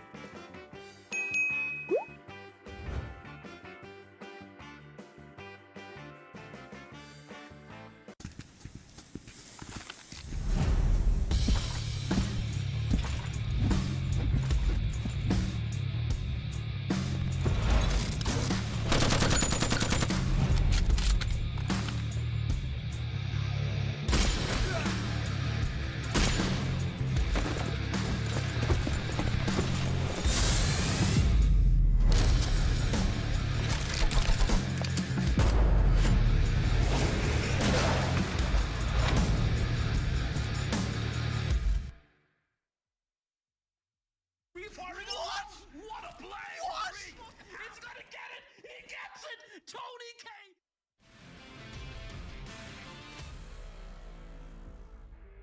Movement on the vehicles, and Frankie, a prolonged spray coming in from Ponzai, but he will be finished off by NC2. Stalwart now against their the counterparts in the name of 628. The two STEs going up against each other, but 628 have a massive advantage. It's a 1 versus 4 for Scry, and as incredible as this player is, it is looking very, very unlikely. Happy about this one. Somehow they've managed to keep all their players up. It's been rough though. I think a lot of them are down. Sadly, this is why Damwon here is towards the bottom of the tables, is that they are just crumbling under the might of Nova at the moment. Wow, that's brutal. That is brutal. The nades just keep pouring down, and that is Damwon here eliminated from the game. 3 teams remaining. One gaming. A nade from 628 will connect onto Tony K. Looking to be stolen away by Fadat. Is there anything sweeter than a normal elimination? It's stealing an elimination away from another player. That's a double knock by Fadat. Rico, what is up? Right next to each other. Shifu seems to be aware, but Freak's fully patched up. Shifu, he jumps the corner, he goes for free, but he's more than ready. Is Freak on a sliver. 1 HP. And Freak he's only got bandages, so to real life, if times is right, he knows it's there on the corner. Molotov, yeah, that's gonna flush Freak out. Comes Free firing. What a play! What? Freak absolutely ruins Deadeye's guy's days. Yeah, Emma Chonburi have evacuated the premises, and Tony K. Okay. KKK. Tony K. If that M249 could shred them, he's gonna go for the play. Oh, I love that. Tony K finds one, runs back up again. Now Scry does go for the res. Going for the long reload. It takes about half an hour. It's like assembling an IKEA table. It's going to come peering around the corner again. Another knock for Tony K. He's found 3 members of Stalwart Esports. It's going to get it. He gets it. Tony K. The 1v4 against Stalwart. What a beast.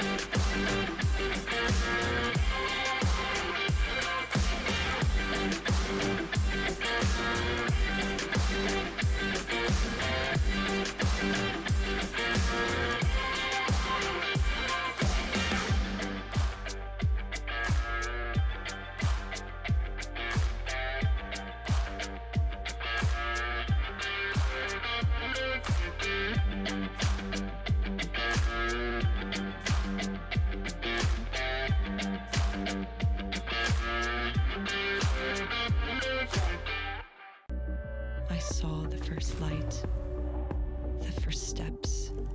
Now I see much more. I capture Earth in all its beauty. I see action. I see drama. And I see it in the finest detail. Moments of inspiration. And the first steps. I am the 1+9. All right, a little bit of a longer break because we wanted to make sure things are ready to go and we get you guys hyped up and excited as well to see the Infinity carrying on victory after victory for the rest of the day. I'm calling it right now, which is why my predictions are always sticking with them. If we actually took a look at like average results for our predictions, I feel like I would generally be in a better place than everyone out there. But then again, I'm always picking the #1 team, so it kind of makes sense, right? But anyways, we'll move past that. Maxman, what's up, man? What do you want to talk about? Let's talk about anything. Let's open it up for you. What do you want to talk about? I fell on the spot there for a second. I mean, if we're looking back on the last game, if there's a team that I'm still happy to see perform relatively well when it comes to this, is Team Secret.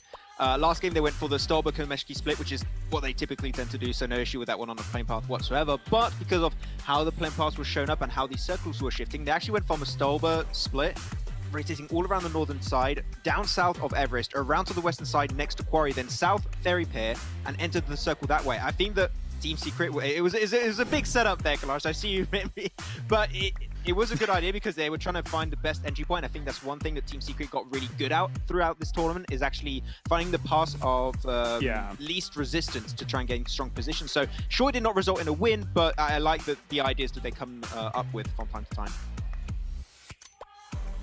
Of course.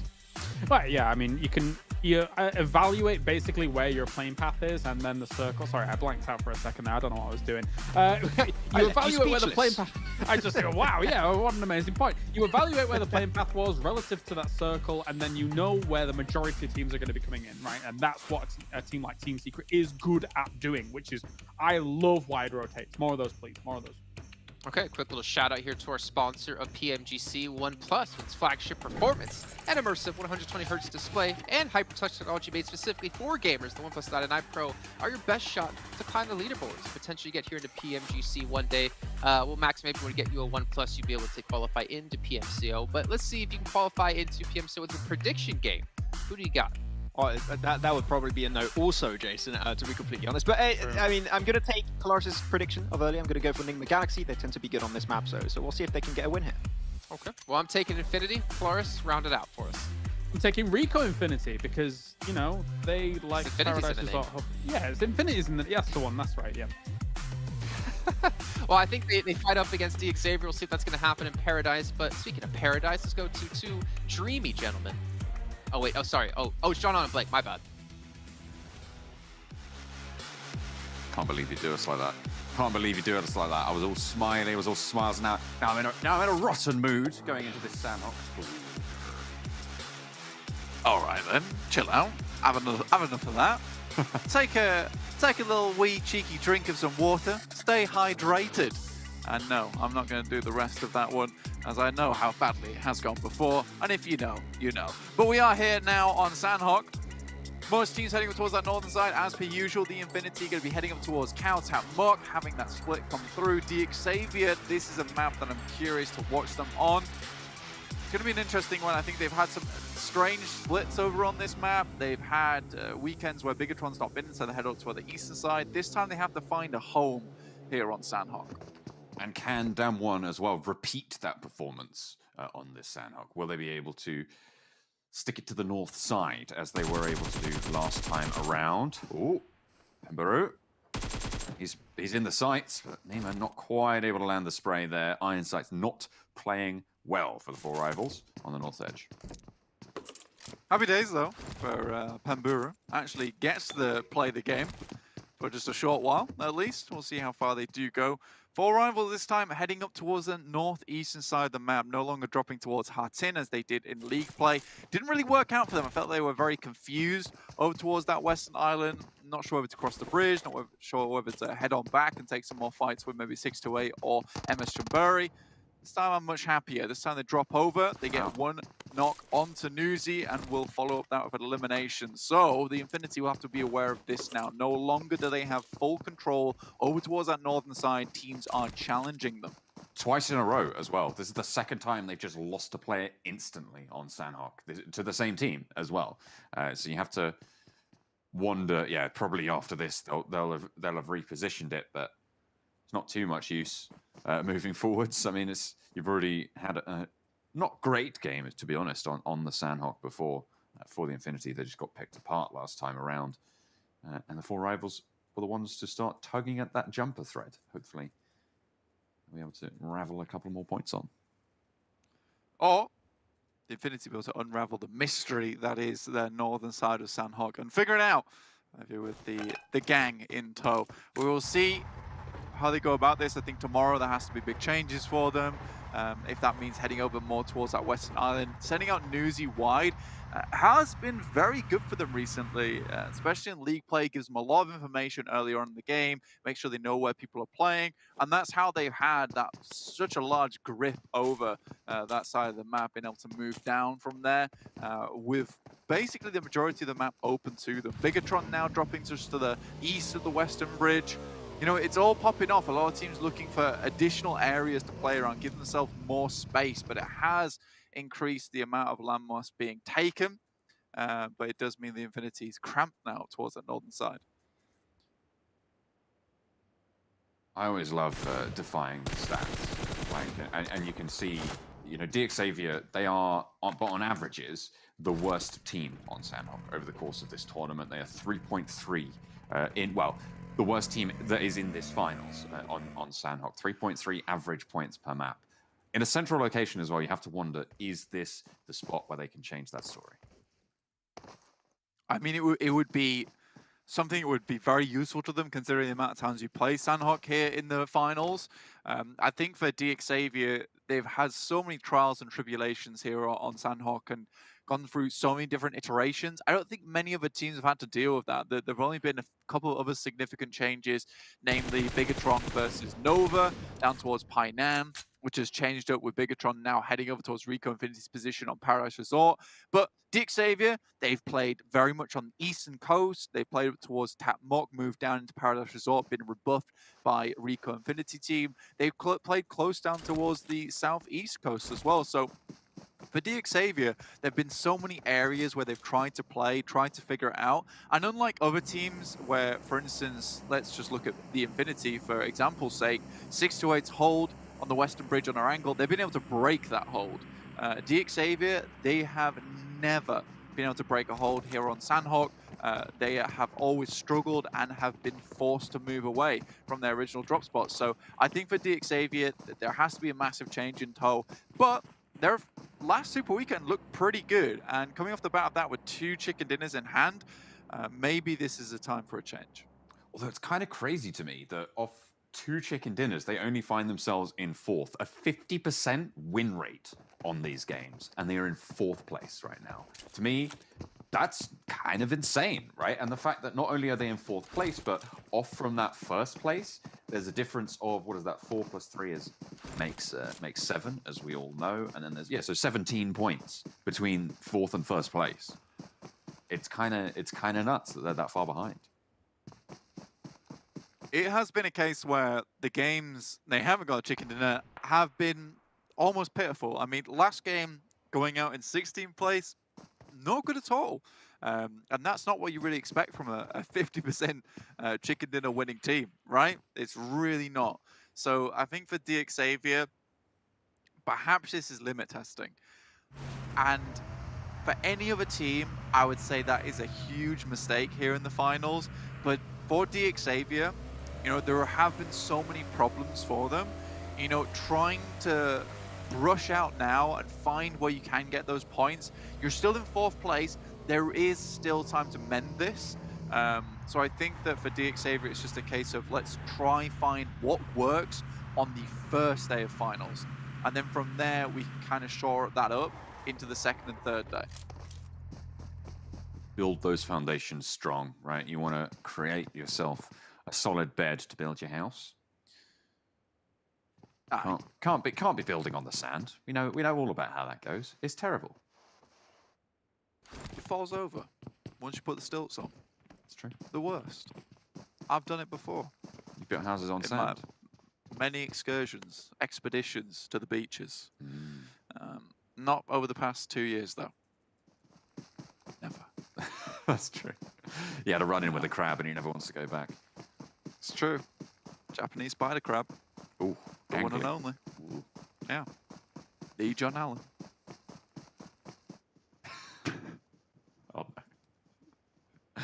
I can't believe you've run directly into that wall. I can't believe you. Unlucky.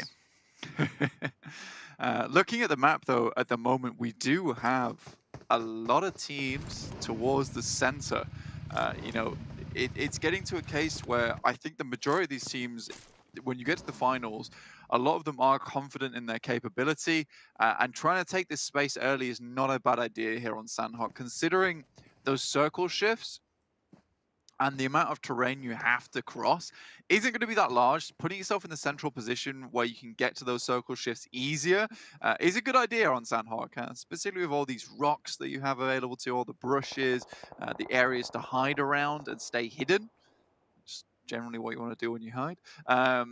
You know, there's a lot of availability to play close to other teams. Rejects on the end of the quarry compounds. Rico Infinity team, they left from Paradise Resort, they moved down south fairly far, and they are having a little bit of a tough time of it. Getting spotted out by Stalwart, who have moved down to the southeast bootcamp hill. Look for something. This time they don't have to deal with phase anymore on that Super Weekend where they would play up on that northeast edge, but this time Bigatron, they've taken a leaf out of Phase's book and they picked up that compound for themselves. So Stalwart wasn't likely to check that compound, considering, you know, if they've been watching the games, they know that Bigatron have typically been taking this stale fight down towards Painan, and this is the first time we see Bigatron here.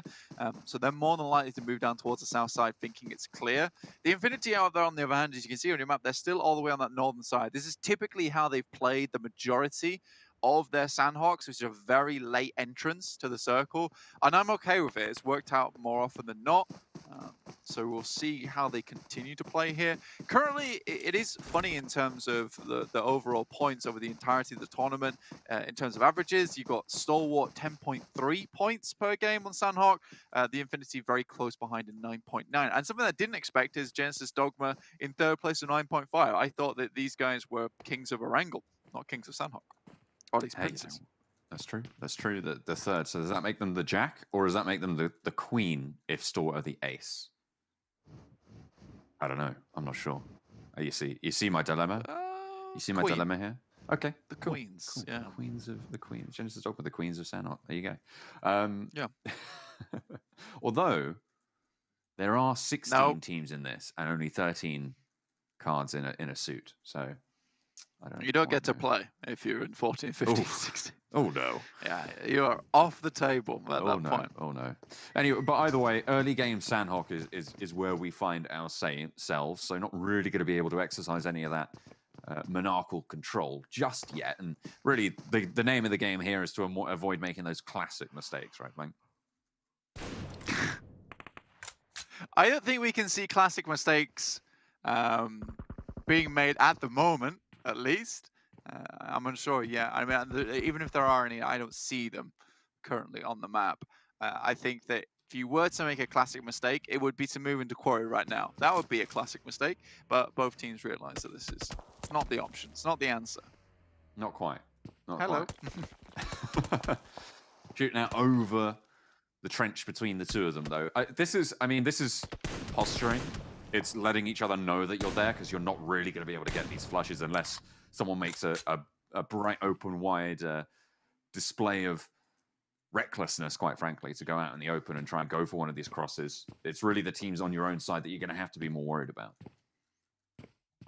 I think for Team Secret, they're kind of okay, though. I think they do have DRS behind them, but DRS just love to follow Team Secret around. Seems to be their main goal in this tournament. Team Secret Stalkers, DRS. Though I will say that so far Team Secret have been having the better end of it at the moment. You know, in the PMGC League Finals, I think they've surprised us so far, I'll put it that way.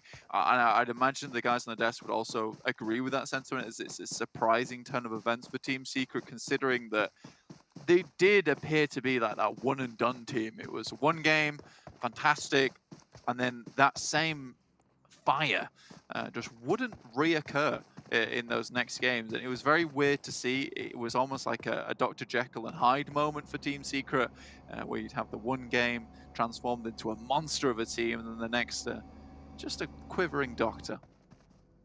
That's true. That's true. It's very difficult to know which one you're going to be facing up against as well. that rolls DRS. Team Secret holding out with Kid already knocked on their compound. Pretty decent roof side position for iShots as Mafia Ninja looks to follow up on the eastern edge. Genesis Dogma might be able to spot a couple of players if they try and push out the back as well. So difficult for Team Secret, but Mafia Ninja gets shut down. iShots spots it on the hillside from the top there. The circle's going to shift them away after this fight, and DRS struggling to summit. This is great from Fredo, getting behind them in that process of that first knock comes through. It's an instant rotate. Really well played from him. He needs to be careful though and get those nades through the window fairly quickly, but AJ goes down to an explosion on the outside. Ooh, that might have been a gas canister as well in the middle, just burning DRS up. They go down in flames. Unfortunate for DRS, 16th place elimination, but a wipe for Team Secret. Excellent news for their points total. Yeah, absolutely. That's a big chunk of points going Team Secret's way.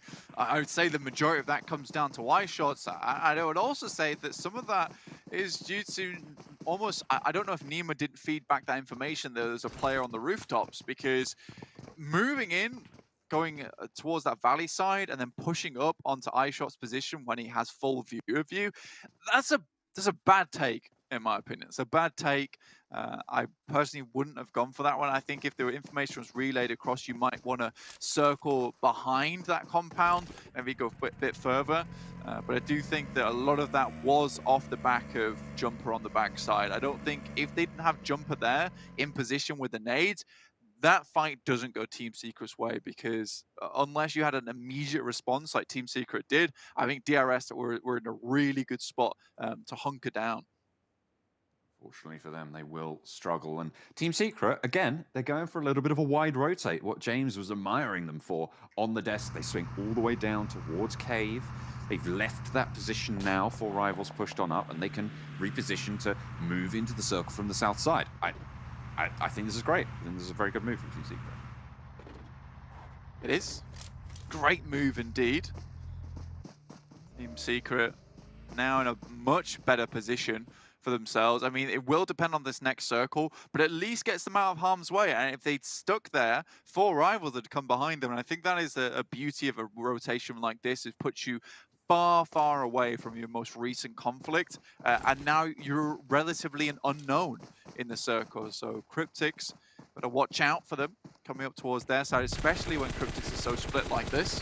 Oh, waiting for that firing line to establish itself. Mela doesn't quite land the shots over to SK Ton, and now Rico Infinity team are aware of the dogs on their back. Infinity moving in behind them. At least with a couple of shots going their way, they will have to stop and breathe. But it looks like the Infinity taking a fair few shots, but it's DXavier from along the way. You can see him off in the distance taking shots towards the Infinity. Losing Logan now. I think the Infinity's run is coming to a sad end here on Sandhawk. Struggled. They were late moving down here, and Mela now out in the blue will fall to play zone. And I mean, what do you do here? God Tunny, he has 21. Okay, he has 21 first aids and 3 medkits. Well, at least we know what they're going for at this point in time. And I feel like they had a decision that was made early on. I wonder if that's the case, if it's, you know, for the Infinity, if we do not have 4 up here on Sandhawk, then we cannot go for this win.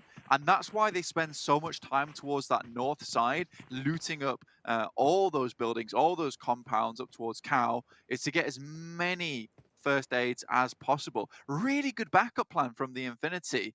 I'm actually astonished by how well they've kind of remedied this situation they're in. But it's so interesting that that's sort of their immediate reaction, right? It's their immediate response to, we've lost a player, plan B, immediately bang. They're not going to try and play on with 3. They're playing those averages, right? They're playing that expected value game. Yeah, I kind of have to agree with you. It's an impressive feat of shot calling, although it's not something that everybody would be willing to do, right? It takes a little bit of bravery to do that. But I think that, sorry, I'll talk about after this fight concludes, but we've got 628 going up against MS Chamburi. I think MS Chamburi, very strong team here on Sandhawk. Flowerge coming in for 628, subbing. 628 were, I think, the 4th best team on this map. Just after Genesis Dogma, the Jacks here. They are just going to try and hold out MS Chonburi. At the moment, no breaches really being forced, no issues being pressed just yet, as the rest of MS Chonburi not quite close enough to make that happen on the western edge. Oh, that's unfortunate. He's stuck. He's so stuck. Get the vault! Get the vault! Oh, no. There we go. Hang on a minute. What's going on there? NC2 goes down. Is that an off angle coming through? It's Damwon pushing up from Painan to try and play spoiler to this situation. And Jasper now under threat, more so than 628. They have a wall. They have a backup in the form of Damwon as well, as 4 rivals get crunched as on the eastern edge. Damwon Kia coming up with 4 players in total. Toss some nades across towards Jasper's side, but he moves away in the midst of the smoke. A couple of players from Damwon Kia very far behind though, but with 2 teams being here, it will sort of lock them into this combat. Bigatron have a very important fight they need to win versus Rico Infinity team on that side. They do get a NAS in the process, but that's actually Stalwart chiming in. Everybody's trying to play in this fight apparently. The western side starting to become a little bit of a bloodbath. The shift does go their way, so it's a little bit more of a fuse before the dynamite goes off on this western edge, but still very fraught. With this northwest circle as well, I mean, most of these teams up here now have a vested interest in winning these fights. Yuhai practically solo versus Rico Infinity team. Zuxi comes in right at the end to back him up. And back him up he absolutely needed. 20 bandages, should be able to get his boy up if he can crawl in, but zone 5, you think it's unlikely. Vehicles dropping from the sky there. Sometimes, you know, it's just gotta happen. Spray downs onto 4 players, dropping from the sky, those bikes. Bigatron now up to 4 eliminations with 1 down. They're not looking too strong to continue, but they have got a good position close to the circle. It's going to be difficult, but I feel like Nova probably very well placed in this scenario, Blank.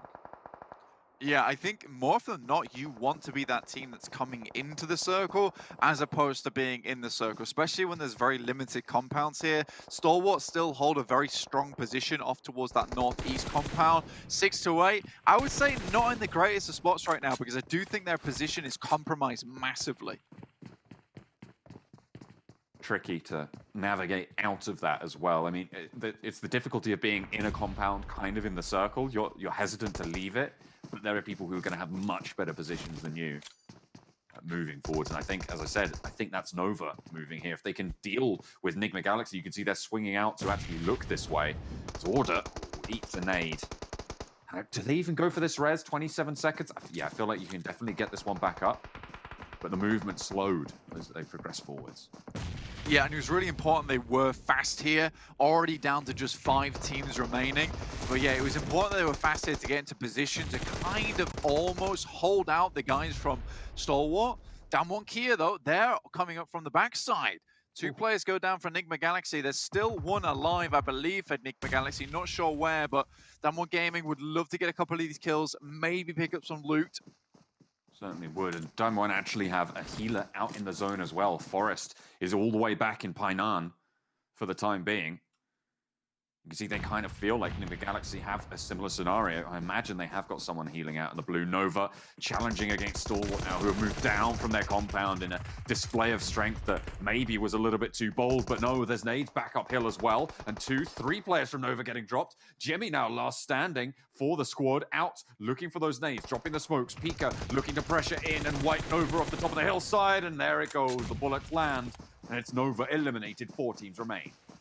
And this is why Stalwart currently sits on top in terms of average points per map on Sandhawk. Extremely good stuff. 6-8 starting to make their way in. Surprisingly still here in the game.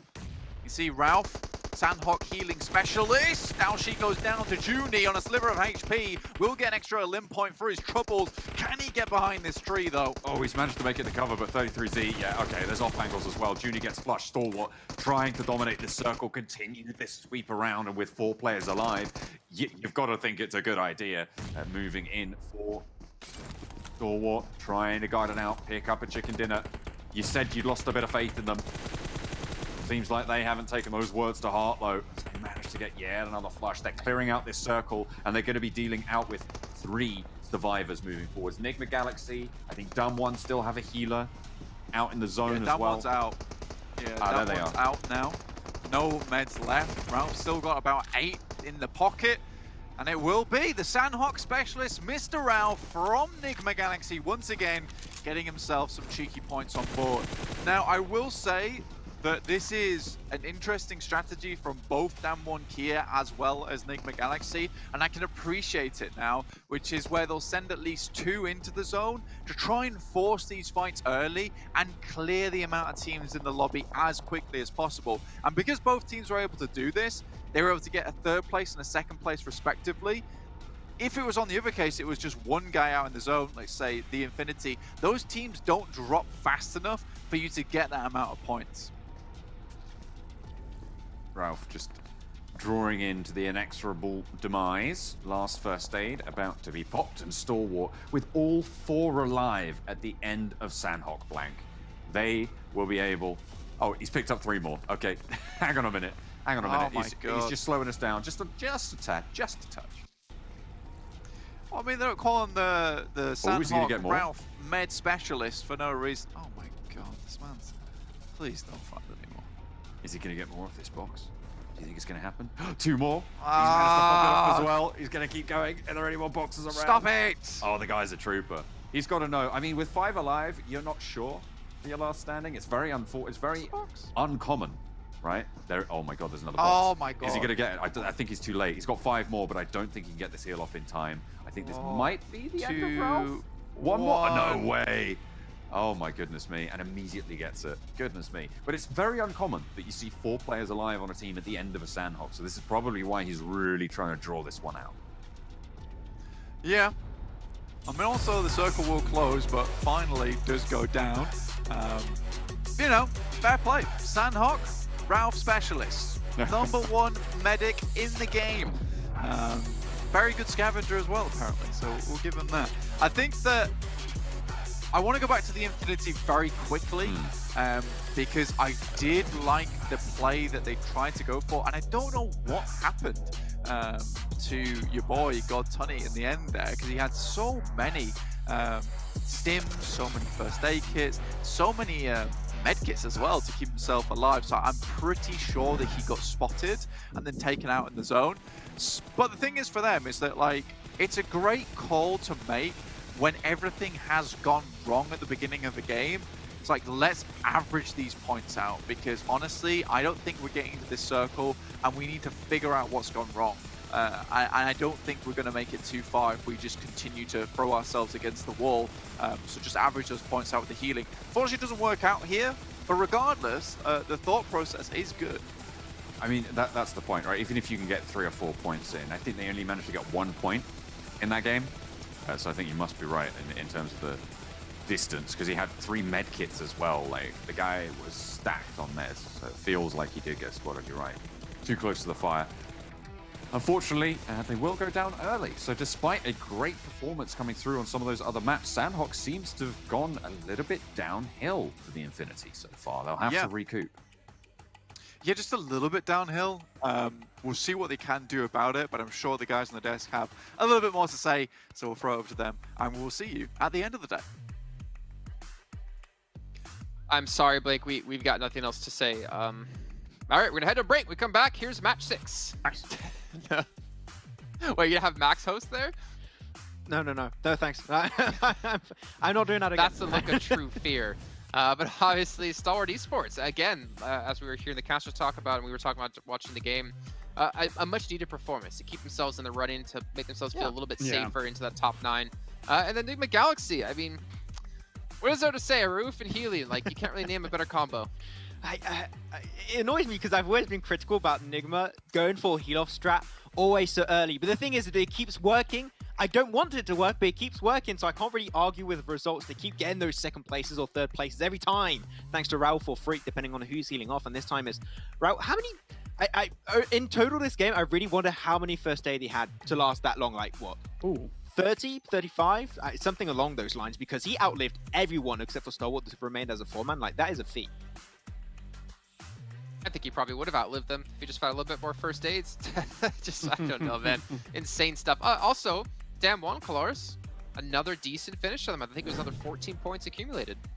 Yeah, really well done. Oh, and another 1K coming in from top. I'm really glad it comes in for top as well. I mean, Stalwart, when it comes to Sandhawk, I mean, just in general, like across the entire tournament has been looking fabulous, I think. And getting the victory here, as you say, it's really important for them. They've had a bit of a middling day throughout the entirety of it. And if you're a Stalwart in a 3-day tournament and you're having a bit of a middling day and not really being able to put up the numbers, then that could put you out of the contention for the top 3 spots when we're calling them previously a championship caliber team. So this is very important for this team, considering probably their goal to be number 1 down the end. Yeah, I do have a few fears coming up right now for some of the teams at the bottom, because despite a big win right there with that many eliminations picked up for Stalwart, they were only able to jump up into 6th position with a strong game like that. So it goes to show that even if you're towards the bottom now, a win is not going to be enough for you to be very comfortable in that top 9, right? You're going to need a lot more than that to actually play catch-ups. I'm looking at your Cryptics, your Bigotrons, your DRS, MS Chonburi. It's starting to fall a little bit behind when you got 1 more game remaining. That's 33.3, repeating 3% of your games done. Ooh. So these teams got to start being careful, because you could fall out of relevancy real quick. Oh, Jason. Oh, yeah, me. No, not giving me. Okay. Just so I'll you just know, wait for you to talk. I don't need my permission. Ralph in this game did 2,680 healing. Ta-da! Not bad. Not bad indeed. I did want to mention something as we were talking about Max that makes me feel uncomfortable. Xavier have had 2 placement points outside of their 2 chicken dinners in 5 matches. Like, that's a little bit worrying. It's like feast or famine for them at the moment. But it's going to be pure feast for you guys at home. If you guys want to get yourself a treasure box, get some permanent items. If you're watching within the Esports Center over here on YouTube, you get these PMGC tokens that you can use to unlock those permanent items. Also, there's some special rewards in there as well. Last up to January 13th. And then there's also many more ways to get PMGC tokens. The one we're focused on, 500,000 concurrent viewers. That's what we're looking for, and everyone out there gets 900, and you only need 1,200 to unlock the treasure box. So make sure you guys telling your friends, telling your family, telling random people on the internet to make sure to come in and watch. Even in your lobbies for playing, make sure to just shout as much as you can to come watch. You can see here, you can use PMGC token as well to redeem some more tokens for yourself. But yeah, I think going back to what we were saying before about feeling uneasy and uncomfortable, like Xavier for me, and right now they're top 9, but this has only been 5 out of our 18 matches. If they keep this rate up, I feel like they're going to easily fall out of top 9, and they can't seem to just get back in the flow and just do okay. You don't need to win a match, but like, you can't have this feast or famine strategy you have. Yeah. I mean, we've seen it earlier, right? You had Xavier after their 2 wins. You still had a team without a singular win that was Nova already overtaking their position. And when it's over such a small sample of games, that is a scary prospect that can get even worse as the event goes on, as these finals go on. So yeah, you need to see just more consistency. Wins are great, but you just can't afford to get those wins and then nothing, right? It's not, unfortunately, not going to be enough here. I have to air my concerns as well. As much as, you know, Xavier, yeah, you get yourself 2 wins. This is a bit of an anomaly for this team right now. Their track record so far is not them constantly getting victories throughout the tournament as a whole. So there needs to be, as much as they got the victory so far, there still needs to be more consistency there, I think, for them. Okay, well, we're going to head to a break here. Maybe they can be consistent here in the final match of the day. We'll be heading back over to Aaron Gale in just a few moments. They're going to be holding off the entirety of DRS, pushing in onto this onslaught now. Knock has taken place. Just going to be falling on top. This is a very smart play. Oh no, Nima! Yeah, hell, oh, you see from behind side here from Yesva Poliana.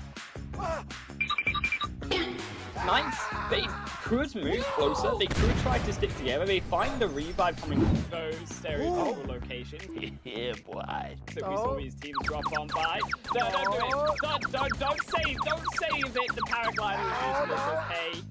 Valo, though, in a position to maybe receive open arms Reggie in a battle of his own. Roger that. Wall does get done. Will get down. Back up. Help me! Roger that. Sarah, in the meantime, has managed to push all the way up. But it's the holdout coming through from the Deadeye's guy, straight through the window. Lands some.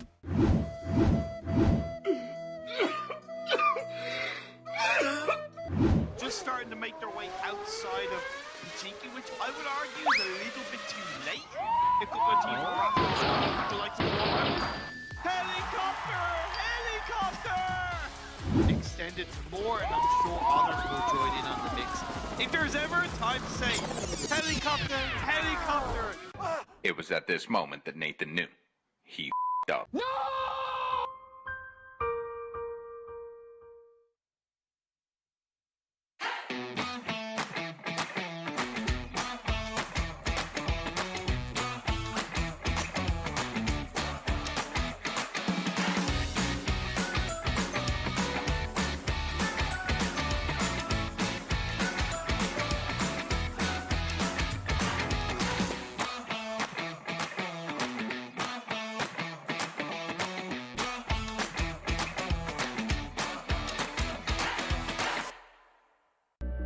I saw the first light, the first steps. Now I see much more. I capture Earth in all its beauty. I see action. I see drama. And I see it in the finest detail. Moments of inspiration. And the first steps. I am the 1+9. Welcome back, ladies and gentlemen, PUBG Mobile Global Championship 2021 East League Finals. The top 9 teams at the end of our next 2 days of play after today will be going through into our grand finals, kicking off next year in January. We'll compete against 6 of the best teams from West and 1 team from India as well. But it's going to be exciting to see which teams will represent us, to be honest. And at the rate we're going, we're going to see a couple of new names that, honestly, after I think the first 3 weeks of play, we never would have expected. Damwon's sitting really high in the leaderboards at the moment.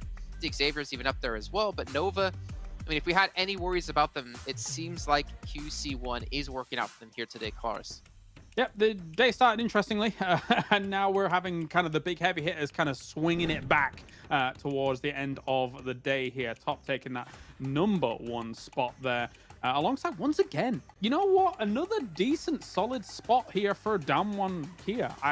Uni also popping it off in Sandhawk, and it's really cool to see this team having developed here. Yeah, we were seeing a lot of Forest. We were seeing a lot of also Sung. I think Junior is one of the players that started stepping up towards the end of the 3 weeks of league play. I'm happy to see him be a little bit more consistent, especially as utility plays, as Nades in particular, have been really strong throughout the entirety of today. So I'm happy to see not only 2 players doing well for Damwon, but also having a 3rd player coming in. So Junior's definitely pulling a lot of weight in these games. And I mean, they're looking great so far, but I do want to see if they can hold on to those types of results for tomorrow. Hopefully also the 3rd day. If they can do so, I would love to see them go the entire way in the grand finals in January, potentially aiming for, I know, maybe a top 5. I mean, if they play like this, is definitely a possibility. Okay. Well, you know, it's also a possibility that you can rank up the leaderboards if you get yourself a 1+, who is our sponsor here at PMGC with its flagship performance and immersive 120Hz display and hyper touch technology. I hate your face right now, Claris. Made specifically for gamers, 1+9 and 9 Pro are your best shot to do exactly that. It is very disturbing. Your prediction, though, Claris, won't be disturbing. Well, you've hated my face for 10 years. So I think I'm going to go with Nova. It is time to radio in Paraboy, and we've got to go. Max? Yes. Save me. I'm going to go with a prediction in a normal voice. Team Secret, they've had good rotations last Durango. I would like to see that actually converted into a win this time. I'm going to go with my prediction in no voice. Infinity. Hey, that's a good point. My voice changed. It dubbed. Ventriloquist act. Did you like it? I prefer dub Jason. You know what? I think it's... Okay. All right, Claris. Well, we do have about like 23 seconds left. I will give you a chance to be a ventriloquist. But before that, I'm just kind of thinking overall within the day, FaZe Clan. What's up? I'm thinking like FaZe Clan. I'm a little bit sad to not see them there. You know, TGB as well. We've seen like some really good performances, some really high highs out of them. But unfortunately, they do have to wait till next year. I feel kind of bad to bring it up. But ladies and gentlemen, okay, you ready, Colaris? Yeah. You ready? Okay. It's time to go to the game with Blank and John Allen, the Japanese spider crab. What was that? What on earth was that? Oh, he's got you. He's got you there. You know, sometimes I feel like it would be a good idea if they planned things like that in advance. So that like what? So that it wouldn't happen like that. What was that? Oh man. What, the Japanese spider crab? No. The Japanese spider crab needs no planning. No. But That is a force in of itself. it's more the delivery. It's more the delivery. I don't know. They're having a fun time. They're having a fun time. I think I could probably get a Japanese spider crab delivered to you in a day if you need it. Do you think? You need it right now? Right now. All right, I'm on it. Before the end of the game. Got it in its box. It's on its way. I've poked a few holes in there and added a slosh of water. Let's get into the game on our angle. In we go, coming up from Quarry up towards Stalber. Team Secret going to get it out on the plane nice and early as we rocket in, just like Newsy on his rocket bike. Rocket, skateboard, rocket board. That's the Super Mega Death Rocket, I believe. No, rocket board. It's the Super Mega Death Rocket, that is. I'm going to kick you off the rocket board at this rate. It's not a rocket board, though, is it? It's the Super Mega Death Rocket. Fine. Circle down towards the southwest side. Wait a Reject minute. this time much closer towards Ferry Pier. Go on, sorry. I'm looking at the Infinity. I'm looking Yeah, them North dropping North George, not dropping on Sosnovka military base. This is, I think, the first time we've seen. No. The second time we've seen them go through on this. I'm Third not sure, time. but the plane path definitely would have allowed them to get to military base if they'd have dropped on some vehicles. No, it's around about the third time they've done it. I think that going down to Sosnovka military base at this point would be bad, I would say. Specifically because you can see how quickly they've got here to North George. They can loot up much faster.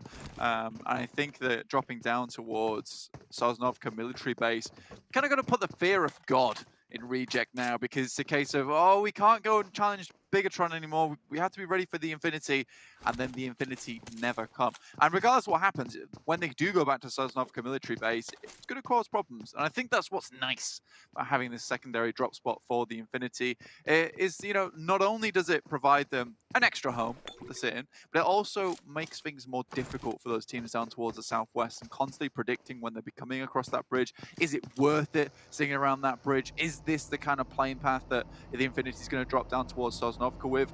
It does cause chaos in the minds of our players. I like that. I like that a lot, John. Compaction salute coming through for Daybot. And if he tags anyone in the grass, trying to hide out. Not really too close by. I mean, Safer and Bigatron probably the closest, but they're over towards Shelter and towards Farm, respectively.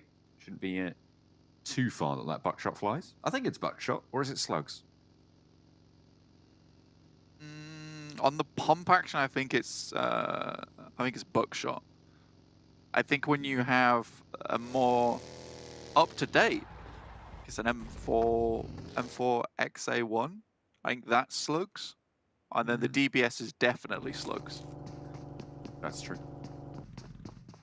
That's what I heard. I have little to no knowledge of guns, other than some guns.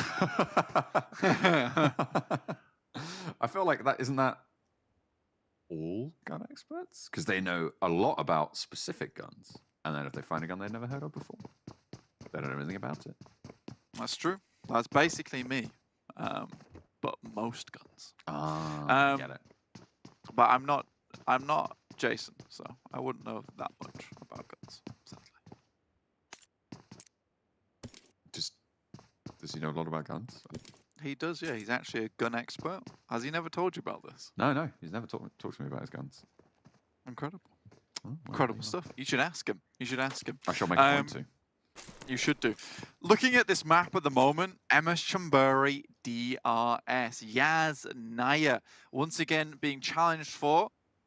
DRS hoping to get a little bit of that land back. I mean, I know it was MS Chamburi's for so long in that Super Weekend. They've probably got a bit comfortable with that area. I know that the final day on Super Weekend, they literally had one player still in. Yes, no. Just let everyone know that, you know, this is still our playing ground. This is still where we have held for a long time. And that fight was going on throughout the entire tournament. If you missed it, DRS did eventually lose, but they were coming out on top in the beginning. I think MS Chamburi, though, very much one of our most improved teams throughout the entire event. And I do think that, you know, looking at them now, they look like a changed team. And they have stepped up just a little bit. I mean, they haven't had a massive impact in these finals. Whoa! Speaking of massive impacts, that was, to be fair, back in. He nailed the landing, did our Fabian. He did, yeah. That was one hell of a flip. That was a Spider-Man flip right there. Like to see it. No spoilers. No spoilers. Imagine if I did though. Oh, I would leave personally. You would be solo casting for the rest of the game.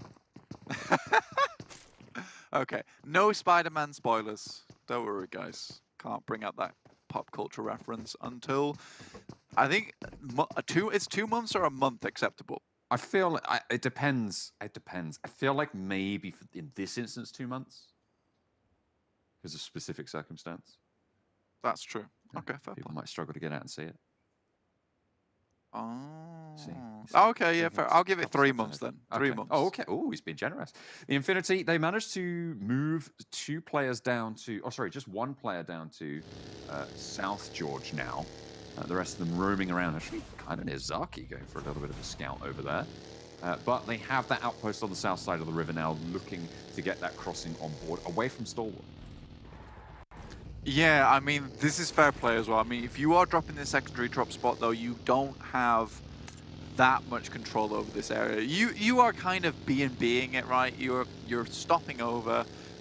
You're not here for the long haul. You're just here to pick up some loot, vacay, and then move into a better position. Everyone's having difficulties with their vehicles today. What's going on? Yeah, I'm not sure. But to be fair, if there's one team that knows how to do these bridge crossings, Blank, it's the Infinity, right? They're just using that George Paul bridge almost exactly the same way they used that Sosnovka military bridge. It's basically the same push. It's a little bit more crowded in terms of buildings on the other side, but the concept still remains the same. Get across with an outpost, have some scouting done, and you know those teams in South George are probably going to leave a little bit faster than 628 and Reject have in the past.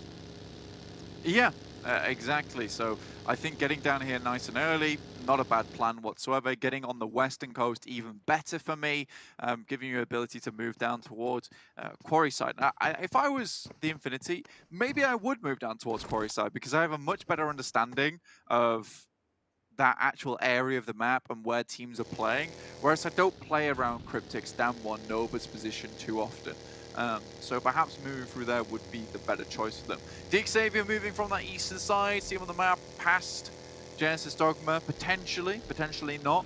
They know it hasn't gone so amazingly so far today, or at least in the tournament.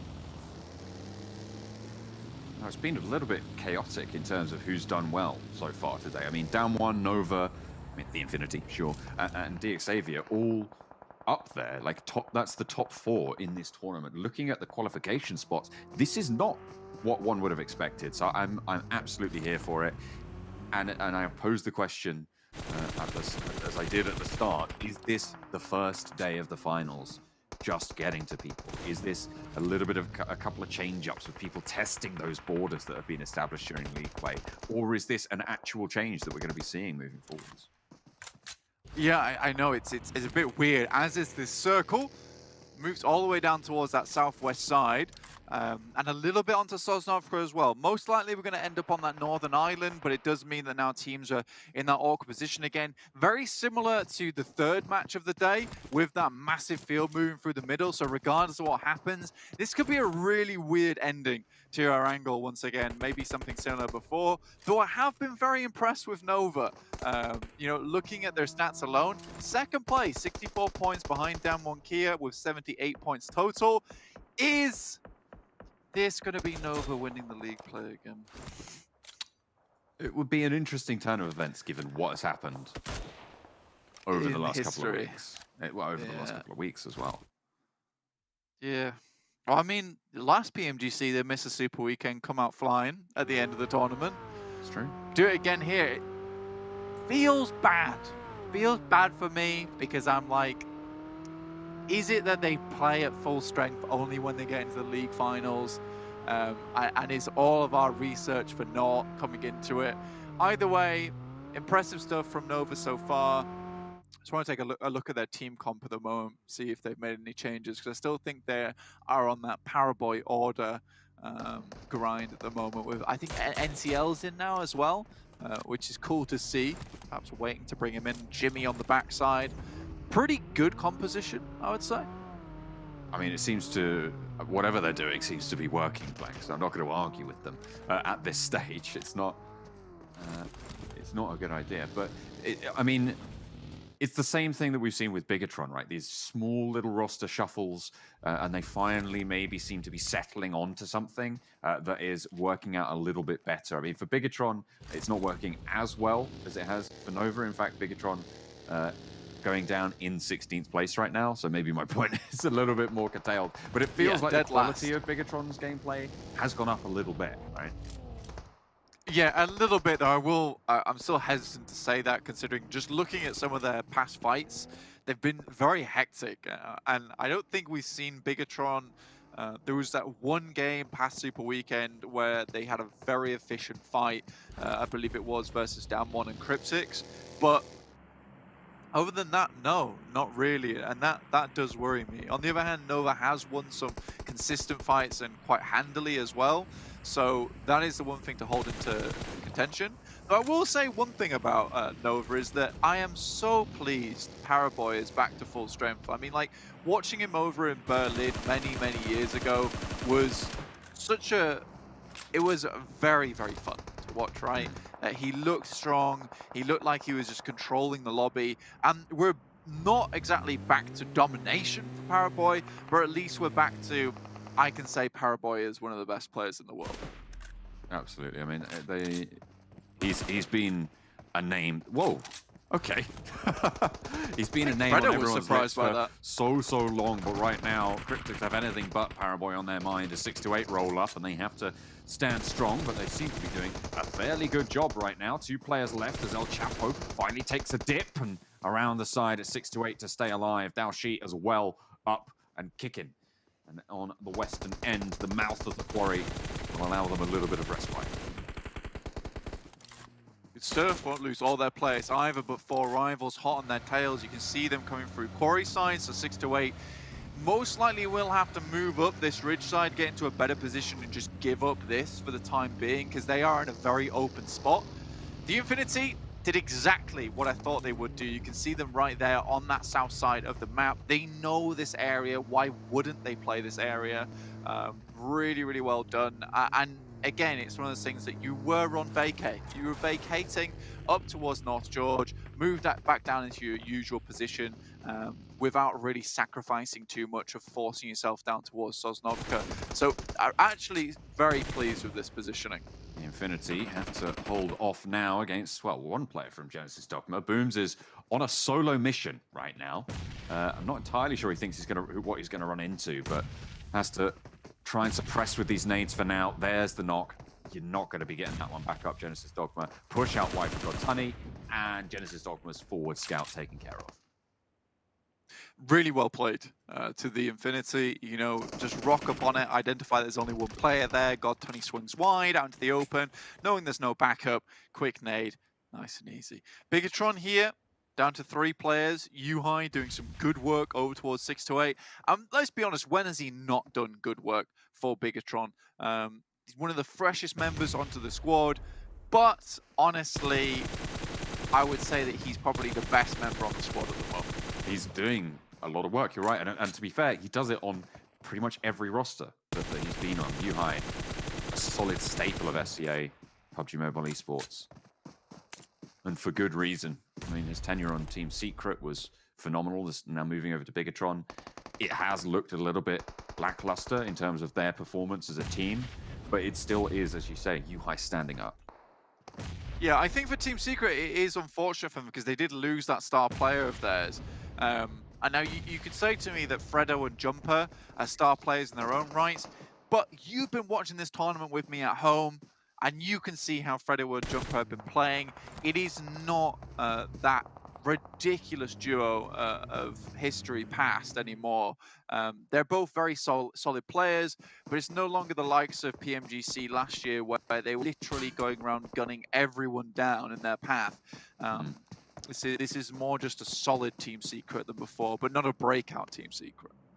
No, and I think that's kind of reflected in general in where they've been placing. And it should be good enough to see them to the finals over later in January. But the question is, what can they do from there, right? Like, are they just a qualifying team? I say just. To be able to qualify against the best teams in the world is obviously a phenomenal achievement. But is that all that they're destined for? Yeah, and it's It's tough to say. It really is tough to say if that is all they're destined for. I hope it's not, but I would still like to see Team Secret make it through to the PMGC Grand Finals, specifically because they're such a long-standing name in the PUBG Mobile esports history. We love to see it. Plus, their meme game on Instagram, Twitter is fantastic. The Infinity, though, coming against Reject, already finding one from the team. Reject just really been not having the best of times or angle at all recently. Not being able to win really any fights, then it's just sending wide. So even with 3 players, it's still possible. But for me, for the last angle of the day, I do think we need to see something change from Reject. I mean, statistically, we'll go back to those averages, they are the worst team currently in this game at Erangel, 4.9 points average, whereas you compare them to the Infinity on 10.8, who are sat at the top. As you say, something does need to change on Erangel, which is such a crucial map. You cannot afford to be this far down on those averages. Maybe they didn't expect the Infinity to be where they were. They knew they hadn't crossed that bridge. They hadn't been guarded out there. So maybe they weren't expecting a team to be behind them, but even so, you're losing players and it's not going well for you. Bigatron, though, they keep on trucking. Yeah, Scry goes down next, and now Stalwart just down to that single player now, so beautiful stuff coming through from them. I think that if you're looking at a team like Reject, it is unfortunate, and I think that's why this move from the Infinity was so incredibly smart, is that it causes chaos on Reject's minds when they don't see anyone cross that bridge, then it causes even more chaos when suddenly, how the hell is the Infinity here? Genesis Dogma coming up to bat against the Infinity, lost a player versus them earlier, now looking for revenge. Newsy's position atop the hill as well threatened, and actually probably rightly so by Genesis Dogma Satar. If he wins this duel, it gives them a massive advantage, but a little tag there for Newsy and into the vehicle. Oh my god, Satar, by the skin of his teeth, not going to go down. Has to reposition, get back to basics. Daybot's position found, and this is a great position for Newsy, but the blue zone finally going to move this to be a difficult spot to hold. Has to regroup. And I think the Infinity has a better reason to leave here, or at least a better avenue of escape to get into the circle. We've got Tunny already providing that anchor that they can move towards with this tiny little shack available to them. Smoke it up. Reject control 2, but with only 3 players, a little bit more difficult. And Ragey Osio comes under fire. Takes a fair few bullets to the face, and now Divine out in the open. God Tunny takes shots to over his side. He's taking shots every direction. He's a spinning turret on the swivel right now. Ragey low as Genesis Dogma gets spotted out. That's Nova to be able to find those kills, or those eliminations over on the southeast side. And like that, lickety split. Genesis Dogma, one of the better teams that we see here at Erangel, they take a tumble. They do, John. DRS still in with a chance here. Team Secret on the opposite side to them, stopping their stalking habits abruptly. Our Team Secrets filed a complaint about them and asked them to stay there just distance. 628 right in the center, and this time very tightly knit. Much better for them, and if they continue like this, I would be extremely happy, because I think 628 do have it in them as a team. Every time I see them, it's just these individual plays which look phenomenal. But when have we last seen a team play from 628 like we saw on this map versus, I believe, I can't remember what the team they went up against was. They were gone so quick. But that just looks strong to me. The Infinity coming against 4 rivals now. I mean, they tried to move up to this hill. There's so much open ground in front of them. It's just Newsy now standing there. Backline's taken care of. What do you do here? I mean, you're down to 1, essentially. There's no real recourse for the Infinity. Trying to pop those smokes and move uphill, but the nades start to come through. There's just no escaping it, unfortunately. I don't really see how Newsy gets away with this.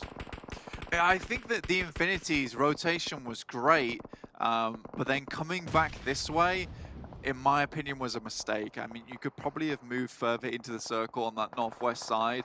I do think that most other teams probably have the same idea as the Infinity, which is to wrap down towards the south. Who the hell is taking shots towards 4 rivals? It's Reject saving the Infinity. I mean, fair enough. Sometimes it happens like that. They spot them on the hillside because they know that Rejects know that they're going to have to deal with 4 rivals. And even if Infinity are cut down to 1, they're still going to be a fairly low threat compared to a full force 4 rivals. Newsy wants to send forwards and actually managed to get a little bit in the circle. Stalwart out now, top going down to BTR, finishing out that final player.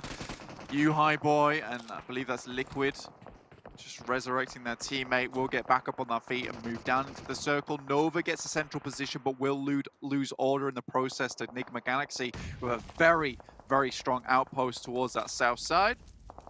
But with Damwon Kia going down there, Blank, as well, this is a chance for teams behind them that they haven't really had so far to be able to close that points gap. I'm talking about Nova specifically here, with a great chance of doing so. DXavier still full force into the circle, but the Infinity will not have that opportunity. I think that was their last player going down. Down in 12th, really not any points given to you other than those eliminations of 2 points there that they got total. 4 rivals looking to take this compound off Enigma Galaxy, and when I say that, it's Pembura desperately writhing to try and get this compound for himself. Enigma Galaxy drops out the window. Freak is extremely low. Pembura tries to take him down. Oh, Freak gets back in the window, but it's a third party from Rico Infinity team to save his life. Not going to go any further. Enigma Galaxy hold on for now, but Rico Infinity team in a central building, in a central position on this next circle shift. Everybody's going to be looking their way. 22 minutes, and take a quick peek at that right side of your screen, John. Look how many teams have a phenomenal amount of players still on board in this lobby. It is going to get hectic. There is so much divots, so much elevation, so many little valleys to play in on this type of terrain that so many teams can stay alive in this. The Infinity right on that Team Secret right on that northern edge at the moment, trying to move down. Liquid finds one onto Frankie. Oh, sprays from Kid as well on the ridgeline, gets spotted on the back. MSC trying to slow down Team Secret, and they'll do just that. Liquid sends forwards for Bigatron. High not really got the backup just yet. They're looking for that res, I believe, over on the back lines. Liquid wants to hold down the ridge. Team Secret want to take it back from him. Nades over the top, and Liquid lobs another. Cooked quite long as well, but not going to land. There's a player up top, and Liquid, he's got to go down here. There's no way he stands up, and there's a teammate for Bigatron. Both of them back in action at High and Zuxi. High sends out wide, and he is not going to be handled either. Zuxi puts him down, and it's difficult to deal with him. DXavier with this cross as well. Zuxi down now, just High versus Jumper. So incredibly low. Doubtful that he'll be able to make this happen, but this is High to a T. Moving on that buggy like that was incredibly offensive. And I'm not sure how he got away with it, but that's the type of things that he goes for. Jumper now taking shots down towards other players within the lobby. DXavier taking a fair amount of shots, but 6-8 playing as a 4. This is the beginning of something grand. If Nova can hold out in this position, they might be able to climb on up and beat out the team at the top. Current top dogs, Damwon Kia, who went down with no points. Already got 5 elims on the board. 6-8, though, 7 eliminations. Northeast side, Rico Infinity team, all 4 alive in a very solid spot. Isolated from the rest of the troubles of the lobby. Rico Infinity team losing team players slowly. Zuxi goes down, High fights back, but finally they're out in 7th place. Beautiful nade off the side from Team Secret. Takes down Jasper. Ponzai looking to collect the pieces, but he'll be in pieces himself as he gets exploded to high heaven by Jumper there. It's 6-8, 10 eliminations, all 4 of them alive on the northern side, and only Team Secret to deal with now as we turn our attention southwards. It's Nova trying to hold off against Enigma Galaxy, who were able to hold out in turn on their compound, but they're right on the edges of it now. The borders providing them sanctuary for the time being, and Nova under heavy ordnance will go down to their last. QCL still in this one. Quality control looking to filter out Enigma Galaxy as they move through this building. Fredo, Jumper, that dynamic duo I talked about before, looking much more like days of old. Flowerage looks to cover this hillside, tries to clear out as many people as possible, but it's Rico Infinity team still in the circle, will get a player back up again, and they're knocking the wheels out of the vehicle. They know that this is their last stand here. They have the southwest side. Unfortunately, it's not the greatest to cover a lot of ground in terms of sightlines, and 6-8 might be able to leverage that. I think the main thing they're worried about is this push from Enigma Galaxy. If they can get a knock or 2 on that push, I think then we'll see them leave this compound. Jumper goes down. Doubtful that it'll be brought back up again, but 6-8. This is what I've wanted to see all tournament. Playing as a team, for Yu Yang, swings out wide. There's an opening now. A sight line has been taken care of. 628 need to reposition to get back control of this hillside. But it's difficult. They have Team Secret. I mean, even if it's just Fredo, you've got Team Secret to worry about. You've got QCL. Not only that, you've got Enigma Galaxy trying to play spoiler. Look at that, Fredo taking shots, peeking out down the hill. Freak gets curtailed as well as 628 are fighting on every front. Dao Shi has been knocked, and in the meantime, his teammates are taking heavy punishment as well. Lowridge gets found by Fredo, and 33Z now the last standing for 628 as Fredo stands tall. Goodness me, it's all gone to pot here. 33Z, last member alive. The solo that moves out to scout so many times, but now he's got to be on the offensive. Enigma Galaxy moving up. Ralph, Hamodi, Lord, all looking to take this position, but 33Z finds at least one. Hamodi goes extremely low, has to move away from that blue, but 628 go down in 4th place. There's a real opportunity here now for Rico Infinity Team, John. It depends how long they take to take it, though. Blank Ralph will be resible here. If Fredo doesn't spot it out first, he's isolated out in the blue, looking for damage over onto Hamodi. Can't quite land the shots. Looks for the knock, moves along this ridgeline. Oh, no! Nade right off his backpack. It bounces right next to him, and there's no way you're getting away from that. Hamodi knocked in the meantime as an explosion goes off. Boom goes the dynamite. Ralph needs to get healed here. Lord taken down by an ass, and Rico Infinity Team looking to close out the final game of the day. Ralph last standing. A nade over towards Hamodi, but it's long. It might not even matter. They sweep the hillside, and Rico Infinity Team hold to their compound. They stick to their guns, and they stick the landing as well, finding the final chicken dinner of the first day. It might have been the last stand for Rico Infinity Team there, but it was the final kneel coming through from Enigma Galaxy to their lords in Rico Infinity Team over in the compound. Very, very well played indeed. Enigma Galaxy get that far as well. You've got to give them a lot of credit. Coming out from that compound was difficult. There was a lot of eyes on them, but Fredo and Jumper from Team Secret, goodness me, the fact they were able to make it that far was spectacular news for Team Secret. Keeps them in the running towards that top side of the table at the end of the day, which will make them feel a little bit better coming in tomorrow. And as well as that, you've got that gap close on the points, right? Coming through from Nova, able to jump up a little bit closer to where Dan here was sat on their ivory tower, finally having a bad game, right? Finally having that low point total. For sure, for sure. And I think that is one thing that has absolutely astonished all of us today, is Dan Wonkia's run. It has been very, very good. Maybe Dan Wonkia just needs that one extra game to get fired up and then move through the rest of them. But beautiful stuff from them. Much more central play. It's good to see. 628 though, right at the end there, again, it's just that case of stay a little bit more tightly knit for longer in the game before we start throwing wide. Though I do think it was difficult for them throughout the majority of that. Team Secret though, I think they're the ones that stick in my mind the most. Their fight on that hillside was pretty dogged in their determination to get towards the end of the game. And Bigatron also making it much further, but definitely still messy from that team. Yeah, it's not what you want to see from a team with the reputation that they have. It's far from ideal. Hopefully they can pick it up in the final few days, but it's a tall order, and you don't have a lot of time, and you don't have a lot of time between those small amounts of games that you're going to be playing, right? You've got to really start to pick up the pace. But we're done for the day. Let's head back over to the big guns over on the desk.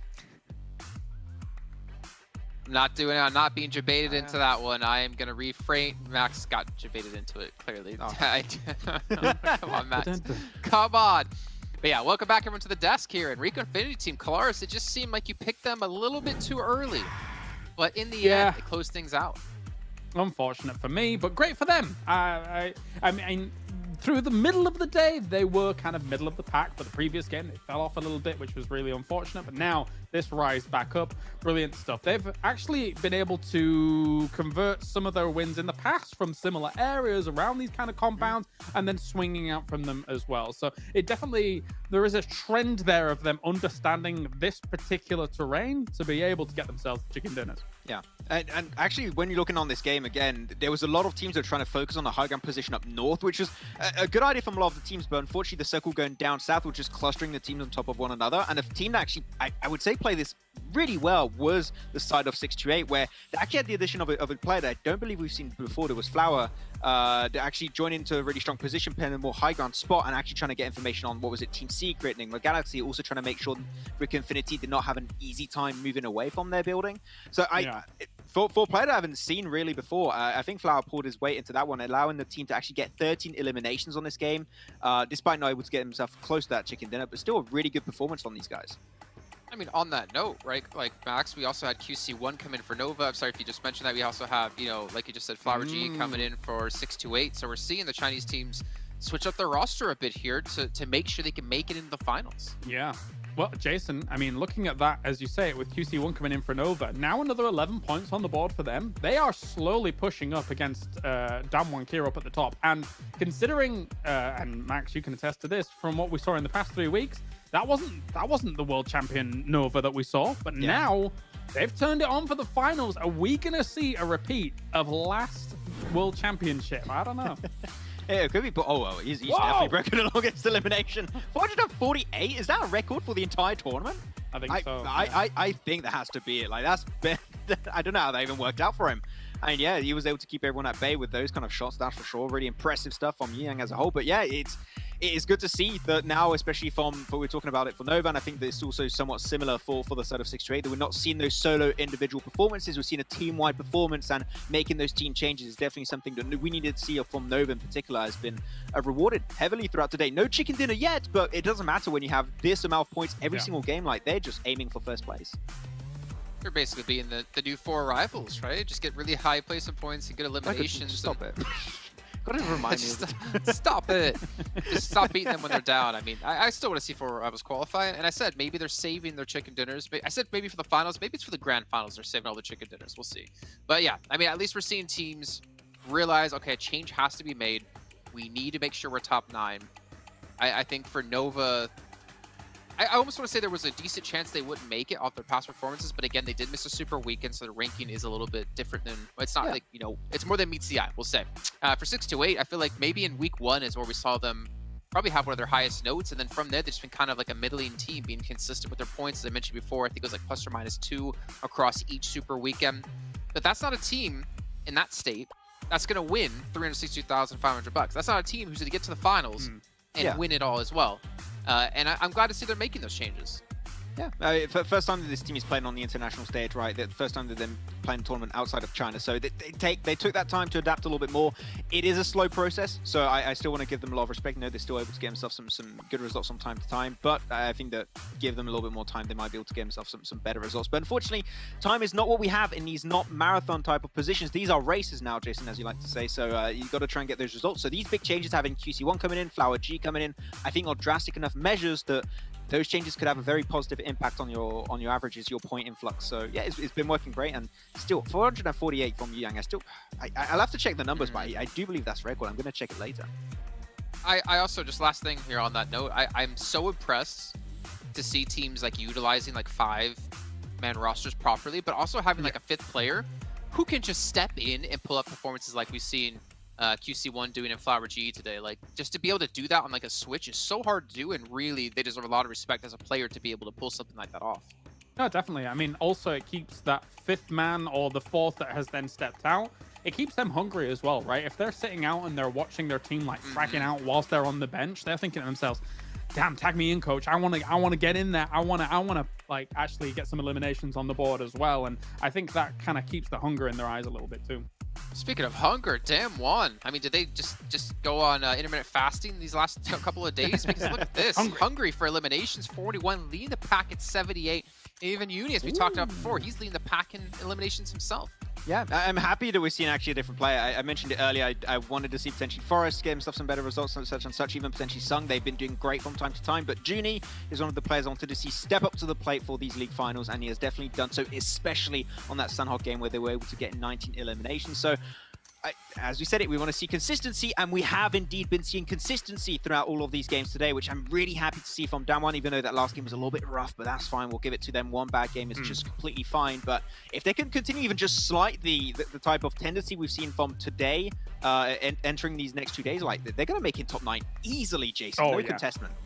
And notably here as well, as we look at Powerboy with 11, also Order from Nova was able to get 11 as well, just to kind of paint this full picture here for the team. So it's not quite just the Powerboy show that we're watching here. Also, the thing that we wanted at the beginning of the day is happening. The other members of the team are stepping up around him.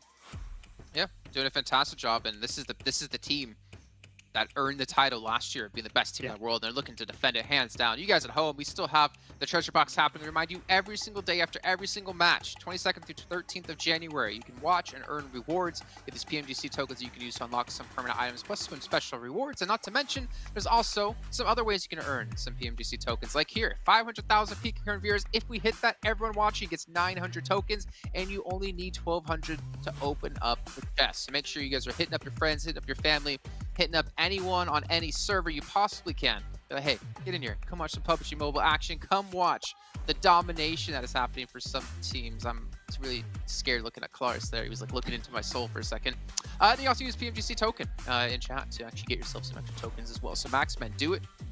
Get us that pan. And let's go squad up and start hitting people with it. I had to get my OnePlus. I don't know where it is to enter the code. I don't have it right now. I'll have to get it later. Don Jason, I'll do it. It's in the mail. It's in the mail. Oh, okay. I'll wait for it to get here then. I'll wait. So quick little recap from you guys. Like what stood out to you? What maybe some positive and negatives. Let's start with negatives then. Some teams who really disappointed you, maybe some players in particular. For me, Daybot off the bat is one that stands out just because he's been so good the last 3 weeks, and to see him not exist at the moment is unfortunate. Yeah, I was even going to go further than Daybot. I was going to say just Genesis Dogma, unfortunately, as a whole. I have not seen them perform as well. Normally, you would see Satar and Daybot do well. Today has only been really Satar on that Orm play on Miramar that was really impressive. Other than that, I have not seen a Genesis Dogma that was as confident as what we saw in those, especially those last 2 weeks of Super Weekend. So, yeah, I mean, they're going to have to step up these next 2 days. Otherwise, they're starting to fall a little bit behind, and we're going to get to a point where a win will not be enough to catch up. So they need to try and get slowly but surely back into the race.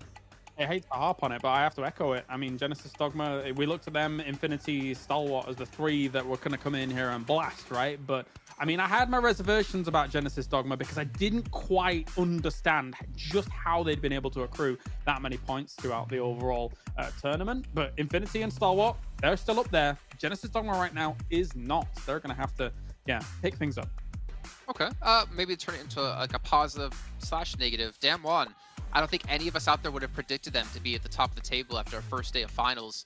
Though I think the one criticism we've had is that the matches they're doing really well in, they kind of have the zone play out perfectly towards them. I mean, feel free to correct me if I'm wrong. Yeah, it's, be it the decent rotation in on Sandhawk where it wasn't rivaled, which you could quite easily have some teams holding on that kind of northeast side as they're coming in from that rotation, or the fact that kind of you got that central field position, right? Like either of those, very, very powerful down bomb. I'm glad that they can convert them though, especially the 19 kills that Sandhawk was amazing.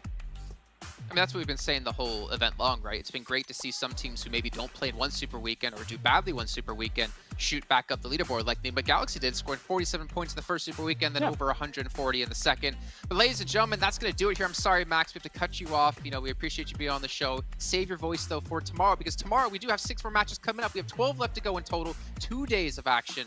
And by the end of that third day, we'll finally have our 9 teams to represent us in the grand finals. Remember, tomorrow, same time, 6 more games. Be here, or I'm going to be disappointed in you.